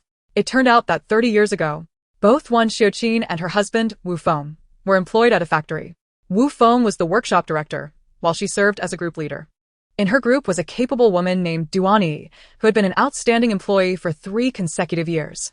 Her name was derived from the fact that her family could not read, and it was a relatively easy name to write. At that time, her competence caught the attention of both Wan Xiuqin and Wu Feng, and they maintained a good relationship. Later, she entered into a relationship with a man whom Wan Xiuqin found untrustworthy, having met him briefly and sensing his dubious character. However, the young girl, inexperienced, was completely enamored, believing him to be her lifetime companion. Wan Xiuqin attempted to dissuade her twice, but Duan Yi brushed it off, and Wan Xiuqin chose not to press further. Then one day, out of the blue, Duan Yi announced her resignation, stating her intention to return home to discuss marriage plans. Wan Xiuqin thought she had misjudged the situation, But when she learned that the couple was indeed at the stage of discussing marriage, she congratulated her. After chatting for a while, she attempted to persuade Duan to stay, but despite not knowing why she was so adamant, Duan left with a resolute heart. 6 months later, when Duan appeared at her doorstep with a child in her arms, Wan Xiuqin finally understood her determination to resign. She had been pregnant when she left her job, unmarried and with child. The man, as Wan Xiuqin had suspected, turned out to be a scoundrel. He was in debt and sought to leverage Duan's pregnancy for his advantage, attempting to marry her with a substantial dowry to settle his debts. However, he likely underestimated the resolve of a woman who had come to her senses. Duan was that kind of woman. She boldly declared she would not marry him, left her home, and disappeared, raising the child alone. Unable to support the child, she sought out Wan Xiuqin and Wu Feng. At that time, they had been married for 8 years without children due to Wu Feng's condition, immune infertility. They had even planned to adopt a child, but work had kept them occupied, delaying their efforts. Thus, Wan Xiuqin decided to adopt Duan's child, as Duan had approached them for help. In those days, there were formal adoption procedures requiring documentation, but since Duan was unmarried and had no marriage certificate, they simply signed a written agreement. Both parties affixed their fingerprints as proof. Little did Wan Xiuqin expect that Duan had actually given birth to 2 children. She then asked Chang Yahui, "Has your company's fiancé mentioned anything regarding Lanlin's sister?" Chang Yahui shook his head, absently touching the nail clipper he had been holding tightly in his palm, and replied, "No, that must be a different price." Wan Xiuqin urged, "Why are you still dawdling? Hurry and check the situation at the outpatient department. This mix-up is too coincidental." Chang Yahui sighed, "All right, Mom, I'll go take a look. But please don't mention this to Lanlan. If Chu Meifu doesn't forgive me, I might end up in a bit of trouble. I don't want Lanlan to worry." Wan Xiuqin felt helpless too, suggesting, "Just have a good talk with him and try to earn his forgiveness. This situation has escalated." Chu Chaoyang was also required to be hospitalized due to a mild concussion. Fortunately, when Chang Yahui had grabbed his head and struck it a second time, he instinctively raised his hand to shield himself. Otherwise, it would have been more than just a mild concussion. Yet, he still didn't understand how he had offended the director of his project department. In his dazed state, he thought he heard the man demand the return of his wife. Chu Chaoyang glanced at Ma Zhaozhao, who was sitting by the bedside, wiping her tears. She was the wife he had fought so hard to win. How could he be asked to return her? He resolved to demand an explanation. Regardless of the man's title, he wouldn't let this indignity pass, and he would insist on a public apology. Thinking of Ma Zhaozhao's pregnancy, he set aside his own pain and hurried to comfort her. "Darling, please don't cry. I'm fine now. It doesn't hurt anymore." Ma Zhaozhao choked back her tears. "I was terrified when I got the call. What kind of company is this that they resort to violence during an interview? I will sue them." Meanwhile, Li Qing had been in a daze for quite some time. Li Kai had gone to handle the hospitalization paperwork, leaving Li Qing to accompany them. The moment Ma Zhaozhao walked in, he was utterly bewildered. What was happening? Wasn't this Chang Yahui's partner, Wu Lan? Could it be that the rumors were true? Yet, something felt off. She seemed not to recognize him despite having met several times during team-building activities. As Li Qing pondered this conundrum, Li Kai entered and froze in place when he saw Li Qing's expression. They exchanged glances and Li Qing shrugged. "Come on, let's share this confusion together." Before long, there was a knock on the ward door. When Li Qing opened it and saw Chang Yahui, he whispered, "Finally, you're here. What on earth is going on?" Chang Yahui did not respond but gave him a look that spoke volumes before stepping into the room. Upon seeing Chang Yahui, Chu Chaoyang tightened his grip on Ma Zhaozhao's hand, his expression darkening. How dare he look at her? He had no intention of offering an apology. "Director Chang, right? The injury report will be ready shortly, and I will most likely choose to involve the authorities. Please leave. I do not wish to see you." "There is no room for reconciliation in this matter," Chang Yahui hastily explained. "No, I was simply taken aback." He glanced at Ma Zhaozhao again and added, "May I speak with you privately?" He refrained from telling his wife, fearing the stress of the news might agitate her pregnancy. Surely Chu Chaoyang would feel the same way if he knew. Chu Chaoyang furrowed his brow. "What do you mean?" Ma Zhaozhao stood up, pointing an accusatory finger at Chang Yahui. "On what grounds did you strike him? If you do not provide a valid reason today, I will ensure you face the consequences." Chang Yahui cast a pleading look at Chu Chaoyang. Understanding the helplessness in that gaze, Chu Chaoyang decided he wanted to hear the explanation. He gently patted Ma Zhaozhao's hand, saying, "Zhaozhao, let me talk with him." Please step outside for a moment. Ma Cao Cao hesitated. But Chu Chaoyang reassured her with another gentle pat. Once they were alone, Chang Yahui bowed to Chu Chaoyang at the bedside. I am truly sorry, Mr. Chu. I misjudged the situation. Here is what transpired. For 10 minutes, he recounted the events, transforming Chu Chaoyang's initial indifference into astonishment. Could such an incredible coincidence exist? He recalled that Ma Zhaozhao had endured a troubled childhood. She was even sold by her biological father at the age of 5. Ma Zhaozhao remembered her early years with her mother, but had never seen her father until he forcibly took her away, leading to her mother's tragic death, while trying to reclaim her. Afterward, she was sold again to another family, who believed she was destined to bring them a sibling. Chang Yahui inquired, did she ever mention her biological mother's surname? Chu Chaoyang thought for a moment. I believe it was Duan. Duan-yi? Chu Chaoyang looked at Chang Yahui, his voice faltering. They had connected the dots. Chang Yahui felt that today had been the most tumultuous of his life. Chu Chaoyang found the situation equally surreal. He hadn't anticipated such a revelation. They exchanged glances and simultaneously asked, what now? Chang Yahui scratched his head, apologetically saying, brother-in-law, forgive me. Let's not rush to establish ties. The matter of you striking me still stands. Chu Chaoyang pointed to his bandaged head. Chang Yahui offered a nervous smile. Chu Laodi, I will cover your medical expenses, labor costs, and anything else you need. Tomorrow, I will publicly apologize at the company. Or, perhaps you could just hit me once. Chu Chaoyang remained silent. Chang Yahui continued, Lan Lan is also pregnant and hospitalized. I truly regret my actions. I should have clarified things before resorting to violence. As a man, you must understand how one could lose control in such an extraordinary situation. Nonetheless, I acknowledge my wrongdoing and sincerely hope for your forgiveness. Chu Chaoyang remained silent for a full minute, contemplating the future. If their wives were to meet, they would have to navigate this relationship as brothers-in-law, given their shared bloodline. Creating an irreparable rift would not be wise. It was indeed a monumental misunderstanding. At the hot pot restaurant, Su Eru eagerly awaited Tu Shan Jiu to take a sip of juice before sharing the latest developments. Xie Shiyu offered Tu Shan Jiu a piece of cooked tripe, saying, Chu Chaoyang will forgive Chang Yahui. Su Eru shot him a disapproving glance. Is that so? Tu Shan Jiu couldn't help but chuckle. Apologies, I couldn't resist. It's rather amusing. However, Xie Shiyu is correct. I've calculated that not only will Chu Chaoyang choose not to pursue the matter, but the two sisters will eventually recognize each other. It is merely a matter of time. Su Eru nodded, and I surmised it to be true. No wonder you said that Ma Zhaozhao is pitiable. Indeed, she has endured considerable suffering. Tu Shanju nodded and continued to savor the tripe that Xie Shiyu had served her. Suddenly, a thought struck her, and she looked up to ask him, Are you planning to demote Chang Yahui? Xie Shiyu replied, Did you notice?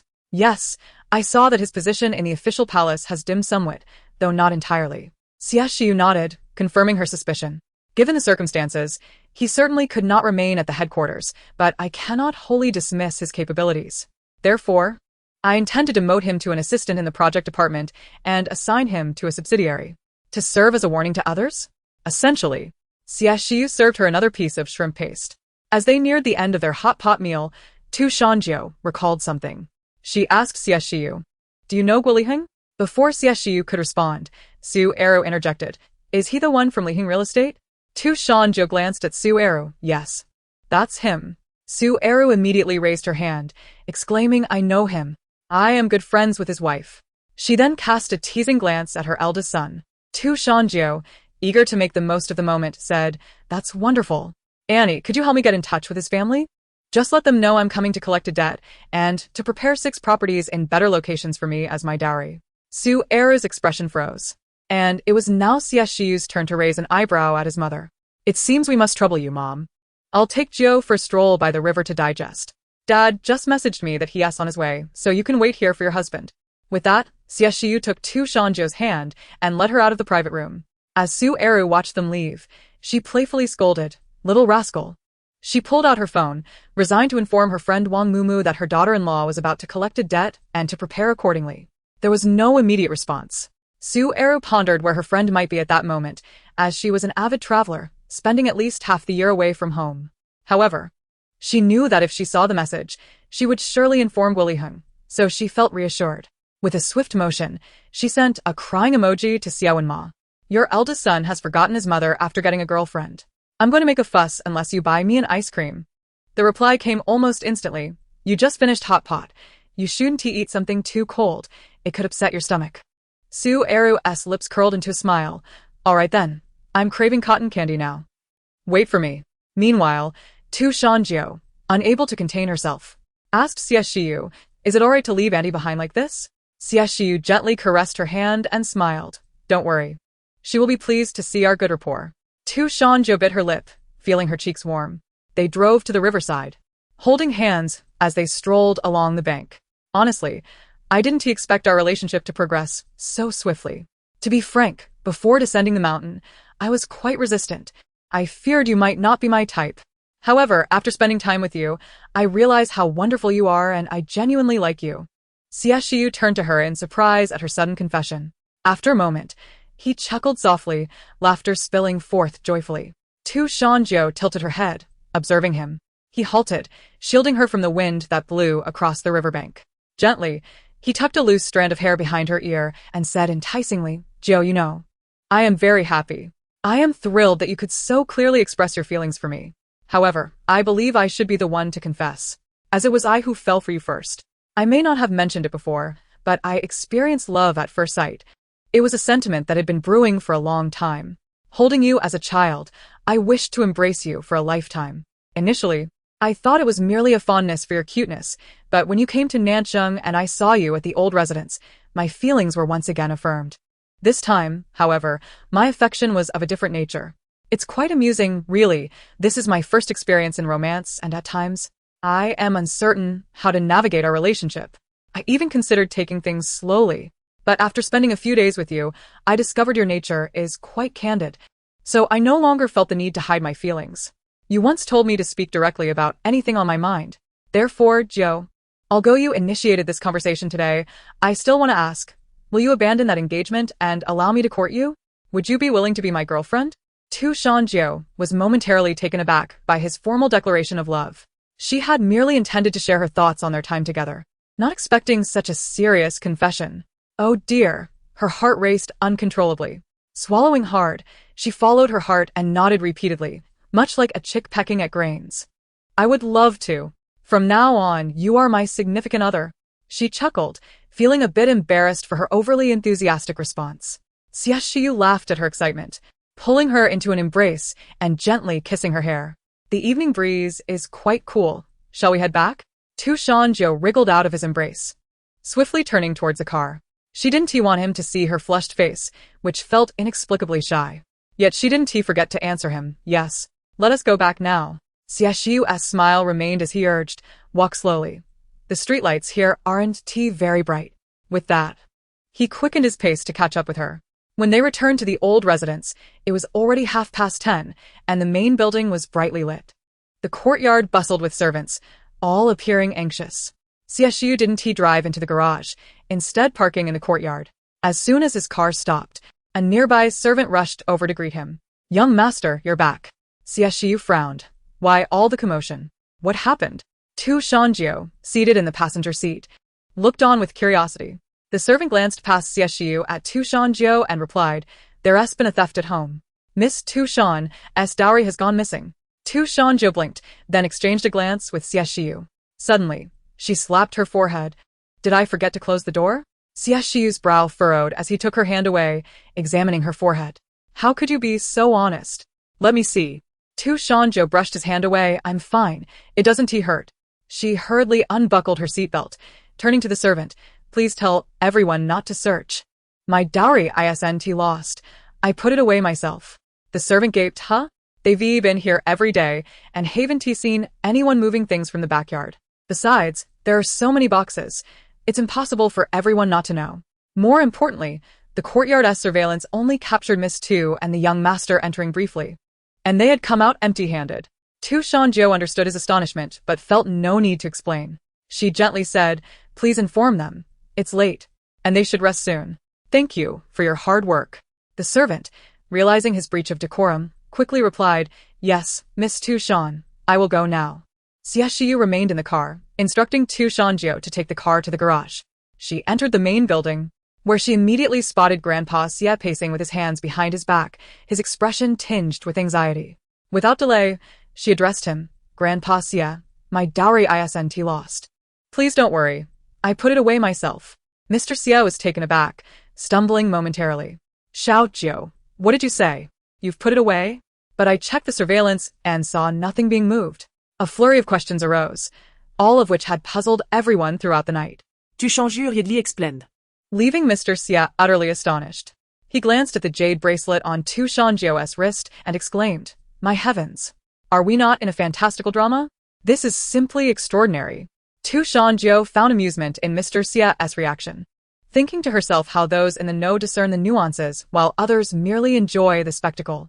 To alleviate Mr. Xie's tumultuous emotions from the night, she demonstrated a few more times, bringing a smile to his face. Xie Shiyu, meanwhile, was in the garage messaging Li Kai regarding Chang Yahui's demotion, instructing him to notify Li Qing in the Human Resources Department the following day. After discussing a few additional matters, he suddenly heard Mr. Xie's excited exclamations of marvel. Approaching, he saw that Tu Shan Jiu was entertaining Mr. Xie with her demonstrations. He wrapped an arm around Tu Shan Jiu's shoulders and told Mr. Xie, That's enough for now. It's late. The misunderstanding has been cleared. You need your rest. Elderly ones shouldn't stay up too late. Mr. Xie pouted and huffed, turning to ascend the stairs. Xie Shiyu shook his head in resignation, thinking of the old child, a mere child at heart. Tu Shan Jiu laughed, indeed. She gently patted her own head and decided to retire upstairs for the night. The next day was Monday. Su Eru personally sent Xie Ma to the airport early in the morning. Xie Ma was off on another business trip, this time to the branch company. He wished for Su Eru to accompany him, but she declined, disliking the perpetually sunless weather there. To cheer him up, she made a special effort to send him off. On her way back, she received a message from Wang Mumu. Upon seeing it, her brows furrowed slightly, for it was not a text but a location. She clicked on the location, revealing Liqing Maoyuan Town, Mixue Township. Su Eru understood that she was currently there. She replied, I recall you wanted to go to Kunqing? Why are you in Liqing? By the way, don't forget to mention that matter to your husband. When you return, I'll introduce you to my daughter-in-law. She's truly exceptional, believe me. After sending these messages and waiting for a response that did not come, she returned to browsing short videos. Upon arriving at the Xie family's old residence, she still had not received a reply from Wang Mumu, which left her feeling puzzled. Tentatively, she sent another message. Are you alright? This message also sank into silence. After waiting a while, Su Eru felt something was amiss and decided to call. To her relief, Wang Mumu answered, Hello. Airu? Su Eru sighed. You scared me. I thought something happened to you. What could happen? I was just in the shower. Well, as long as you're okay. Don't forget what I mentioned. Debts must be settled. Shan Jiu has chosen your family. The sooner it's repaid, the better. There was a pause on the other end. Debts? Debtor? Yes, you know that. I recall you mentioning your husband has been waiting for my in-laws to collect the debt, but now my daughter-in-law is the only one left to do so. Ah, right, I remember that. My memory is failing me. I'll inform Guo Liheng right away. Su Eru hesitated for 2 seconds. Mumu, are you sure you're all right? She sensed something peculiar in Wang Mumu's tone, though she couldn't pinpoint what it was. I'm perfectly fine. I just momentarily forgot. I'll call Guo Liheng now and let him know to prepare. As Su Eru was about to ask more, a loud thud echoed on the line, akin to something crashing against a door. Wang Mumu's voice returned. Eru, I have to go. A strong wind just blew my door open, and I need to close it. We'll chat later. With that, the call ended. Su Eru glanced at her darkened phone screen. For reasons she couldn't articulate, her intuition told her that something was amiss with Wang Mumu. However, it was indeed her voice on the line. She decided to confirm further, fearing for her safety. Thus, Su Eru initiated a video call. Within 2 seconds, the video connected, revealing Wang Mumu's familiar face. She smiled. What's wrong? Worried about me? I'm fine. I just had to close my door after it blew open. The camera shifted, giving a view of the room, showing an unshut window and fluttering white curtains, finally easing Su Eru's suspicions. This is merely precaution. After all, one must be vigilant, right? Wang Mumu chuckled. All right, thank you. I'm fine. I have to go shopping now. You're going out in such a strong wind? Of course. Not even a gale can dampen my shopping enthusiasm. I'll bring you some local specialties. Goodbye. All right, take care by yourself. Understood. At that moment, in a high-end guest house in Liqing, after hanging up the video call, Wang Mumu scoffed, Debtor? A mere little chicken, not worth fearing. Guo Liheng received the news and promptly arrived at the Xie residence. It was now 1:30 in the afternoon. He brought with him documents for over 10 properties. Real estate decisions were best made by Shan Jiu herself, as there were many considerations of feng shui, and he feared she might not appreciate his selections. On the second floor of the Xie residence, Shan Jiu had just awakened from her afternoon nap when she was informed that Guo Liheng had arrived. She murmured. He came quite swiftly. After changing into a fresh outfit, she descended the stairs and was momentarily taken aback upon seeing Guo Liheng, unsure of what to say. Was this debt never-ending? Must she continuously return as a repeat customer? It felt like a second chance. However, since he had not yet returned, she did not wish to take a trip. They would naturally come to find her once he was back. Seeing Shan Jiu, Guo Liheng cheerfully stood up. Miss Shan, it's been a while. You may not remember me, but I've seen you when you were little. Shan Jiu approached and gestured for him to sit. Mr. Guo, please have a seat. I indeed don't recall meeting you back then, but my grandfather mentioned you. Guo Liheng, with his honest demeanor, looked like a good-natured man. He sat down, chuckling. Indeed. If not for your grandfather, I would still be at a loss for what to do, never to have become a real estate mogul. Over the past decade, he had transformed from a mere contractor into a company founder, all thanks to the 2 prophetic words of advice from the Shan lineage. In just 3 years, he established his firm and gradually solidified his standing in the southern city, ultimately ranking 3rd among the real estate tycoons. Every step he took aligned with the predictions made long ago. Thus, his statement was not mere flattery, but a sincere acknowledgement of truth. Shan Jiu smiled and took a sip of tea. We debtors are in the business of divination and transactions, yet not everyone is chosen for guidance. Your grandfather's choice of you surely holds significance. You must possess remarkable qualities. Setting aside the selection process of debtors, many indeed walked a different path or disregarded the guidance entirely. Opportunities were presented, yet there were still those who failed to grasp the deeper meanings within the predictions. Thus, they would determine what should be said and what should not, based on the individual's capabilities. The person before them, Guo Liheng, was inherently endowed with fortune in this regard, merely lacking a few words and the proper direction. Consequently, her grandfather chose to facilitate his success. Therefore, what she spoke was indeed the plain truth.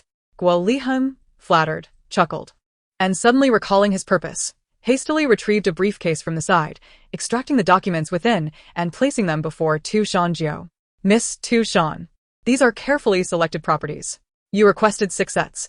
I am uncertain of your preferences and primarily concerned about any feng shui requirements you may have. So I have brought these for you to peruse and choose from. When he extended credit, Shan's disciple had previously mentioned that this account was prepared for her. Thus, he had not rushed her for repayment over the years, waiting for her to decide what she wanted. The debt to the credit provider would only be settled once the prophecy was fulfilled, but both time and remuneration were dictated by the creditor. However, there was no need for concern. Their demands were well within manageable limits. More importantly, over the years, thanks to that prophecy, he had acquired not merely 6 properties, but rather 20 or 30, which paled in comparison to his earnings. Shan Jiu took the documents and began to flip through them, calculating as she went. In no time, she selected the 6 best options, among which was a spacious apartment in the heart of South City. It was on the top floor, offering a panoramic view of much of South City, which she found quite appealing. Internally, she resolved that, after marrying Xie Shiyu, she would reside there. After finalizing her selection of 6, Guo Liheng inquired if she wished to consider 2 more. She shook her head in refusal, believing that 6 was a propitious number, symbolizing smooth progress. Guo Liheng sincerely expressed his gratitude and began to negotiate. 8 is also a very auspicious number. 8, prosper, prosper. Shan Jiu hesitated briefly, contemplating the possibility, yet decided to reserve the remaining 2 properties for later, as potential rewards for another purpose. Though Guo Liheng harbored some doubts about her intentions, he refrained from pressing further. He collected the remaining documents, stowed them in his briefcase, and rose to bid farewell. Shan Jiu did not insist on prolonging his stay, as she had business to attend to at the office. Lin Xiaoer had informed her that Qian Hu had completed the extraction of the ghostly energy from the stone spirit and required her to collect it. Despite his seemingly verbose demeanor, Qian Hu was quite efficient in his work. Originally projected to take several days, he had surprisingly completed it swiftly. The ghostly energy from the stone spirit was substantial, especially considering it was extracted from the spiritual intelligence cultivated in Spring White Mountain. thus it was likely to be even pure. She estimated it would amount to several dozen pounds of seafood. Unlike her concentrated lollipops, food could be more abundant and easily absorbed by ordinary people. Without hesitation, Shan Jiu escorted Guo Liheng to the door and turned to notify the driver to bring the car around. Big crabs, here I come. Upon arriving at the office, it was already 2:30 in the afternoon. As she entered the building, she observed the bustling activity, with everyone appearing to be in a hurry, creating a palpable atmosphere of tension. She redirected her attention to locate Qian Hu, who was on the phone. Not wishing to interrupt, she stood quietly at a distance, waiting. I've already issued a wanted notice. Damn it, how did those creatures escape from the underworld? If he starts indiscriminately apprehending people, it will surely cause a huge uproar. I said we should have exterminated them directly. I'm not going to dilly-dally, you all need to hurry up. A total of 10 have escaped, and 7 are unaccounted for. Who knows where they have gone? Qian, who did not avoid Shan Jiu while on the call. After all, once the wanted notice was disseminated, everyone would soon learn of it. This time, the capable would rise to the occasion. Moreover, the reward was the most generous in the history of underworld wanted notices. 15 points added to assessment scores, priority for civil service examination admissions. 10 million in cash from the mortal realm, 5 billion in ghostly currency from the underworld, and 1,000 years of ghostly energy with a choice of form. Upon hearing Qian Hu's words, Shan Jiu's fingers moved with curiosity, and her eyes sparkled. Wow. I can't believe it, a delightful surprise in addition to collecting crabs. Compared to ghost hunting, divination is truly my forte. She silently raised her hand once Qian Hu concluded his call. I shall take on this wanted notice. In ancient times, there existed a creature known as the Suo Kingdom, also referred to as the horse-like creature or the monkey spirit. This monster is recorded not only in the realm of metaphysics, but also in various historical accounts and collections of strange folklore. It resembles a monkey, standing approximately 7 feet tall. The length of a foot varied throughout history, but it had been eradicated and confined to the underworld over 300 years ago. Based on historical records, a foot was approximately equivalent to 32 centimeters. Thus, 7 feet would be around 2 meters and 24 centimeters. The Suo Kingdom could walk upright like a human and excelled in running after people. Its peculiar behavior involved abducting women, taking them as wives until they bore their offspring. However, once a captured woman gave birth, they would return her home, leaving her to raise the child. Should she fail to do so, the Suo Kingdom would retaliate lethally. Consequently, if this creature were to re-emerge, it would undoubtedly incite widespread panic, necessitating swift intervention. Shan Jiu's decision to take on the wanted notice was not merely motivated by the generous reward. She also wished to prevent the situation from spiraling out of control. As she declared her intention to accept the wanted notice, nearly everyone on the first floor of the office gathered around, eager to witness how Shan Jiu would conduct her divination. They were curious to see how the credit provider, renowned for her accuracy in divination, would proceed. Divination encompasses various methods. Traditional forms include the 6 lines hexagram, plum blossom divination, and the mysterious gate, among others, all well known to the public. Additionally, there are methods such as 12 chest divination, bone divination, ear divination, star divination, and dream divination, each with its own intricacies. Yet, it is universally acknowledged that the effectiveness of any method ultimately hinges on the practitioner's skill. The onlookers were intrigued to observe which technique the exceptionally talented Shan Jiu would employ. Completely unfazed by the gathering crowd, she calmly performed her hand signs, conjuring a pile of grass out of thin air. The sight elicited gasps of astonishment from those around her. Their reaction mirrored that of Lin Xiao upon witnessing her jade bracelet inscribed with storage array formations. Yet, many were equally captivated by the divination grass she held. Qian, who was among them, astonished. The most primitive method of Dayan divination? Shan Jiu turned her head, surprised that team leader Qian was knowledgeable about this. Qian, who shook his head. I'm not well versed. I just recalled it upon seeing the grass in your hand. I once perused some materials on this subject, but my aptitude for divination is lacking, so I abandoned it. Dayan divination, also known as Yarrow-stock divination, is the oldest and most orthodox method of casting hexagrams. Yet, it is seldom encountered in modern practice due to its complex and cumbersome process, requiring numerous calculation steps such as dividing, hanging, and returning to the odd. Additionally, multiple iterations of casting are necessary to complete the process. Overall, it is quite intricate and demands a high level of skill from the diviner. Nevertheless, the more elaborate the method, the greater the accuracy. Shan Jiu nodded. Oh, Shall I begin? Qian-hu nodded in return, holding his breath in anticipation.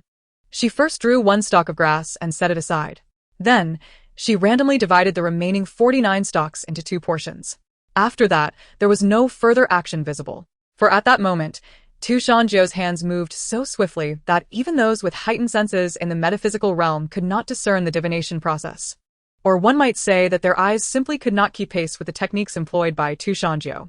A few minutes later, Shan Jiu extended her hand, gathering all 50 stalks of divination grass from the table. Subsequently, she began to report their specific positions one by one. As her voice fell, Qian-hu wasted no time, decisively issuing orders for the capture operation to commence. He notified Old Su, instructing him to relay the positions to those in the field, directing them to proceed while the rest would follow as reinforcements. It was imperative to act with utmost speed to prevent any loss of life or property among the populace. Move quickly. Gather your talismans and artifacts. Ensure your safety. Wait, let me finish speaking.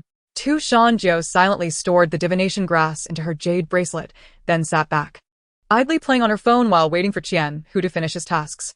Moments later, having completed a round of her game, she looked up to see Qian-hu approaching. He offered an apologetic smile, expressing his regret for keeping her waiting, and informed her that the items were in his office for her to collect, totaling 300 years of ghostly essence, 20 pounds of hairy crabs, and 20 pounds of mantis shrimp. After he finished recounting the figures, Shan Jiu listened intently. She nodded, remarking, "You haven't collected the reward we agreed upon." Qian-hu sighed, stating that as fellow comrades, such a small favor was unnecessary. Without allowing Shan Jiu to respond further, he glanced at the time on his phone and abruptly said, "I need to assist elsewhere. Just take what you need. I must be off." It was unclear what had prompted the escape from the country, as everyone in the office, including the clerical staff, had gone out to catch monkeys. Shan Jiu surveyed the empty first-floor office hall, contemplating lighting an incense stick upon her return home, perhaps to summon someone for a bit of gossip. While lost in thought, she began to scan the first-floor office hall. Her fingers twitched before she set off in a particular direction. Qian-hu had not informed her which was his office, leaving her to deduce it herself. The jade bracelet could not contain living beings, but the items extracted from the ghostly essence were fundamentally different from living creatures. Thus, placing the seafood inside would not lead to their demise, as they were not truly alive. After completing her tasks, Shan Jiu left the manual fee in a corner, closed the office door, and departed. Just as she exited the office, her phone rang. It was an unfamiliar number. Shan Jiu calculated the time. It was already in Yun City. And upon discovering she was not there, she realized it was the contact information she had obtained from the villagers. She answered the call. A youthful voice inquired, "Hello? Is this Shan Jiu, the debt collector?" Shan Jiu understood immediately, responding, "I am Shan Jiu." Meanwhile, in a rural homestead at the foot of the Shan family mountain in Yun City, 3 men stood. The young man in the center, around 20, was Xie Shiyu, the young master of the Xiang family, who was currently on the phone with Shan Jiu. Flanking him were 2 men who visibly relaxed upon realizing they were speaking with the last descendant of the Shan clan, a voice echoing in their minds. "At last. We have awaited your arrival. Thankfully, I did not give up. Are you the strongest?" Xie Shiyu glanced at the 2 men before introducing himself. "I am Xie Shiyu, the young master of the Xiang family. We have lost a corpse, and I wish to borrow a knife to divine its location." Shan Jiu, not one for idle chatter, got straight to the point, stating, according to the rules of the debt collector, the tools must be borrowed in person. "I am not in Yun City. I have already come to Nan City. You should come here to find me." Before coming, Xie Shiyu's father had warned him not to provoke the debt collector, urging him to be exceptionally polite.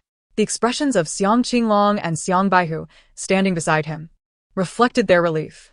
Xie Shiyu lowered his gaze, a flicker of uncertainty crossing his features. He wondered whether this debt collector truly possessed the abilities they claimed. There were even whispers that Shan Jiu was the strongest of her generation. The strongest? Yet, he had no choice but to personally borrow the knife, since the corpse was his responsibility. "May I ask where you are currently?" "We will set off immediately." Xie family in Nan City. Xie Shiyu paused. "The Xie family, the wealthiest in Nan City? Does the debt collector have connections with them?" "Understood," Xie Shiyu replied. After hanging up, he pondered, still somewhat dissatisfied. He turned to the 2 men beside him. "Long uncle. Who uncle? Where else have we not searched?" They mentioned several locations: Xinqing, Huqing, Liqing, and Nan City. Xie Shiyu opened his phone once more, studied the map for a while, pressed his lips together, and declared, I believe we have only these 4 cities left, and they are all in a line. Shall we proceed along this route? Xiang Qinglong, tall and bearded, questioned why. We have already contacted the debt collector. Isn't that sufficient? Xiang Yichu regarded him silently. The slender man to the right immediately stepped forward, covering his mouth and whispering, Along, be quiet. Whatever the young master says goes. Xiang Baihu turned to Xiang Yichu with a smile. We will follow the young master's orders. Shall I book the tickets now? Are we departing today? Xiang Yichu nodded expressionlessly. Book the nearest flight. We shall head to the airport now. With that, he turned and entered the house to gather his belongings. Having arrived unexpectedly the previous day, when night had fallen, they had to stay at a villager's home. This morning, upon ascending the mountain, they found the 2 Shan residents deserted. Descending once more, they managed to acquire her phone number, leading to their current contact. Xiang Qinglong nudged Xiang Baihu, who was still covering his mouth. Let go. As soon as Xiang Baihu released his grip, he could not help but ask, Why did you stop me from speaking? What the young master said was not entirely off the mark. Xiang Baihu shot him a glare. Are you foolish? Our young master is the genius corpse handler of the Xiang family. This incident regarding the lost corpse has already struck him hard. Given his proud and competitive nature, agreeing to come seek the debt collector's divination was already a significant concession. You should not be speaking so carelessly. You lack awareness. I will tell you this. If the young master loses points in the underworld assessment because of this incident, it will be a grave loss. Xiang Qinglong suddenly realized, I see. My loose tongue. Since last year, our young master has been preparing for the underworld civil servant examination, achieving a perfect score in just 1 year, far surpassing the second-place contestant by 20 points, a veritable landslide victory. Although the assessment criteria have changed this year, his stellar performance should secure his position as a civil servant without issue. However, if he were to lose points because of this incident, it would indeed be counterproductive. Xiang Baihu nodded in agreement. Yes, mainly because our young master possesses such innate talent. Which family can boast a corpse handler who can also draw talismans and capture ghosts? While he may be slightly lacking in talismanic arts, he excels in nearly every other aspect of sorcery. Calling him a prodigy in metaphysics would not be an exaggeration. Xiang Qinglong, hands on his hips, proudly declared, Our young master is the most formidable. Just ask, who else can compare? Xiang Baihu was startled by his sudden outburst. Passers-by outside turned to stare at them, bewildered. Feeling embarrassed, he covered his face and quickly distanced himself from Xiang Qinglong. Could he choose not to know him? At their age, this was truly awkward. The truth was, the loss of the corpse was not entirely the young master's fault. It was clearly the fault of the corpse handlers in. Thankfully, they had not slept too soundly, or they might have had to handle their own corpses. Typically, upon arriving at a corpse handler's inn, the corpses are placed against the wall. As a result, the walls of that haunted inn, long neglected, collapsed, and the talismans affixed to the corpses fell away. Subsequently, when they emerged to retrieve the bodies, they discovered that one male corpse was missing. It remains uncertain whether that body had sprouted wings, for despite their exhaustive search, it was nowhere to be found. Regaining his composure, the head of the household retrieved his mobile device to book tickets. Alas, their young master was, at his core, excessively competitive, overly concerned with victory and defeat. It is uncertain whether this trait is a blessing or a curse, yet he is acutely aware that in this world, there exist those who surpass others. That evening, after dining, Shan Jiu returned to her chamber. Lighting an incense stick for summoning souls, she began to chant incantations. Shortly thereafter, the smoke wavered, and a figure materialized in her room. To her surprise, it was her father, Shan Sheng. She inquired, Father? Why is it you and not grandfather? Shan Sheng gently tapped her on the head.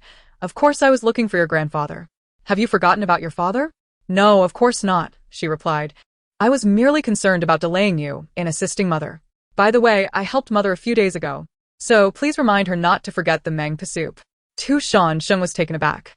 Oh, is that so? Indeed. I happened to come across her in the act. But fear not, it has been resolved. He pulled a chair and sat down, clad in armor that clanked as he moved. Shan Jiu grimaced. Isn't the underworld modernized now? Why are you still wearing that armor? Shan Sheng schrieg delplessly. While other departments have modernized, the Department of In Soldiers has not. The image has been established since ancient times and cannot be easily altered. The higher-ups insisted on preserving historical culture, thus it was decided to retain the traditional attire for the Department of In Soldiers. What can a mere junior general like me do? Shan Jiu, recalling the purpose of her visit, leaned forward to ask, Father, why did those monkeys escape to the human realm? Upon mentioning this, a shadow of seriousness crossed Shan Sheng's face. Little Jiu, this is also the reason I came today. It is not just a few monkeys that have escaped from the underworld. You must prepare yourself. Hearing this, Shan Jiu straightened in her seat. What has happened? Well, it's not a grave matter. A fissure in hell. Shan Jiu was speechless. And this is not a big deal? Pray tell, what actions are being taken? She realized that her descent into the human realm had been fraught with events. To encounter a rare fissure in hell was truly extraordinary. Shan Sheng, noticing his daughter's incredulity, chuckled awkwardly. Do not feel overwhelmed. Fortunately, this fissure is not severe. And the higher-ups noticed it in time and have taken measures to seal it. How many escaped? Shan Sheng raised one hand. Shan Jiu's eyes widened, her voice involuntarily rising. 50? Shan Sheng quickly clarified, we managed to recapture a few. Knowing her father well, Shan Jiu observed his gaze drift elsewhere and understood that a few did not mean what she thought. She remained silent, fixing her gaze on him. Feeling the intensity of her stare, Shan Sheng admitted, we only managed to capture one. The other 49 have all escaped. Shan Jiu buried her face in her hands. See? I told you so. Is it possible that your department of soldiers is merely a symbolic position? Shan Sheng flicked her forehead. What are you talking about? The ones that escaped are not even of Ghost King caliber. There's no need to deploy soldiers. You must understand, if soldiers cross the boundary, it signifies a significant event. Why use a sledgehammer to crack a nut? He continued, in fact, had you not sought me out today, I would have come tomorrow regardless. I have received a request from the 5 Ghost Emperors. They wish to borrow a blade from you. The underworld's actions entail that these spirits need your generation of new recruits to apprehend them, serving as one of your evaluation criteria. The one who captures the most will be granted the privilege to take the civil service examination 2 years early.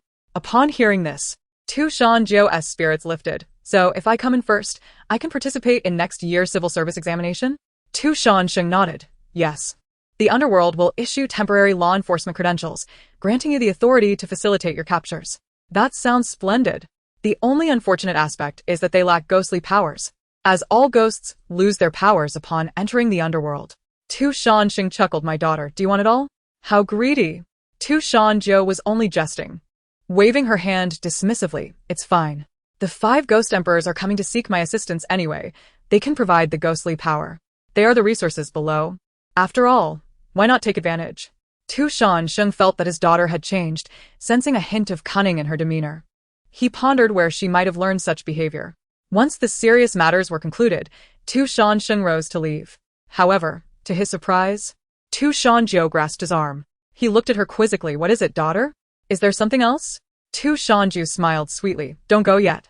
Aren't you curious about the progress of my relationship with Xie Shiyu? Shan Sheng's heart raced at her mischievous smile. He quickly pulled his arm away. Daughter, I have matters to attend to below. Another time, I promise to come and listen. As he spoke, Shan Sheng opened the ghost gate. With a creak, the gate swung open, and he stepped forward. But in the next moment, with a bang, Shan Jiu waved her hand and shut the gate again. Wait, father. I remember that before I descended, you and grandfather were the most insistent about urging me. You must listen. I'll make it brief. Just hear me out. After I finish, I will report to grandfather. On the first day of my descent, I met Xie Shiyu, and at that moment, half an hour later, the ghost gate opened once more. An exasperated Shan Sheng rushed inside, as if pursued by wolves. He intended to return home and complain to his wife about his vengeful daughter. He was fed up with the constant barrage of dog food. As the ghost gate closed, Shan Jiu's smile widened. Satisfied, she thought of her next goal, her grandfather. However, he seemed quite busy lately. She would wait for the right moment to approach him. Contemplating these pleasant prospects, she mused that if she could take the exam soon, being busy wouldn't be a problem. Yet, she decided to postpone preparing her dowry. Her career came first. Lying on her large bed, her eyelids grew heavy. She would tell Xie Shiyu about it tomorrow. Youth is a blessing. She fell asleep instantly. Meanwhile, Guo Liheng, on the verge of 50, found no rest. Clad in his pajamas, he sat in his study, frowning at the text message alerts on his phone. It displayed that his secondary card had been used for a purchase of $1.5 million in leeching. This marked the fifth transaction exceeding $1 million that day, not counting the numerous transactions of tens and hundreds of thousands. His wife, his first and only spouse, was 8 years his junior. Although he had married her after acquiring some wealth, she had been introduced by family with a solid background and good character. Over the years, she had merely mentioned a fondness for shopping, but her actual desire to spend was relatively low. Her enjoyment of shopping was more about the experience, and she rarely indulged in extravagant purchases. Yet today, she had bought numerous items across various luxury stores. It was not that he could not afford it, rather, he found her behavior peculiar and worried that something might be amiss. Guo Liheng called Wang Mumu via video. After a prolonged wait, she finally answered. Hello, husband. Guo Liheng watched the video of Wang Mumu applying her face mask, startled by her sweet, melodious voice. After years of being a married couple, it had been quite some time since she had spoken to him in such a gentle tone. When are you coming back, dear? He inquired. Missing me? Wang Mumu smiled broadly, almost causing her face mask to slip off, prompting her to hastily adjust it. Yes, I miss you. Come back soon. We need to visit home for the Mid-Autumn Festival this year. It's been years since we've been back. We should spend a couple of days at both our families' places to see the elders. There was a brief flicker of impatience in her eyes, but it quickly vanished. All right. I'll book my ticket back the day after tomorrow. Okay, let me know the flight details. I'll pick you up from the airport. Guo Liheng hesitated for a moment before asking, Is everything all right in Licheng? Wang Mumu smiled slightly. What could possibly happen to me? Why do you ask? Guo Liheng fell silent for a moment before shaking his head. Nothing, I'll hang up now. Get some rest. It's nearly 11. I need to sleep too. I have a meeting tomorrow. Wang Mumu nodded and ended the call. With a resounding thud, she tossed her phone onto the vanity. In the corner, the real Wang Mumu, bound and gagged, recoiled in fear. She noticed the movement but paid it no heed, continuing to remove her face mask. The cornered Wang Mumu's eyes widened in terror, only to quickly shut them, trembling violently as her chest heaved. For the face that emerged from beneath the mask was featureless, resembling a water-damaged portrait, with its eyebrows and eyes dripping down. Even though she had encountered this apparition once before, Wang Mumu was still greatly alarmed. She had never anticipated that her spontaneous visit to the ancient town of Licheng would attract such a ghostly presence. A few days prior, she had attended an antique auction, not particularly interested in the items, but merely seeking some excitement. After perusing the offerings, she found a vase that she thought would make a lovely gift for her mother-in-law for the Mid-Autumn Festival, as it had been years since she last returned home. She also acquired an ancient bronze mirror for her mother, who cherished such collectibles. However, on her way back to the inn from the auction, she sensed someone trailing her. This unsettling feeling persisted throughout the day until, in the early hours, she abruptly awoke to find someone seated at the foot of her bed. The figure turned to her. Revealing a faceless visage. I quite like your face. I want one just like it. Once I paint it, I'll show you how it looks. It said before she lost consciousness, only to awaken again that morning. Seizing the opportunity while the entity was preoccupied, she inched towards her bedside table to grab her phone. Just then, a message from her dear friend Xie Shiyu arrived. Bound and unable to type easily, she managed to send out her location, hoping to make a call for help. But at that moment, the ghost returned, shoving her under the bed. The specter then spoke to Xie Shiyu on the line, even engaging in a video call.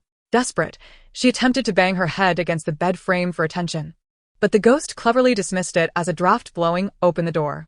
Moments later, while she was reapplying her makeup, her husband had sent a video.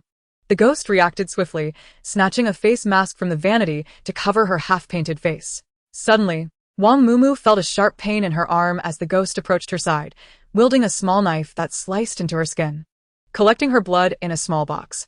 As the blood flowed into the box, the ghost chuckled. You wonder why I haven't killed you outright? It's because I need your blood as pigment. Count yourself fortunate. Once I find a suitable substitute, you'll be of no use to me. Though you may be a bit older, you're still in decent condition. Once I get a chance to divorce your husband and secure some funds, I can seek a younger face, and then everything will be perfect. The wound was deep, and the bowl-sized container soon filled with her blood. Wang Mumu, watching the box, felt her vision darken. She saw the ghost contentedly sealing the lid and then patting her face, murmuring, The day after tomorrow, I'll return to Nancheng. I need to devise a way to take you along. You can't fly, we'll have to drive. The rest of her words faded as she succumbed to unconsciousness. The following morning, Shan Jiu awoke, completed her morning routine, and waited until everyone else was up before venturing into the backyard. Xie Jingzhou and Xie Jingtian no longer required an alarm clock. Their bodies had adjusted to a biological rhythm, waking energetically each morning to practice Tai Chi. Sister-in-law. Look how much better my posture is. Xie Jingtian exclaimed. Sister-in-law, I still feel a bit clumsy with this push-hand step. Could you demonstrate again? Shan Jiu observed him for a moment, shaking her head in resignation. Love truly is a torturous endeavor. It's driving the child mad. Third brother, I know you're eager. But patience is key. Good things take time. Xie Jingtian looked bewildered. I'm not impatient. I understand that Tai Chi isn't easy to learn. Tu changes si good. Realizing that her third brother belonged to the category of people who needed more than just a nudge. Forget it. Let's not dwell on it. She demonstrated the move he struggled with once more. The others noticed the look of exasperation on Shan Jiu's face. Xie Jingzhou could barely contain his amusement, his shoulders shaking with suppressed laughter. After their morning exercises, Shan Jiu returned to her room for a shower. Once she was ready, she knocked on the door of the adjacent room belonging to Xie Shiyu. Xie Shiyu had just finished his shower and emerged from the bathroom, towel-drying his hair. Hearing a knock, he opened the door. Shan Jiu, with keen ears, patiently waited at the threshold. With a click, the door swung open. I need to tell you something, Xie Shiyu began. Shan Jiu paused, her mouth slightly agape, her eyes blinking at him. He stood in a bathrobe, slightly open at the chest, revealing a hint of his abdominal muscles. As he towel-dried his hair, a droplet of water cascaded down his neck, glistening as it slid down to his alluring collarbone, then gradually trickled downward. Shan Jiu's gaze followed the droplet, moving slowly until her view was obscured by the robe, leaving her momentarily disappointed. Xie Shiyu, seemingly unfazed, appeared to have anticipated her presence. He observed her subtle reaction, a smirk curving his lips. Clearly, his decision to open the door first was a wise one. It seemed she was quite pleased with his physique. Oblivious to Xie Shiyu's expression, Shan Jiu candidly praised. Xie Shiyu, you're so fair-skinned, and your physique is impressive. You look quite strong. Xie Shiyu's hand froze momentarily while drying his hair. After a brief chuckle of resignation, he thought, what bold words. As long as it's not too excessive, I won't hold it against them, he remarked, stepping aside. Shall we go in? Shan Jiu nodded and stepped inside as he closed the door behind them. Successfully lured into the den of wolves, Shan Jiu first surveyed Xie Shiyu's bedroom upon entering. The color scheme was entirely different from her own. Xie Shiyu's room was dominated by cool tones, primarily white, with accents of gray and black. It appeared simple, yet exuded an air of sophistication. Both black and white were colors Shan Jiu cherished. Hence, she found the decor of Xie Shiyu's bedroom quite appealing. Of course, her own room was lovely as well. After changing clothes in the walk-in closet, Xie Shiyu approached her, wrapping his arms around her from behind, resting his chin on her shoulder, and gently murmured, Do you like my bedroom? Would you consider swapping? Shan Jiu instinctively shrank away, feeling tickled at her neck, and turned her head to look at him, replying, I like both black and white, and my room, decorated beautifully by my aunt, is not up for exchange. Xie Shiyu planted a kiss on her cheek, then straightened up, leading her to the sofa.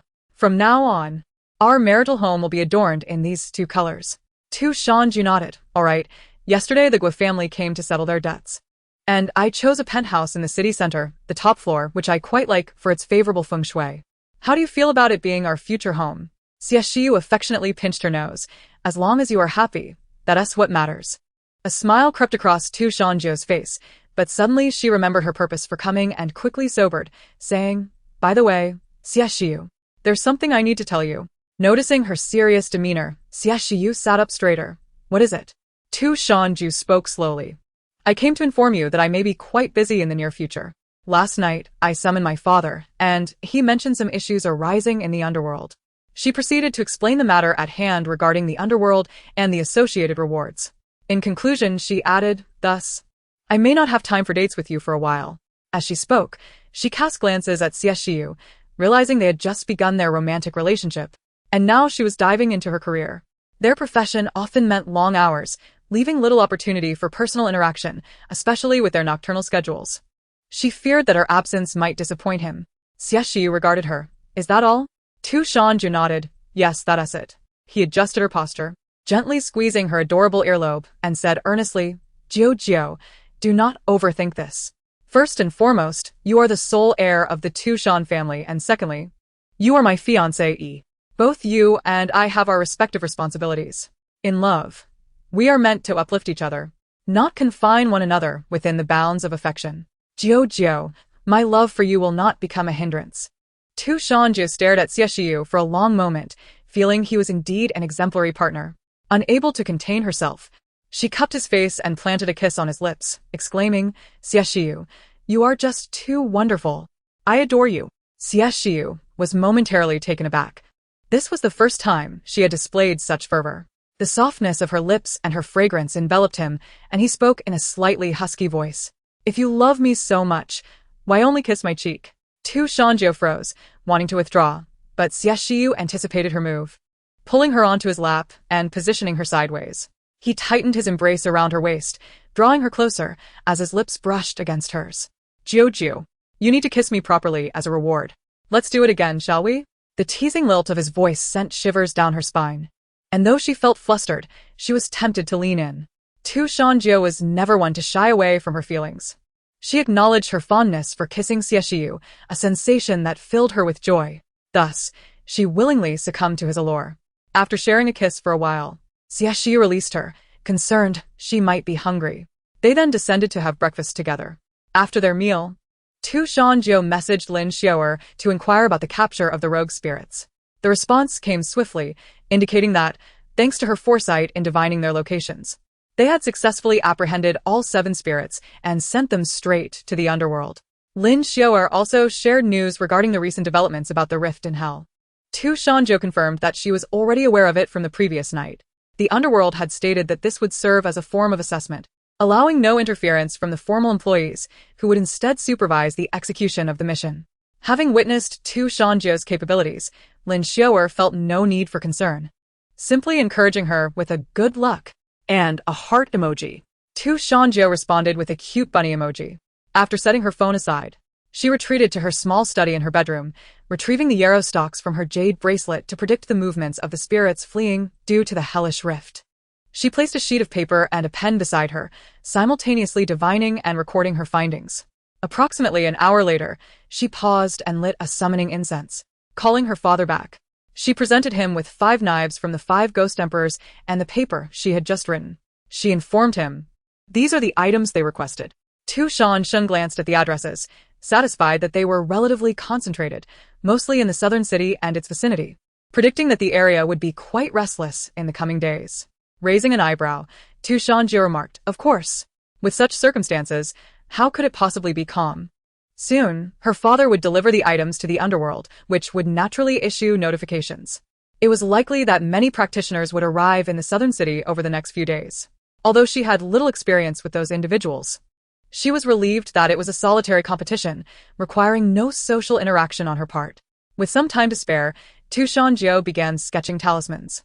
Indeed, shortly after her father submitted the addresses in the morning, the underworld issued an announcement in the afternoon. It briefly addressed the rift in hell and disclosed the locations of the spirits, instructing them to collect temporary enforcement permits from the Southern City office. However, this permit had a time limit of 1 month. Essentially, within that month, one could capture as many spirits as possible, with the final count determining the victor. While this sounded straightforward, the reality was quite different. Spirits bearing memories were the most challenging to capture. Every individual harbors regrets and obsessions. Although they lacked ghostly powers to inflict harm, they could still influence the living. Moreover, their knowledge of the underworld afforded them a high likelihood of evading capture, engaging in a cat-and-mouse game with the practitioners. Thus, the task was not as simple as it appeared. To coax them into willingly returning to the underworld, the most effective approach was to resolve their regrets and obsessions, saving considerable time. Of course, this was merely Shan Jiu's preliminary strategy. Should she encounter obstinate spirits, she would not hesitate to employ force if necessary. After all, with enforcement authority granted, she would refrain from lethal measures as long as they did not exceed certain boundaries. The opposing party withdrew a wanted notice. The Southern City office established a dedicated group chat, adding all participants. Shan Jiu was the last to join. Following the Group S announcement, she changed her nickname to Shan Jiu, the debt collector, and upon acknowledging the message, she set off to the Southern City office to obtain her temporary enforcement permit. She had anticipated being the first to arrive, but was surprised to find others had beaten her to it. More than one, in fact. Tilting her head, she observed several delivery personnel clad in yellow, blue, and red uniforms, lost in contemplation. It seemed that the delivery and logistics systems in Huaxia were indeed a remarkable and enigmatic organization. In front of her stood a young delivery man from a popular service, not much older than herself. He seemed quite familiar, chatting with the person ahead of him. Upon turning around and spotting Shan Jiu, his eyes sparkled with admiration. He clasped his fists and greeted her. "Hello, beautiful friend. I am Wang Dongqing, just a regular guy. Which family do you hail from? You seem somewhat unfamiliar." His voice was loud enough for those in line to glance back at them.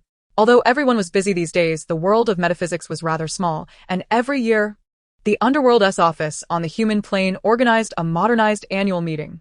Thus, faces tended to be somewhat recognizable.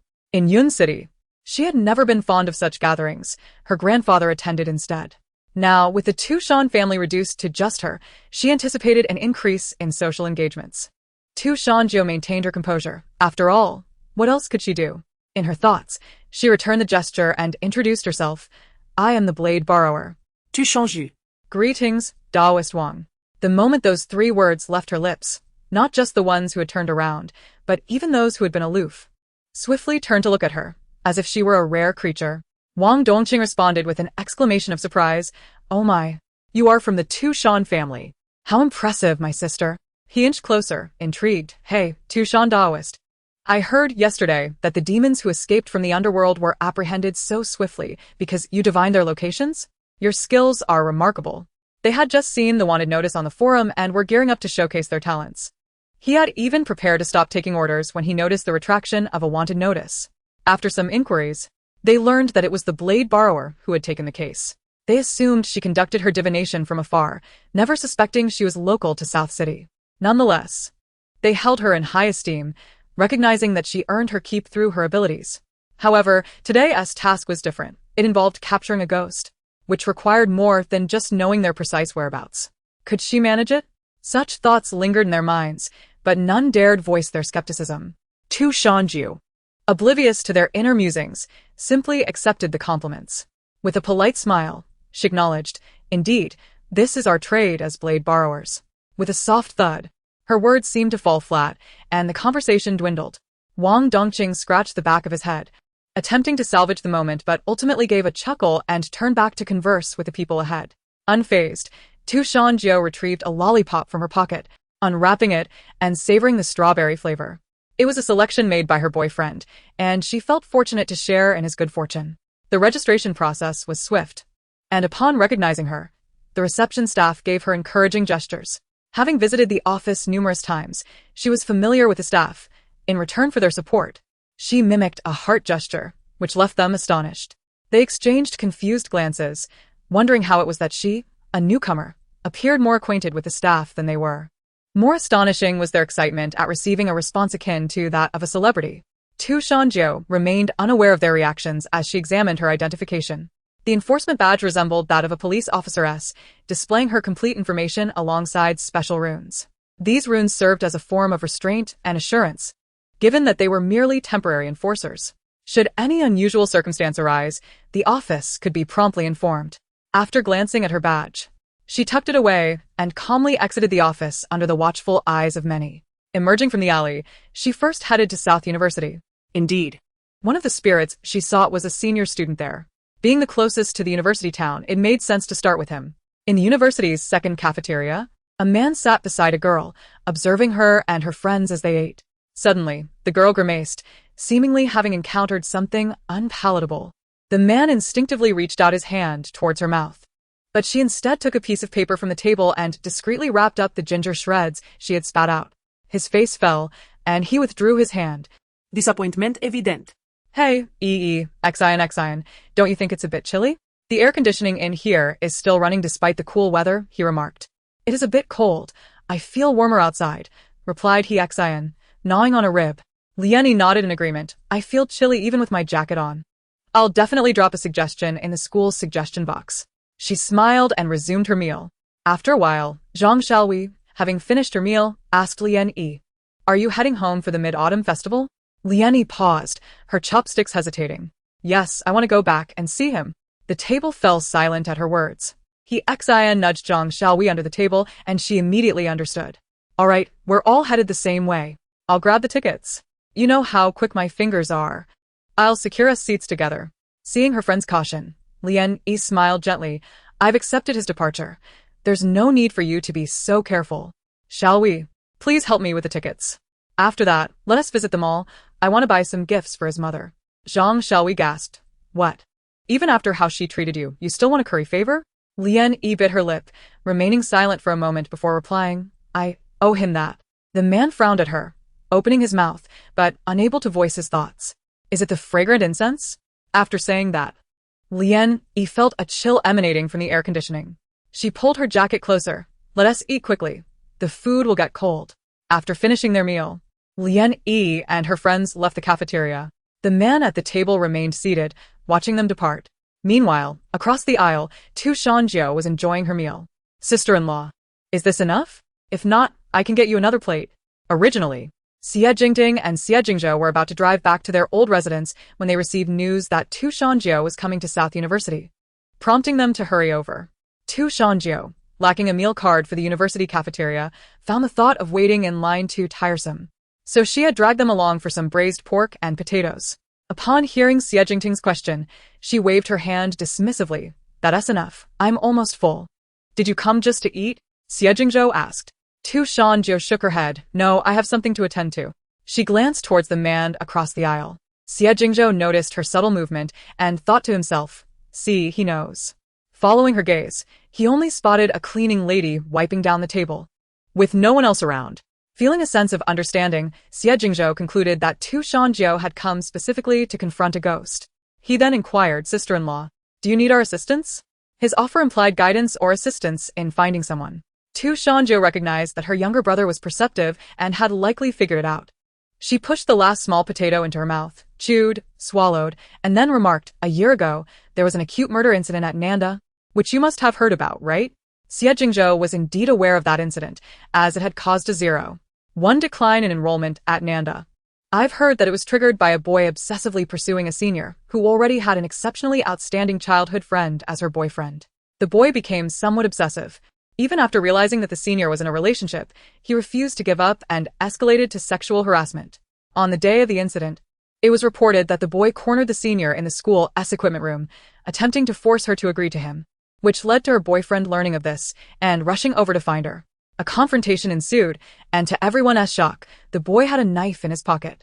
The details that followed were too gruesome for Xie Jingzhou to recount. The senior's boyfriend was stabbed multiple times, with a fatal wound to his heart, dying on the spot.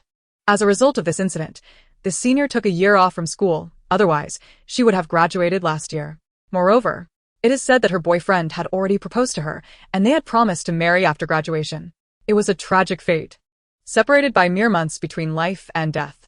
The deceased senior was also a professor who had been acknowledged by his own professor for his excellence. Had that incident not occurred, he would undoubtedly have achieved great success. Shan Jiu nodded. Yes, that's the one. Your senior's boyfriend is sitting right over there. Xie Jingzhou was taken aback and turned to look in that direction. Alas, he could not see. Beside him, Xie Jingting was engrossed in responding to messages, half listening, half distracted. He chuckled softly at something said on the other end.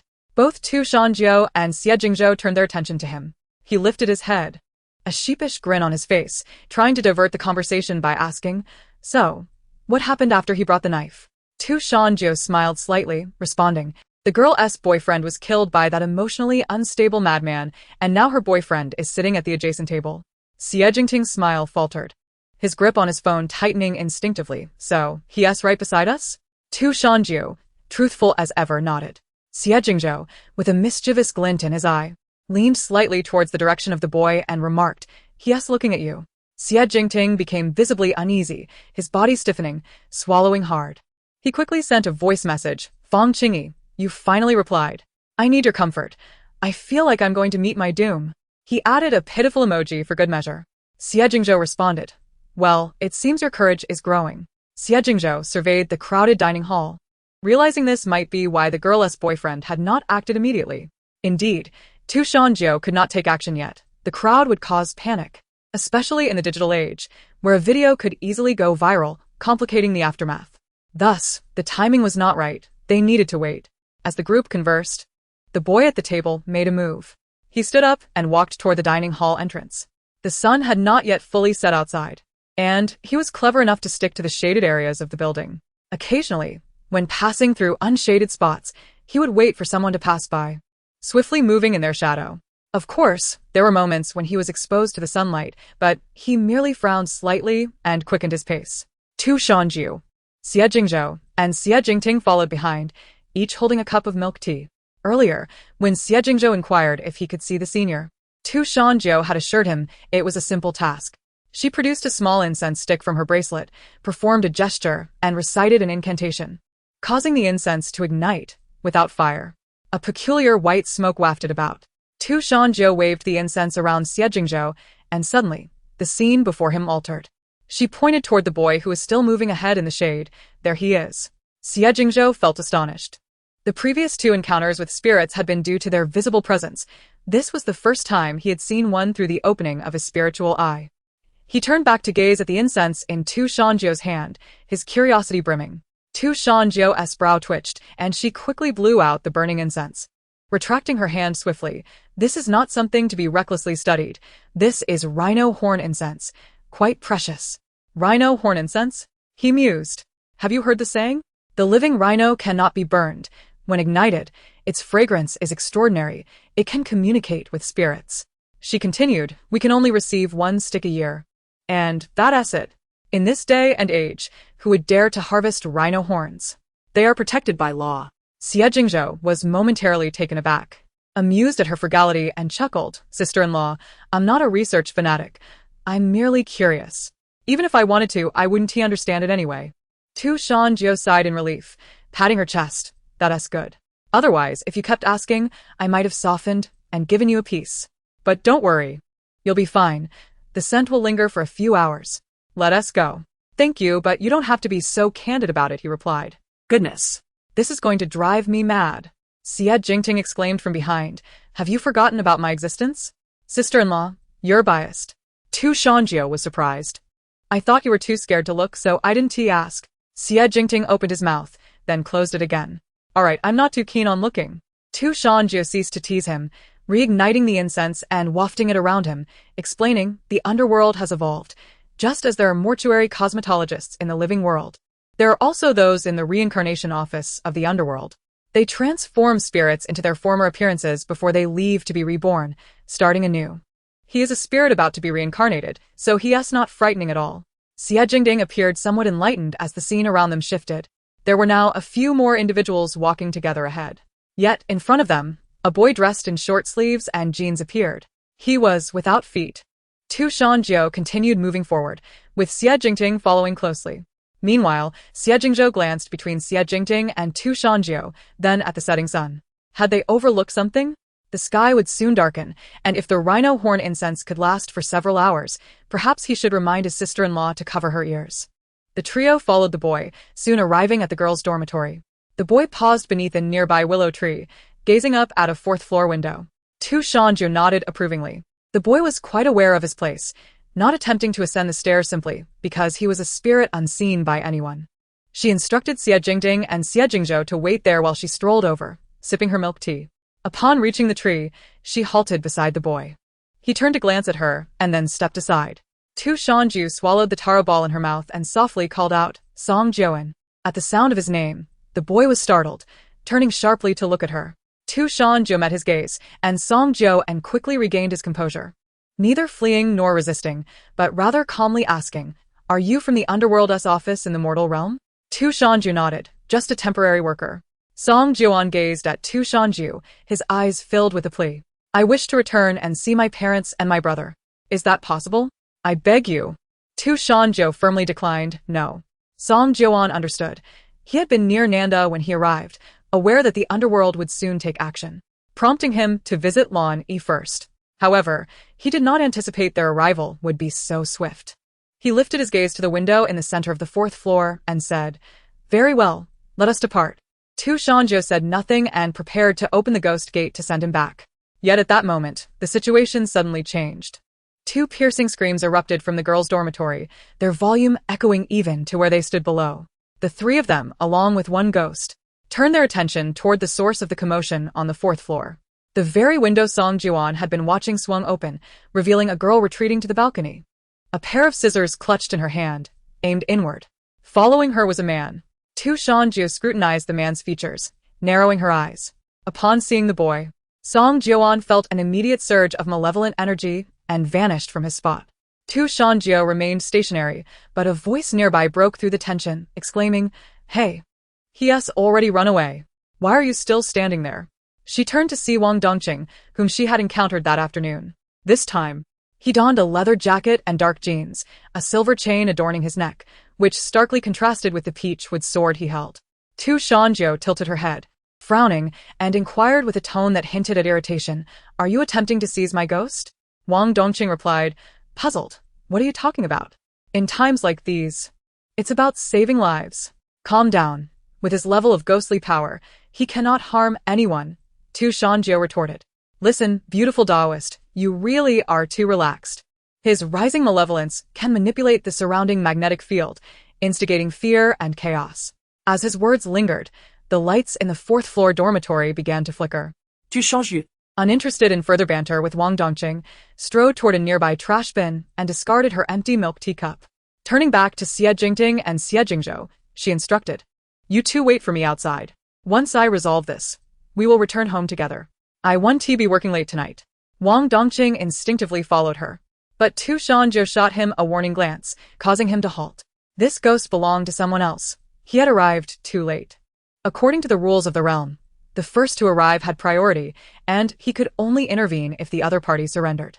Wang Dongqing paced anxiously below, lamenting, "Oh, dear. This is going to drive me mad." On the fourth floor, Song Jiu paid no heed to anything else and instantly materialized in Lan Yi's dormitory. At that moment, Lan Yi was cornered against the balcony railing, panic etched on her face, mingled with a hint of resentment. "Zhu Guanghao, get away from me. I've already called the police. They'll be here soon." Zhu Guanghao chuckled derisively. "And when the police arrive, what then? I'll merely claim insanity. Spend a few days locked up, return to the mental hospital for a while, and upon release, I'll still be the same. As long as you refuse to be my girlfriend, I will continue to pursue you." Lan Yi, infuriated by his shamelessness, felt her grip on the scissors tremble. Desperate, she closed her eyes and posed the question, "Zhu Guanghao, what is it that you like about me?"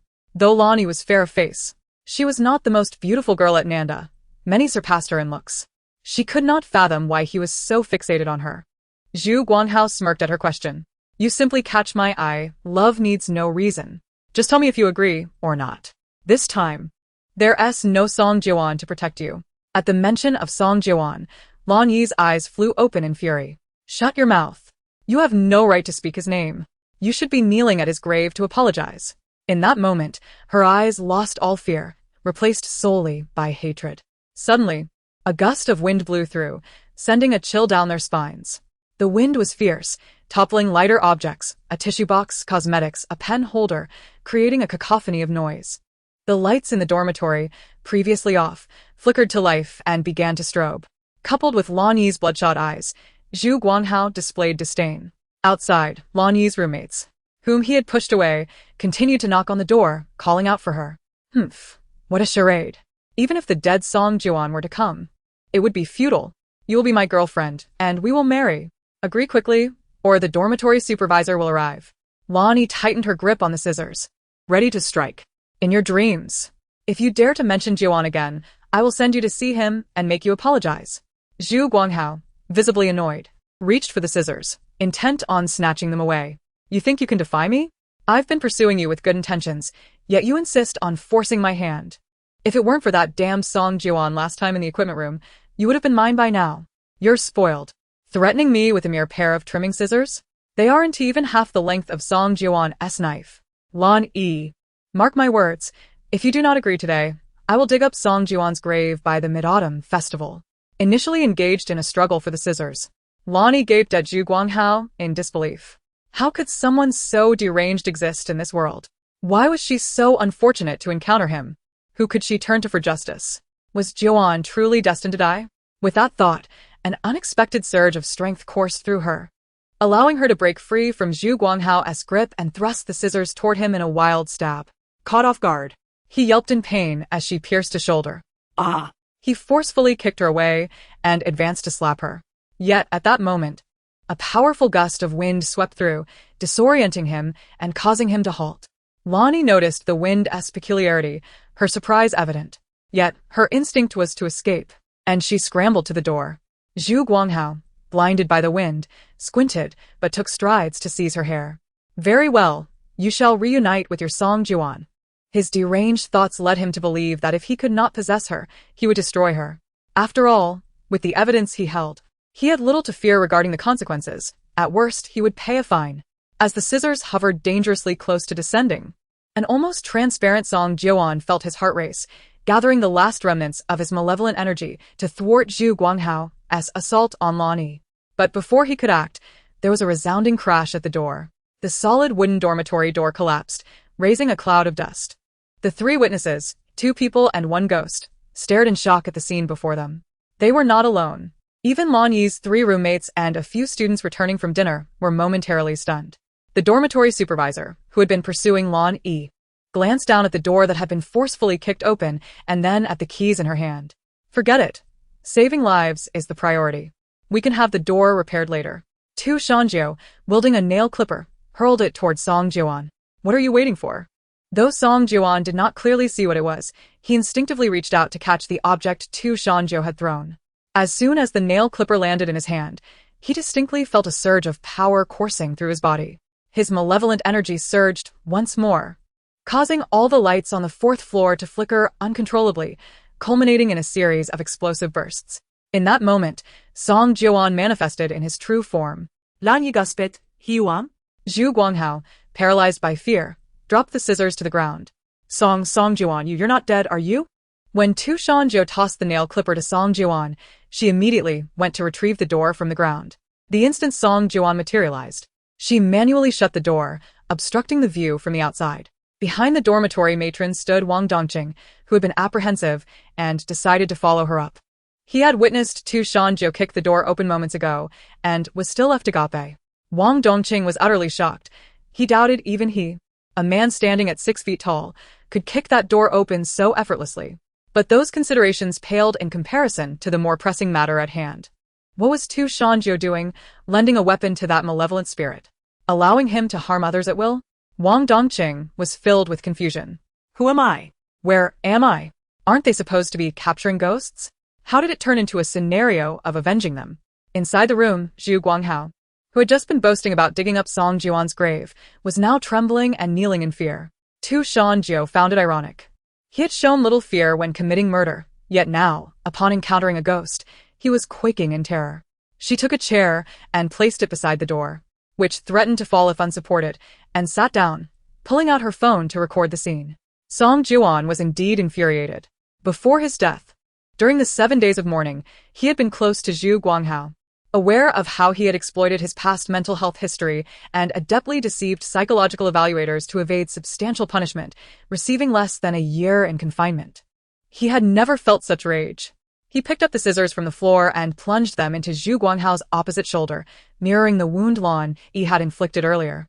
Zhu Guanghao screamed in agony, trembling uncontrollably from pain and fear, and then he urinated himself. He incessantly begged for mercy and bowed his head in supplication. Lan Yi stood by, utterly stunned. Song Jiuan roared once more, stabbing the scissors into his thigh. Why do you continue to harm me?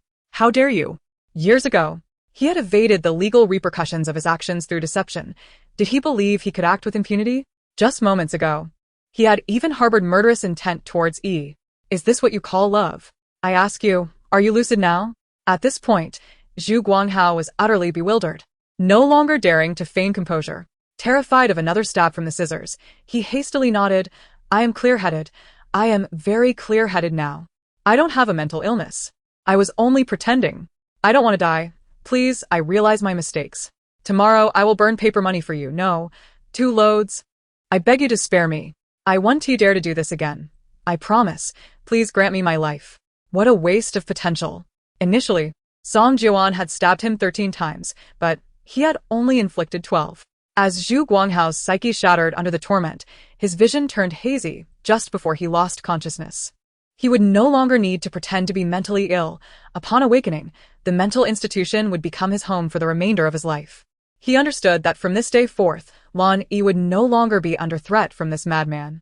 Zhu Guanghao would never dare to appear before her again.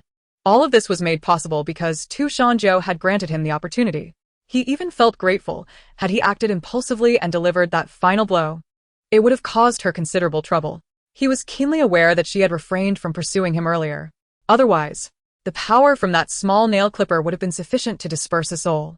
Shan Jiu noticed his hesitation, turned off her phone, and smirked. Since I've lent you the weapon, it's up to you now. If you wish to stab, do so without concern for me. However, Song Jiuan straightened and shook his head. No, thank you, Miss Shan. Shan Jiu was somewhat surprised. You know me? Song Jiuan nodded, disdainfully discarding the scissors he had used on Zhu Guanghao. In recent years, there have been many deaths below, and few rebirths. Thus, spirits linger in the underworld, queuing for reincarnation according to their arrival. This explains why I've been here for over a year. Moreover, the underworld's Fengdu city is currently undergoing expansion, constructing numerous buildings to accommodate the spirits that have been delayed. After excluding those who reincarnate into animal forms, there are still several 100 million souls below. It is indeed quite exaggerated. Although Song Jiuan's explanation seemed tangential, Shan Jiu understood. It implied they had been waiting for quite some time, and most of their family members were officials in the underworld, naturally familiar with the name of the debt collector. Shan Jiu smiled wryly. It was indeed rare for anyone above to know of the debt collector, a profession regarded as uncommon among the practitioners of the arcane arts, yet well known below. However, it was said that once a debt collector dies, they cannot lend their services. Thus, it was no wonder that during the recent Hell Rift incident, the 5 ghost emperors had sought her father to request a loan. Shan Jiu was uncertain why such a rule existed. Her grandfather had mentioned it had always been this way since the inception of their profession. Otherwise, they wouldn't be pressured into marriage for the sake of inheritance. Although she had previously expressed her confusion, she ultimately had to respect it. She raised an eyebrow. Very well, since I've lent you the weapon, return to me at this time tomorrow. My payment is that all the earnings you make in the underworld before your reincarnation will be stored in my name. A glimmer of amusement flashed in Shan Jiu's eyes. This seemingly hasty decision could later be implemented. In the long run, it would allow her to have workers in the underworld. Looking ahead, when she eventually descends with Xie Shiyu after a century, wouldn't it be a life of leisure? Indeed, quite ingenious of her. Song Jiuan had no reason to refuse. Shan Jiu gestured towards the tearful Lan Yi. The police should arrive in about 5 minutes. She will likely be taken for questioning, so you can discuss this later. She waved at the somewhat frightened Lan Yi. Lan Yi glanced at Song Jiuan, who nodded. Go on, Yi.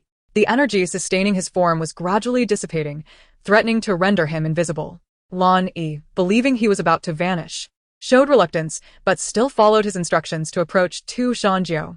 Shan Jiu said little, taking out a piece of rhinoceros horn incense from her pocket. Once lit, this incense will allow you to see him until this time tomorrow. However, you will also encounter other wandering spirits. Do you wish to proceed?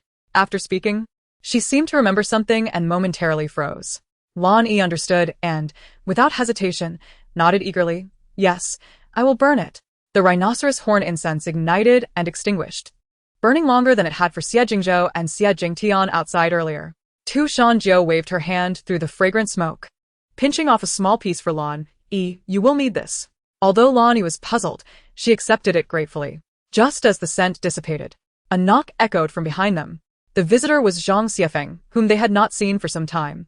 Upon seeing Shan Jiu, he paused, then looked inside. What is going on here? Shan Jiu nodded, raising her phone. A year ago, 2 students from Nanda had a dispute that resulted in one party's death. The other was later found to have a mental illness and was deemed not to possess self-awareness during the crime, resulting in a sentence of less than a year. She presented her office credentials and pointed at Zhu Guanghao lying on the ground, the very boy who had committed the murder. He was merely feigning innocence, having admitted to his actions on video. The rest is for you to investigate on your own. I must take my leave. Should you require further inquiries, feel free to contact the Nanjing office. Observe, the perks of being a civil servant are plentiful. Let the public officials handle this matter. It no longer requires my intervention. Amidst the chaos, she remained untouched.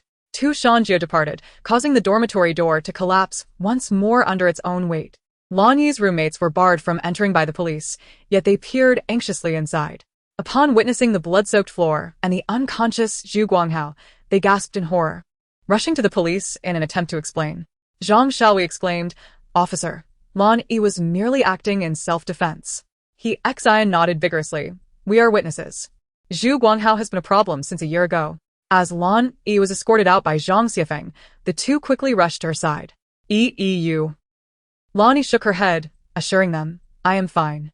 I may need to return home later, but I will be back after the Mid-Autumn Festival. Please excuse my absence." Is Zhu Guanghao dead?" Zhang Xiaohui asked, trembling with fear. "No. Do not be afraid. The school will surely arrange new accommodations for us soon. Even if he survives, such an incident leaves an unsettling impression on anyone." Zhang Xiefeng urged Lan Yi. We must go now. "All right, Officer Zhang," she replied. Thanks to the video evidence, Lan Yi was not treated as a suspect. She was not handcuffed and followed Zhang Xiefeng downstairs. Downstairs, Xie Jingzhou and Xie Jingtian had rushed up as soon as the police arrived. Shan Jiu leaned against the doorframe, arms crossed, observing the police as they departed the scene. The two approached her, asking, "Sister-in-law, are you all right? What could possibly be wrong with me? Don't you know my strength? Here, have a lollipop to calm your nerves." Shan Jiu produced 3 lollipops, handing one to each of them. From a distance in the hallway, Wang Dongqing watched as the two treated the 30-year-old ghostly lollipops as ordinary sweets. Shan Jiu is quite extravagant. Those lollipops are infused with 30 years of ghostly energy, yet she simply gives them away to ordinary people? Such a waste. "Father, mother, I have brought Jiuan back." This was at the base of the girls' dormitory, where the crowd that had gathered due to the police and ambulance had begun to disperse. Wang Dongqing, wearing a face of disbelief, rode away on his electric scooter. Xie Jingtian glanced at Song Jiuan, who was maintaining a 3-meter distance. As he slowly disappeared from view, he immediately tugged on Shan Jiu, exclaiming, "Sister-in-law, he has run away." Shan Jiu glanced in that direction. "It's fine. He owes me a knife." "Oh, then there's truly no issue. Come on, sister-in-law, the car my brother promised me is back. Let us take a ride to the old house." Xie Jingtian twirled the car keys in his hand. Shan Jiu nodded. "All right, let us go." Vehicles were not permitted on the campus of Nanda, so Xie Jingzhou and Xie Jingtian had parked their cars at the entrance. Thus, the three proceeded towards the parking lot.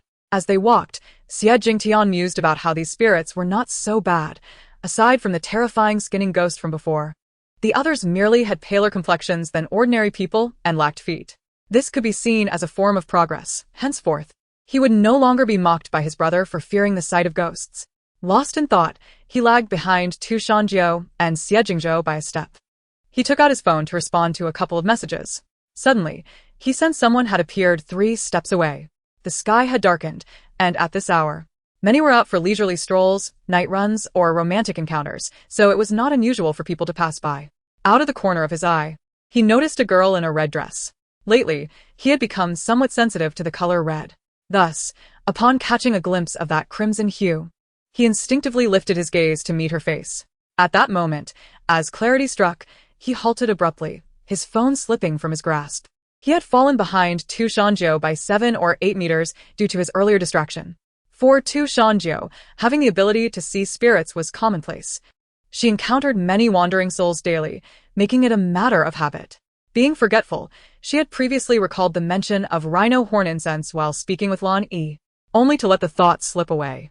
Consequently, Xie Jingtian found himself face-to-face with a ghostly figure, a girl with one eye remaining and half of her head oozing brain matter. Her neck twisted grotesquely behind her. He stammered, "Sister-in-law, sister." The fear rendered his voice high-pitched. Just then, the female ghost seemed to notice his gaze, turning her head with her hand to inquire, "Can you see me?" In the next instant, a piercing male scream echoed across the campus. Many witnessed Xie Jingtian, one of Nanda's heartthrobs, sprinting down the path, shouting, "Don't come closer. I can't see you." Shan Jiu and Xie Jingzhou, who were ahead, paused in bewilderment. Upon spotting the ghostly figure in red trailing closely behind him, they exchanged incredulous glances. Why does our third brother have such an affinity for this female ghost in red? Lan Yi exited the police station at 10:30 that evening.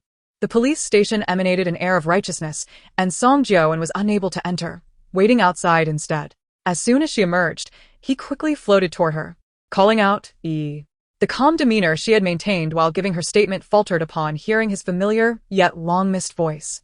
He had died from a wound too deep to leave any words behind, passing away in her arms, his blood gradually cooling against her skin. Jiuan! Lan Yi rushed toward him, yearning for an embrace, but her body passed through his. Tears streamed down her face as she choked out, "I can see you, but I can't touch you, can I?" She had hoped otherwise. Song Jiu nodded, his hand trembling as he restrained himself from reaching out to wipe her tears away. "I am a ghost now, without a physical form.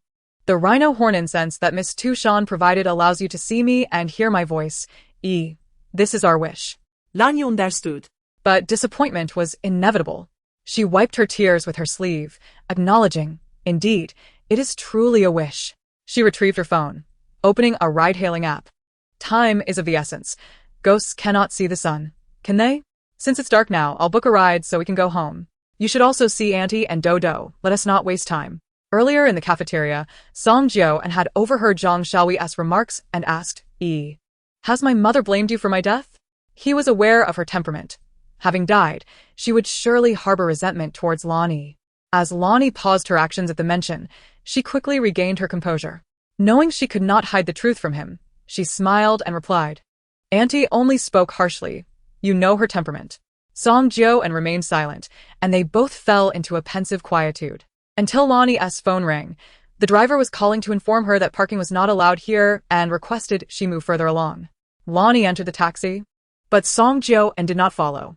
He trailed closely behind, neither too far nor too near, wary that his own ghostly aura might affect the driver and pose a safety risk. They first returned to Nanda, where the dormitory curfew was set for 11 o'clock at night. She called Zhang Xiaoyi and He Xian in advance, asking them to do her a small favor by tidying up her suitcase, packing a few clothes, and delivering it to the school gate. Lan Yi and Song Jiu hailed from a neighboring city, a drive of 2.5 hours. By the time they arrived home, it was already well past midnight. Lan Yi's parents had long since gone to bed and were startled by the sound of the door opening. Upon seeing their daughter, they were taken aback. Memories of the past year flooding back, and they became anxious, fearing that something had happened to her again. When they inquired, Lan Yi hesitated, assuring them that everything was fine, that she had no classes lately and had simply missed them, which prompted her to return home early by taxi. After carefully examining her, her parents were relieved to find no serious issues and urged her to go to bed. However, she remained still, biting her lip as she glanced at Song Jiu, who had been adamant since they got out of the taxi that she should not let her parents know about today's events. He did not want a departed soul to disrupt their tranquil lives or remind them of painful memories, as that would only lead to unnecessary distress. Yet, Lan Yi thought otherwise. They had grown up together, and her parents had long considered him a son. Would they not think of him upon his passing? This was their last chance, and he was the person they most wished to see. How could that possibly cause more trouble? Thus, she called out to her parents, "Mom, Dad, I am sorry. I lied. I did come back today for a reason." Lan Yi's parents exchanged puzzled glances. Taking a deep breath, she continued, "Dad, Mom, I brought Jiuan back." The early morning lights were few, yet for the past year, there had always been a light from the Song family. Upon seeing his mother, Song Jiu noticed that her hair had turned almost entirely white. In her 40s, half of her gray hair was a result of his father's unexpected death 7 years ago, and the other half was due to his own departure a year prior. Now, her only solace lay in her younger son. Song's mother did not permit Lan Yi's family to enter. With annoyance, she exclaimed, "What is wrong with your family, coming to knock at this hour? If you wake Dodo, I'll have words with you." Song Jiu, witnessing the transformation of his once gentle mother into someone so irritable, felt a pang of sorrow. He glanced past her into the house. The first bedroom in the living room was his own. The light was on, and the door was ajar, clearly indicating that she had just come out of there. At this hour, she was still awake. Lan Yi noticed the expression on Song Jiu's face and felt her eyes welling up. She took a deep breath, stifling her tears, and addressed Song's mother, Auntie Song. I need to talk to you about Jiuan. The name Jiuan was something Song's mother could hardly bear to hear, especially from Lan Yi's lips. Her face darkened instantly as she warned in a low voice, "Shut up, Lan Dashan, take your daughter away, otherwise, don't blame me for driving you out." With that, she made a move to shut the door. Seeing this, Lan Yi quickly reached out to stop her. Song's mother paused, her eyelids twitching at the sight of Lan Yi's hand. "Are you out of your mind? If you want to lose your hand, go ahead and chop it off. But don't come here to swindle me, she retorted. Lonnie replied, Auntie, Jiuan is back. He is right here with me. Song's mother froze for a moment before her anger flared up again.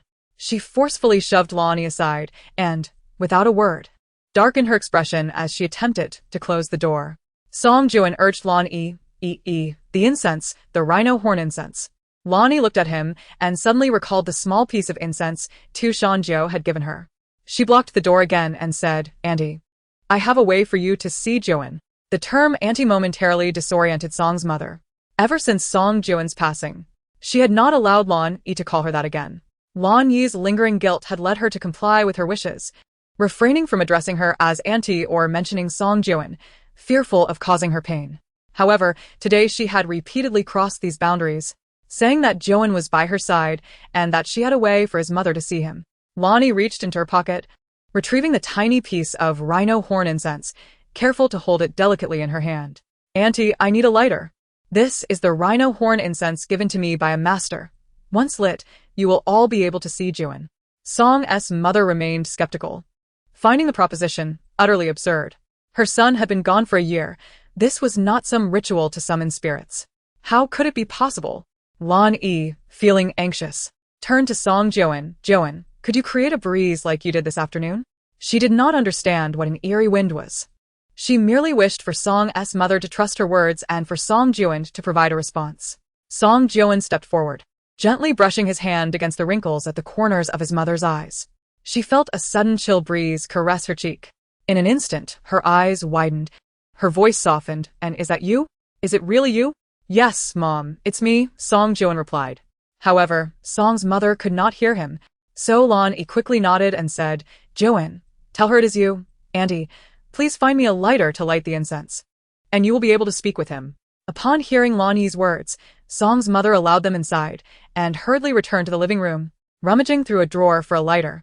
Once the rhino horn incense was ignited, the boundaries between the living and the spirit world would blur.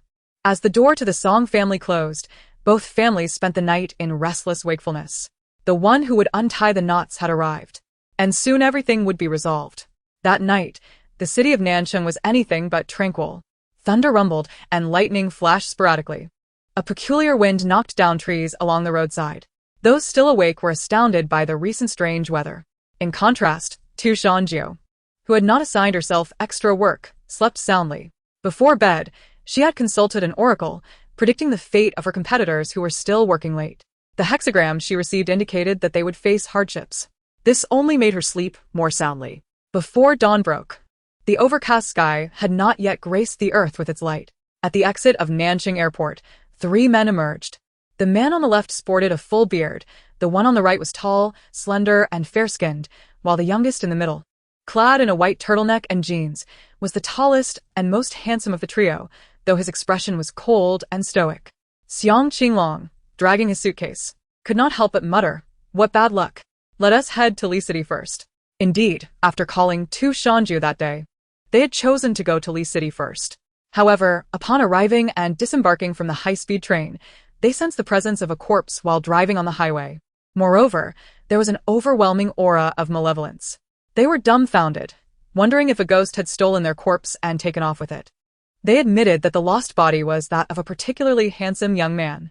Furthermore, since his soul had been summoned back and treated to ward off the malevolent energy, aside from lacking a heartbeat and breath, he was almost indistinguishable from a living person, making it entirely reasonable to be mistaken for one. However, this only applied to ordinary people. The ghost, fully aware that the person was deceased, had stolen him. Was this some sort of twisted attraction among kindred spirits? How absurd! Thankfully, their cautious leader had anticipated this, and besides the talisman, had also branded the summoned soul with the unique seal of the Xiang family. Otherwise, after being lost for so long, the corpse would have already decayed into a zombie. For a corpse handler, losing a body was not merely a matter of retrieval. Not only do the family members require comfort, but the soul of the deceased also necessitates numerous intricate rituals for its release. However, once an opportunity is missed, it is irrevocably lost. Even if they wish to pursue, it would be impossible to catch up. At this juncture, they received a notification from the office, stating that a rare fisher to the underworld had emerged, compelling those who had not registered for the examination to attend the assessment in the southern city. The importance of the situation was immediately apparent, prompting them to hastily book flights to the southern city. In the southern city, the Shidoran was also present. To prioritize the critical examination, Xie decided to first retrieve a temporary law enforcement certificate from the southern city office before seeking out the Shidoran. Shan Jiu to discern the location of the corpse, which would then be brought back by Xiang Qinglong and Xiang Baihu. He would remain in the southern city to participate in the assessment. Is someone coming to borrow a knife today? Shan Jiu was enjoying breakfast when she received a call from Xiang Yiqiu, informing her that they were on their way from the southern city office to the Xie family. After finishing her meal, she waited for them in the living room. Xie Shiyu had not left either. He had returned from a social gathering while she was already asleep. Now, seeing that she seemed unoccupied, he wished to spend some time with her. The divination sticks on the coffee table were a clear indication that she was not merely free but was indeed waiting for someone. Is someone coming to borrow a knife today? He asked, approaching her and planting a gentle kiss on her cheek. In the living room, both Xie Ru and the elder Xie were present, exchanging amused glances at the scene. Shan Jiu felt her cheeks flush and nudged Xie Shiyu with her elbow, affirming, yes, the young master of the Xiang family, the corpse herder, will be arriving shortly. Upon hearing the term corpse herder, Xie Shiyu recalled that he had been studying metaphysical knowledge since the incident when Shan Jiu had nearly faced divine punishment. He may not be proficient, but he certainly could not remain ignorant. Even with a rudimentary understanding, he sought to engage with her world. Thus, upon seeing the divination sticks earlier, he had deduced she was about to perform a divination. Now, learning that the visitor was a corpse herder piqued his curiosity. As this was the second time he had seen someone from the metaphysical realm come to borrow a knife from Jiu, following the previous instance with the Xie family. The elder Xie and Xie Ru, having nothing better to do, decided to eavesdrop on the unfolding drama. Before long, Butler Wu ushered the guests in. When Xiang Yiqiu laid eyes on Shan Jiu, a fleeting look of astonishment crossed his face, quickly replaced by a composed gaze as he appraised her. His scrutiny did not elicit any aversion from Shan Jiu, who was equally bold in her examination of him. Their eyes met, and both simultaneously thought, is this the genius of the current generation of corpse herders?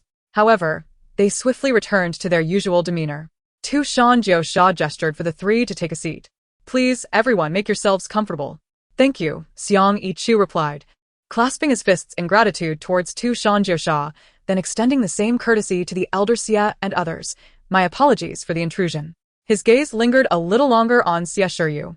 The Xiang family, as a lineage of corpse herders, possessed their own sense of pride. They did not engage in commerce, but solely in their trade of corpse herding. However, this did not imply a lack of understanding.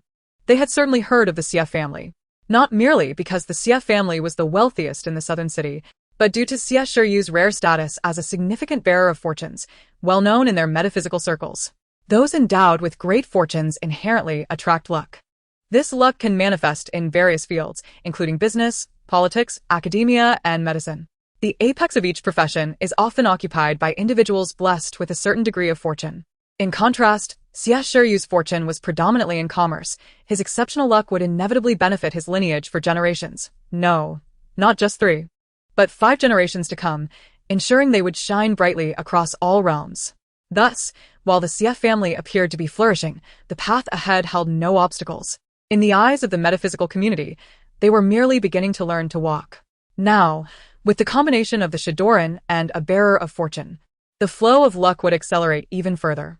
While ordinary individuals might experience a stroke of fortune once every decade, the Xie family was likely to encounter significant fortune annually. Xiang Yiqiu's gaze towards Xie Shiyu was noted by Shan Jiu. She shifted slightly closer to Xie Shiyu, poured tea for the three, and then steered the conversation toward the matter at hand. Young Master Xiang, today we are indeed confirming the borrowing of a knife for divination, correct? Sensing her subtle movement, Xie Shiyu allowed a smile to grace his lips, lightly resting his hand on her waist. Xiang Yiqiu nodded affirmatively. Yes, I appreciate your assistance. Thus, a preliminary agreement was reached. Shan Jiu nudged the nail clippers on the coffee table forward, then picked up the divination sticks to commence her calculations. The positions continuously shifted, introducing variables that necessitated an on-site divination for accuracy. From the initiation of the divination to its conclusion, Shan Jiu's expression transformed numerous times, ultimately settling into one of profound complexity. What a bizarre scenario this was. It was scarcely distinguishable from the most peculiar incident she had previously witnessed, two zombies engaging in an amorous encounter. This situation was hardly less absurd. Yet, the wife of Guo Liheng was evidently suffering. She calculated further, noting that the emergence of variables had expedited all events. Since the moment Shan Jiu began her divination, silence enveloped the living room. Those possessing knowledge, and those without it were all fixated on her. Xiang was equally astonished. She executed the intricate De Yen divination method with remarkable finesse, her speed leaving him bewildered.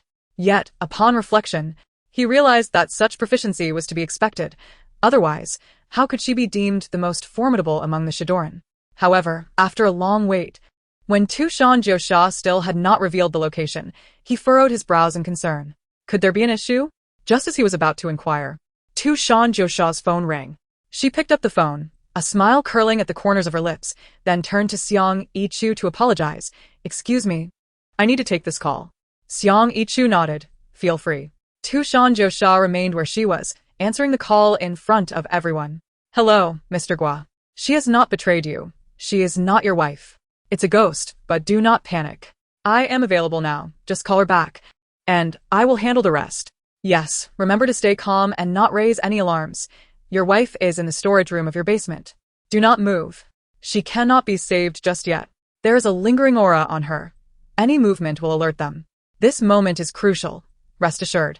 You are not destined to be a widower." After hanging up, Shan Jiu found the situation rather intriguing. Had this variable not occurred, it would likely have taken some time for Guo Liheng to discover that his wife was not truly his. Now, with the variable in motion, the entire incident had been expedited.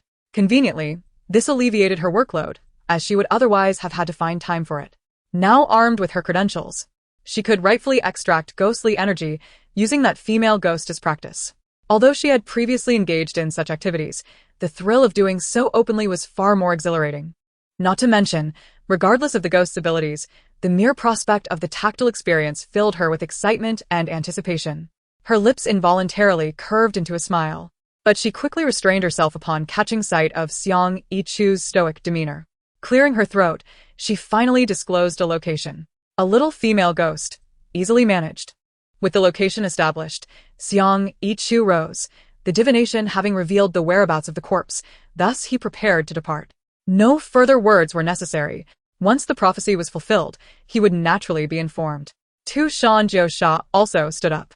Xiang Yichu looked at her. Shan Daoyu, please do not trouble yourself with seeing us off. She replied, "I do not intend to see you off. I coincidentally have a business transaction that leads me to the same destination. You go find your corpse, and I shall attend to my knife." Xiang Yichu, misunderstanding her intent, felt a flush rise to his ears. He glanced at Shan Jiu and said, "We drove here, so we'll follow you." Coincidentally, they were not well acquainted with this route, and having someone to guide them was more convenient than relying on navigation. Shan Jiu nodded in agreement. "Very well, let's go." Turning to inform Xie Shiyu and the elder Xie, she prepared to step outside. Out of the corner of her eye, she noticed Su Eru hesitating, her face etched with concern. She knew it was undoubtedly due to worries about Guo Liheng's wife, especially since she had not spoken discreetly enough for anyone to misunderstand. Shan Jiu spoke gently to reassure her. "Auntie, please don't worry. I'm here, and she will be fine." Su Eru naturally trusted her words, but anxiety lingered. "Just be careful. And don't get hurt, do you hear?" Shan Jiu smiled at her, easing her tension, and playfully pinched her thumb and index finger together, saying, "Little ghost, got it." The sudden gesture elicited laughter from those in the living room. Xiang Yichu looked at Shan Jiu, his lips curling into a slight smile, genuinely surprised to see this side of her, which seemed rather uncharacteristically lively. After Shan Jiu and the others departed, Xie Shiyu stayed a while longer with Su Eru, waiting until her mood improved before heading out to the company. Meanwhile, at the Guo residence, Guo Liheng, after hanging up the phone, took a moment to calm his racing heart before calling Wang Mumu, who had gone out shopping. Having encountered many high-profile situations, he managed to steady his voice. "Hello. My dear wife, I need you to join me for a gathering." Apologizing for forgetting to mention it sooner, he added, "I just remembered when the outfit was delivered. Could you please return briefly to change? It's for some important business associates, so your presence is essential." All right, my dear. As a reward, I'll take you to see that pink diamond necklace tomorrow." "Okay, come back, but have the driver take it slow." After ending the call, Beads of cold sweat trickled down his back, his heart racing as if it might leap from his throat. Nevertheless, the thought that Shan Jiu was on her way brought him some reassurance. His only concern was for his wife, the true Wang Mumu. Glancing down, he remembered she was confined in the basement storage room beneath him, yet he could neither check on her nor intervene. Frustration drove him to tug at his hair in agitation. Half an hour later, Shan Jiu and Xie Shiyu arrived at the Guo residence first. The ghost had not only hidden the real Wang Mumu in the basement, but had also concealed another body, using it as a canary in a rented villa next door. That villa bore the ghost's mark, and in order to avoid alarming their quarry, they were not in a hurry. Xie Shiyu harbored a personal curiosity about how Shan Jiu, as a debt collector, captured ghosts. He felt a strong sense of confidence emanating from her. From his understanding, debt collectors possessed formidable skills, though he refrained from making judgments about their techniques. His presence here was solely to learn more. After all, knowing oneself and one's enemy is the key to victory in every battle, is it not? Xie Shiyu observed Shan Jiu conversing with Guo Liheng. Just as they settled in, the sound of a vehicle entering the courtyard reached their ears. Guo Liheng owned numerous properties, and while this villa near the river was not particularly large, Wang Mumu favored the scenery here, which led them to spend a considerable amount of time at this location. A servant went to open the door. Wang Mumu entered, her handbag slung over her shoulder, her large sunglasses still perched on her nose. As she strode into the living room in high heels, upon passing the screen, she noticed unfamiliar faces seated on the sofa. Unbothered, she assumed they were either delivering her outfit or part of the makeup team, as it was customary for the lady of the house to have a glam squad accompany her to events. However, upon scanning the living room, she found no garment rack or makeup equipment. Impatiently, she called out, "Darling? Didn't you say the dress had arrived? Where is it?" Guo Liheng glanced at Shan Jiu and replied, "There is no dress. I was lying to you." "Lying to me? Why would you do that?" Wang Mumu's voice rose. But then, as if remembering something, she softened her tone. "Darling, has something happened? Are you planning a surprise for me?" Her tone sent shivers down Guo Liheng's spine, raising goosebumps all over him. Fortunately, he had been busy with unavoidable social engagements and had returned home each night inebriated. Otherwise, he would certainly be in a precarious situation. The thought of having shared a bed with a ghost resembling his wife for the past 2 nights made him feel nauseated. "There's no surprise, only terror," spoke Shan Jiu, who stood up slowly. Wang Mumu frowned, removing her sunglasses from her nose to inquire, "Who are you?" Shan Jiu unwrapped a lollipop and replied, "I am a debt collector."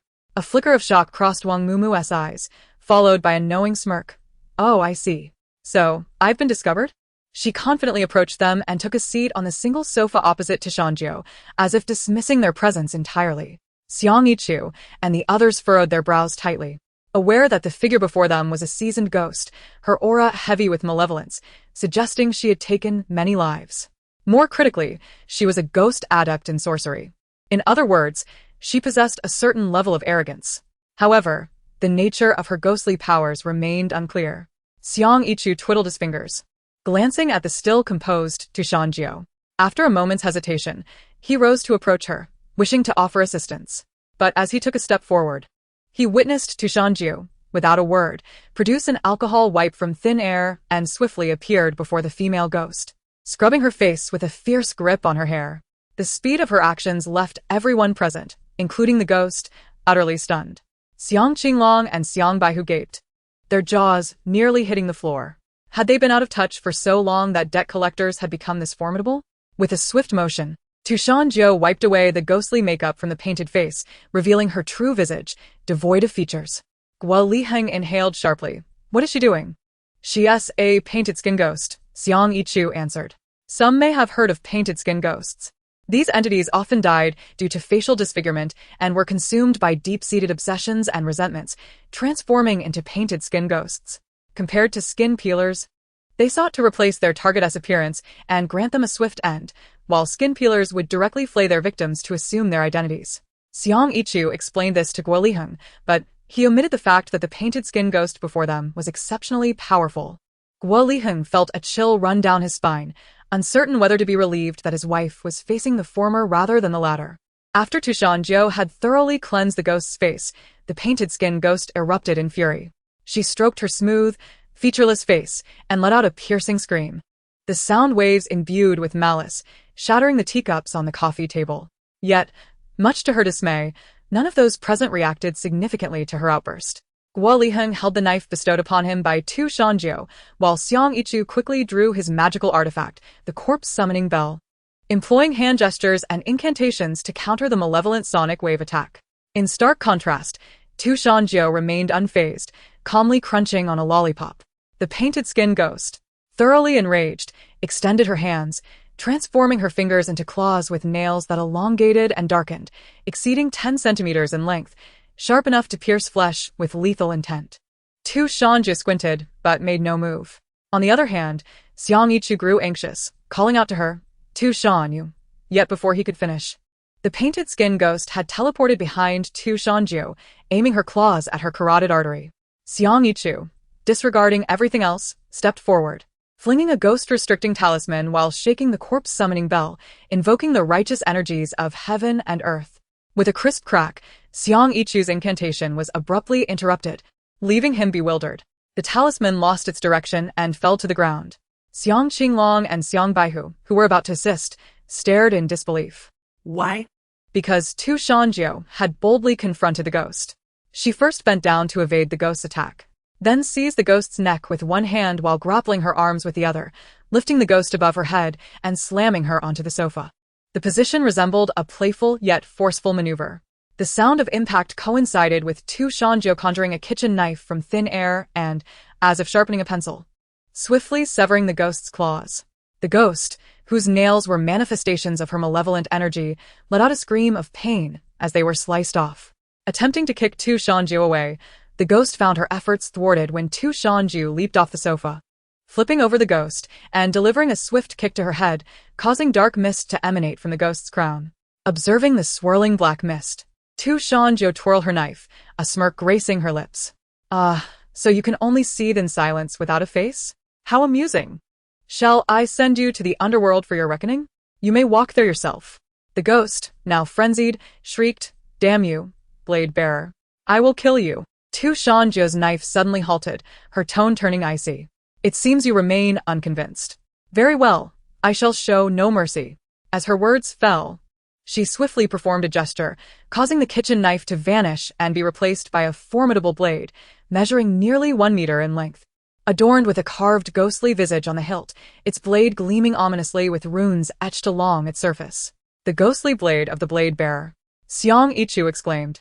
Legend has it that the blade bearers not only lend blades, but possess unparalleled craftsmanship. Their ancestors once forged a ghostly blade imbued with millennia of ghostly power, intended as a family heirloom. However, upon its creation, the blade's overwhelming power rendered it unyielding, with only a few capable of wielding it. The ghostly blade is one of pure offense, with no defense to speak of. As Tu Shan Jiu tilted her head to glance at Xiang Yichu, she remarked, Your perception is quite commendable. With that, the ghostly blade was set into motion, and so was she. The ghost unleashed her own devastating attack, condensing her malevolent energy into a tang sword, striking fiercely at Tu Shan Jiu. The two blades clashed. The ghost froze in place, while Tu Shan Jiu, now behind her, deftly retracted her own ghostly blade. In that instant, the ghost's head rolled from her shoulders, thudding heavily onto the floor and rolling a couple of times. The silence in the living room was palpable. Xiang Qinglong and Xiang Baihu stood agape, while Xiang Yichu furrowed his brow, scrutinizing Tu Shan Jiu's wrist. Only Guo Liheng took the event in stride, fully aware of Tu Shan Jiu's formidable prowess. Tu Shan Jiu retrieved the talisman, slapping it onto the now motionless body of the painted skin ghost, before turning to Guo Liheng and instructing, Don't just stand there. Call an ambulance and check the basement for your wife. With the ghost vanquished, the malevolent energy dissipated naturally. Guo Liheng's face lit up with joy as he hurriedly pulled out his phone, exclaiming, I'll do it right away. Miss Tu Shan, feel free. I'll head to the basement now. You can tell me the reward later. I will come to express my gratitude. Tu Shan Jiu nodded, turning to extract the ghostly energy from the painted skin ghost, responding to him with a casual, hurry along. The extraction process was surprisingly simple. As she manipulated the energy, a white mist separated from the ghost, transforming into 10 colorful lollipops upon contact with her palm. With a gleeful smile, Tu Shan Jiu completed the extraction and prepared to open the ghost gate, intending to dispose of the ghost's body. After all, a ghost remains a ghost. Severing its head merely renders it incapable of combat, not obliterated. It was essential to send it to the underworld for the punishment it deserved. Just as she began to chant the incantation to open the ghost gate, she caught sight of the three individuals nearby.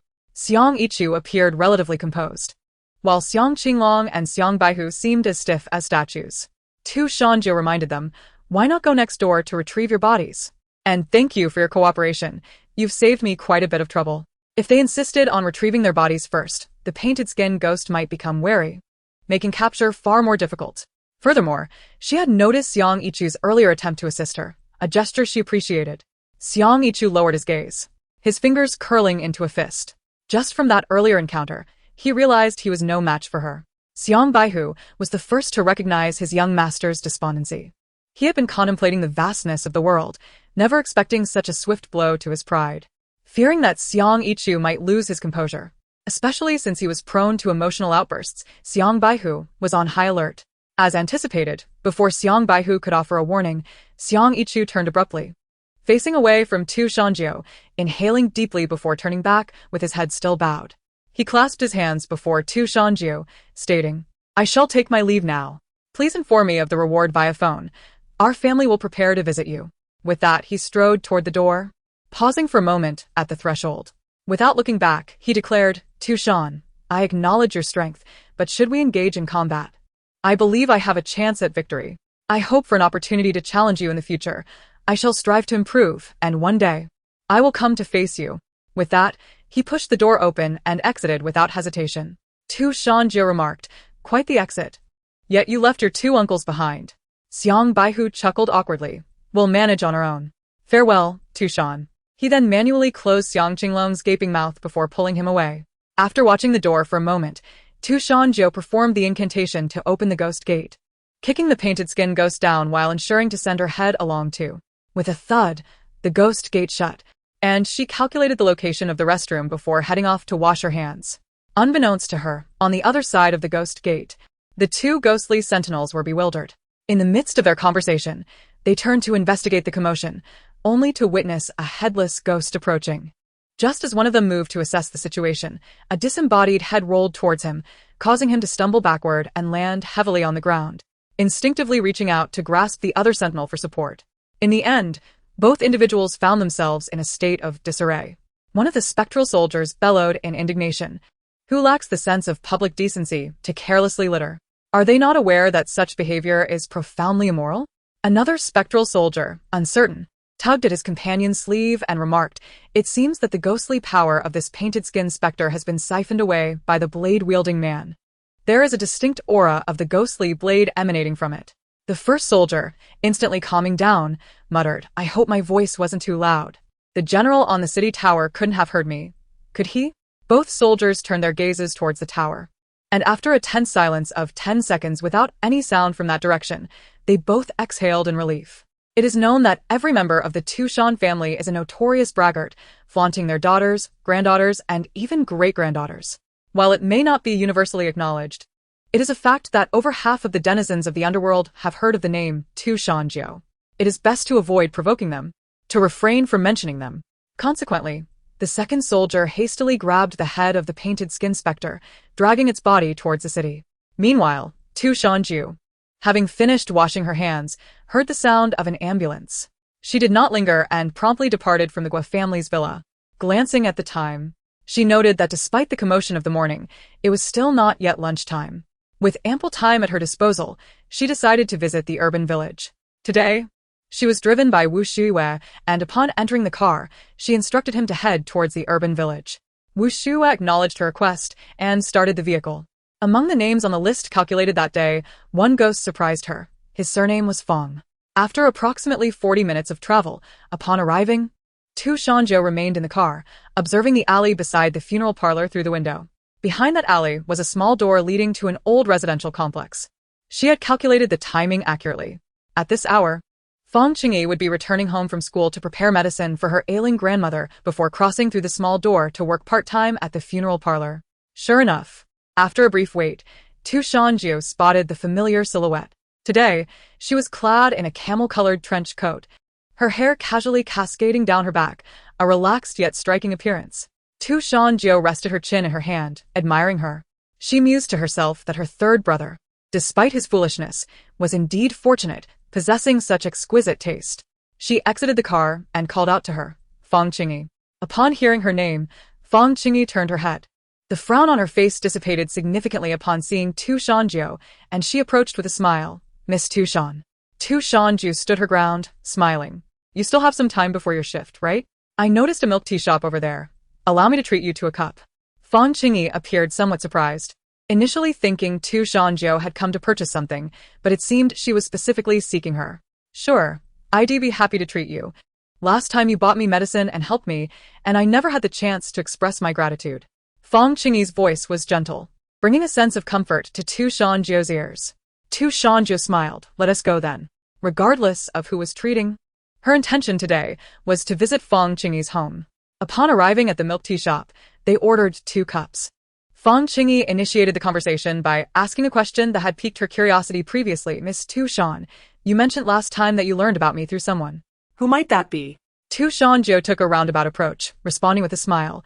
Someone who is quite fond of you. Fong Qingyi paused, her face displaying confusion. Someone who is fond of me? Shan Jiu nodded, no longer teasing her, and directly revealed the name of Xie Jingting. At the mention of Xie Jingting, a hint of shyness flickered in Fong Qingyi's eyes, which did not escape Shan Jiu's notice, causing her lips to curl upwards. Her third brother's affections were not one-sided. Though she had long been aware of this, she still felt a sense of joy for Xie Jingting. His love, if it weren't for the matters concerning the Fong family, would surely be fervently reciprocated. The server soon arrived with their 2 cups of milk tea. After consuming most of hers, Shan Jiu feigned a slip of her hand, causing a splash that dampened her clothes. Oh, dear Miss Shan, your clothes are wet. My home is nearby. I see that our figures are quite similar. If you don't mind, would you come to my place to change into one of my shirts? Upon hearing this, Shan Jiu smiled. Very well, I appreciate your kindness.